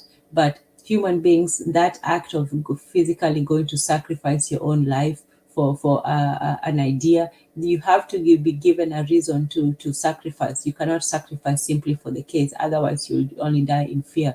So we have to examine fear, we have to examine sacrifice, and we have to realize that if we do want to get something, it's not enough to just say, what is being done to us. We also have to say what it is that it will take for us to do it. And it's not enough to just say, we want to do this and that, but everything will come with a sacrifice. Are we willing to sacrifice what it takes? Because if we're not, then we are the ones who are going to be sacrificed. So all right, so I look forward to the conversation tomorrow between the Matron and Focused. That will be tomorrow. I'll definitely try to catch you guys on that one. Matron, did you have a few words to speak about that? Just that we're going to talk about a few, this is just like a few of some of the things that we look at as spooked out, and how we define some different concepts and what we think about those things. So you guys make sure to subscribe to the Forecast channel and hit the notification bell. We should be on around 8:30 p.m. Eastern Standard Time, Okay. So that you can join the conversation. That's going to be really dope. Right. I'm sure it will be. So, Bwana Haguziki, you're invited as well to get on the panel. And yeah, give us your version of heaven. No. I appreciate the time with the sisters. I always appreciate the time. I look forward to the discussion on spookism, like like you mentioned, and Forecast. They get very deep, but they do well together. I think that it's a good blend when Yes. they get together, and I look forward to the conversation. This network that we doing right now, it seems like it's like random, but I think it has a purpose, and I think that we are setting a record for the fact that there are thinking black people around the world who are interested in different kinds of perspectives, as opposed to booty shaking and drinking and smoking and etc etc etc. I think it's a good thing, and it's a good dialogue to have. So we are setting a record for the world. So 100 years from now, when people look at what was these black people talking about, they hopefully they will look at these kinds of channels, whatever the technology is, and say, well, they wasn't all about this, because there existed some people in the world who was looking forward, who was looking at life deeper, and had a different kind of analysis to the world, as opposed to the so-called general analysis of booty shaking, dancing, smoking, drinking, shooting each other, and etc. etc. etc. So I thank them for that, and I thank you for the time. Time. So I'll see you all tomorrow. Thank you. Asante sana, Bwana Haguziki. Asante sana. Asante Yes. sana. Asante sana. All right. So with that, that's a good place to end and to prepare for tomorrow. So tomorrow, it's not a continuation; it's another aspect of this discussion. So I look forward very much to Bwana Haguziki on the forecast and Matron, and they're going to talk about spookism. So these subjects, they might not be the hot topics of the day, but they are relevant to our conditions, because news is what happens on a daily basis. History is what happened before. And, you have a continuation of that, which is a balance between the now, which is very short-sighted, and the past, which might seem very distant. So, our lives is sort of trying to, get that balance and be that bridge between the past and the present. And it's up to us to also unearth all this and explore all the different aspects of our situation. We are in an economic, in a political, in a cultural, in a personal, battle against some of things that we might not have, might not feel that we have control. And when people feel that they have no control, or that they're not in control, it opens them up to either, cultists, people who, they fulfill their needs, but they demand something else in return. The old cultists wanted, sacrifice. They demanded a lot of their members. They wanted people to give them, their blind obedience, their financial assets, they sometimes even their lives. They demanded even the lives of their members. And they always had this, apocalyptic view to it, that, the world was ending anyway, so you might as well give everything up. So those were the old cultures that we talked about in the last, deprogramming of the African mind, the first and the second parts, and also the third one as well. But in the new cult systems, they are not so much about actual sacrifices. They are more of symbolic sacrifices. Things like, the cult of what you talked about, the cult of nature or environmentalism, where, people have these practices, but instead of, offering sacrifices, they offer, world lip service to their leaderless gods, and they are leaderless. Like we said, cults can have a leader, and cults can just be following an idea. So they offer lip service, and in return they get virtue signaling. So they get recognized for their virtue, but they don't give anything up. They don't sacrifice, anything. They just symbolically give something or do something in return. So yeah, we have to have more conversations, get into it a little bit. But yeah, man, Nzola, thank you for that. But you don't need to, to call anyone dusty. So I appreciate everyone for being here tonight. Thank you so much, Bobby E. Wright. Thank you for that. Yes, today was not, if you came here looking for drama, unfortunately, today was not it. I misled you all by, by playing the soundtrack of XXLONER War. So, that's how we started the show, with war. But no, today actually came more in peace and exploration. So thank you so much, our Matrons Learning Curve, for joining us both in the comment section and on the panel. Cassandra Chick, thank you as well for joining. Keta was here as well. Oni from the Pro-Black Perspective, you have to check out his channel, the Pro-Black Perspectives. Well, they're on my page, so if you just scroll down, you should see them. And Oni was, he was just talking his firing shots and stuff. And Nzola was here earlier. Thank you for joining us, Ali. Gus DeMarc was here earlier. The child fair, yeah, he had some very interesting comments to make. Yes, he's not Nigerian, so we can't. And he was trying to throw shots at Kenya, but just like Oni, we are invincible. Thank you so much, MG2 as well, for being here. And yes, when we're talking about the Nigerian cults, Gus DeMarc had quite some contribution to make. Thank you for that.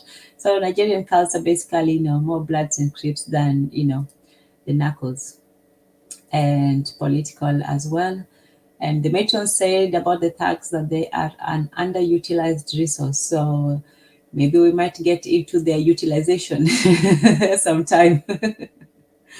And Brother Bakari, thank you as well for being in the comment section, and also for hopping on the panel. Appreciate it.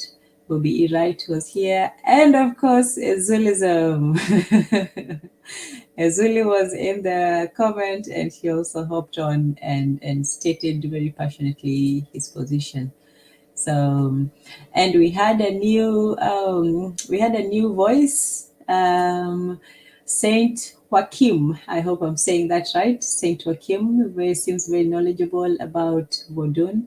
So welcome, Saint Joachim. Truth 884 was here as well. Great, thank you.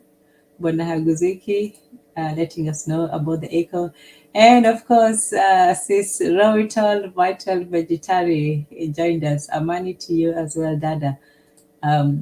Hash Reality Podcast, DeeWeb, check him out as well. Excellent show this week as well with Lero.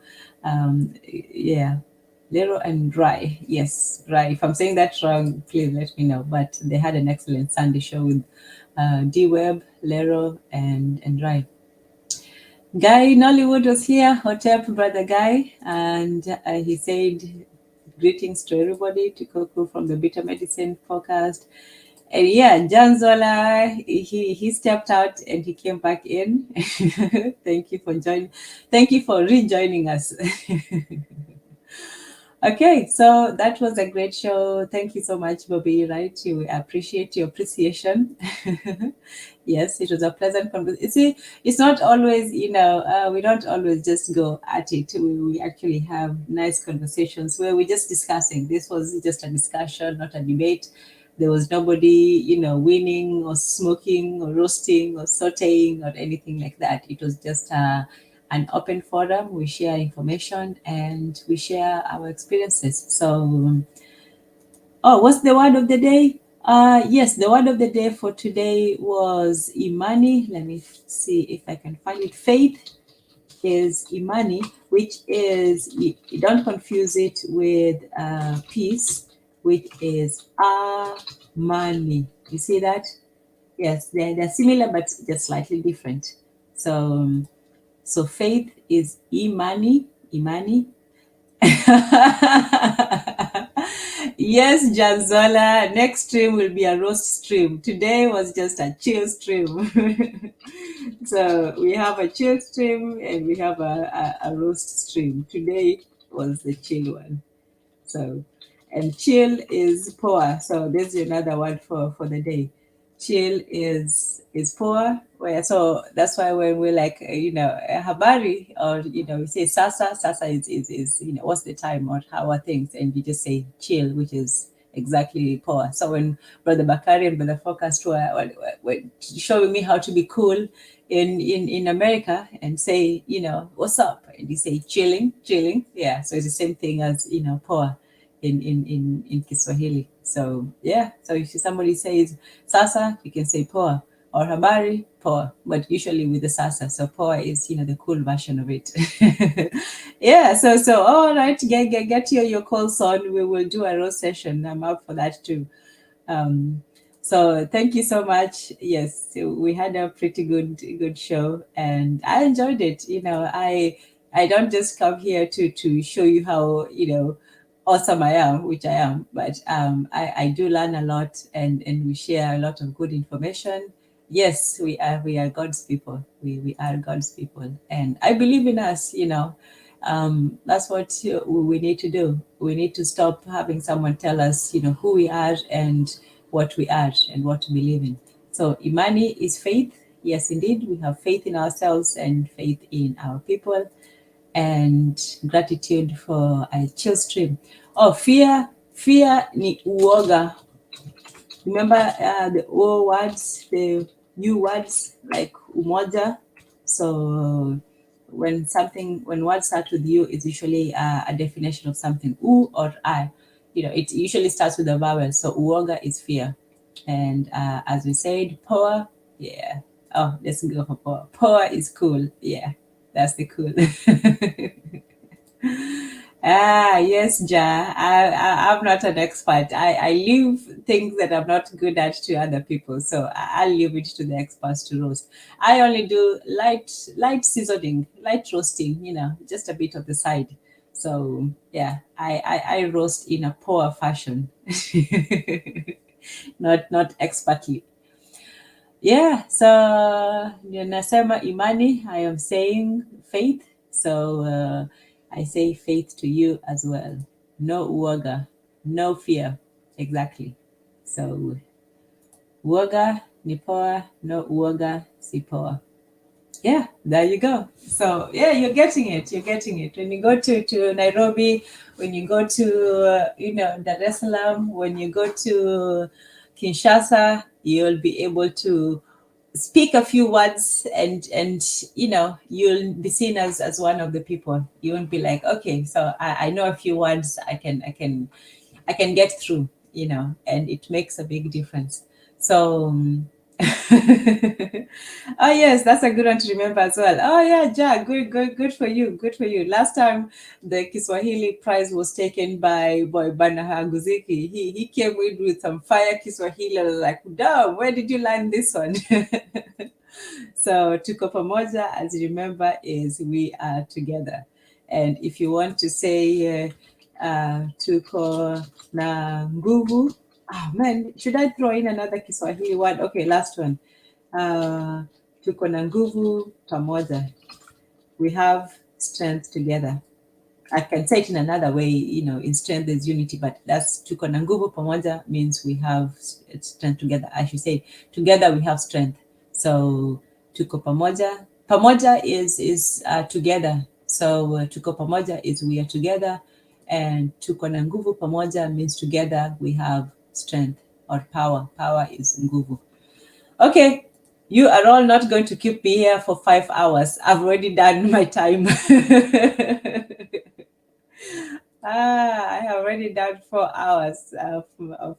Yeah, that's a long 4 hours. I should go and take a break. Tomorrow is another day, and the next day tomorrow is Njugu Focused and Dada, our matron. So yes, I will close out as usual with gratitude, prayer to the ancestors for giving us a wonderful conversation, for giving us insight, for helping us to share our knowledge and wisdom with each other, and for a good time. That's always important for us to have a good time and to have that conversation. So Amani, yes. So as the matron says, we have strength together and we show it right now. Then this was new to me, I learned, like I said, we learn from each other every day. And the more we have these conversations, the more we learn, not all just our differences, but all our little quirks, like, oh, you guys do that, we have a version of it, but it's, this one I had not had, splitting the pole. So Amani, we have, oh, that's wonderful. Bobby Wright says that they have an African cultural center called Pamoja. Yes, indeed. Together we are one people. So my people, Amani to you all, and we will see you tomorrow. And once again, gratitude to the ancestors and responsibility to the descendants. Thank you, Asante and Kwaheri. Kwaheri is go with blessings. It's goodbye, but technically it means go with blessings. Okay, Kwaheri. Last thing before we go out is Kwaheri. It means go with blessings. All right. Asante sana. And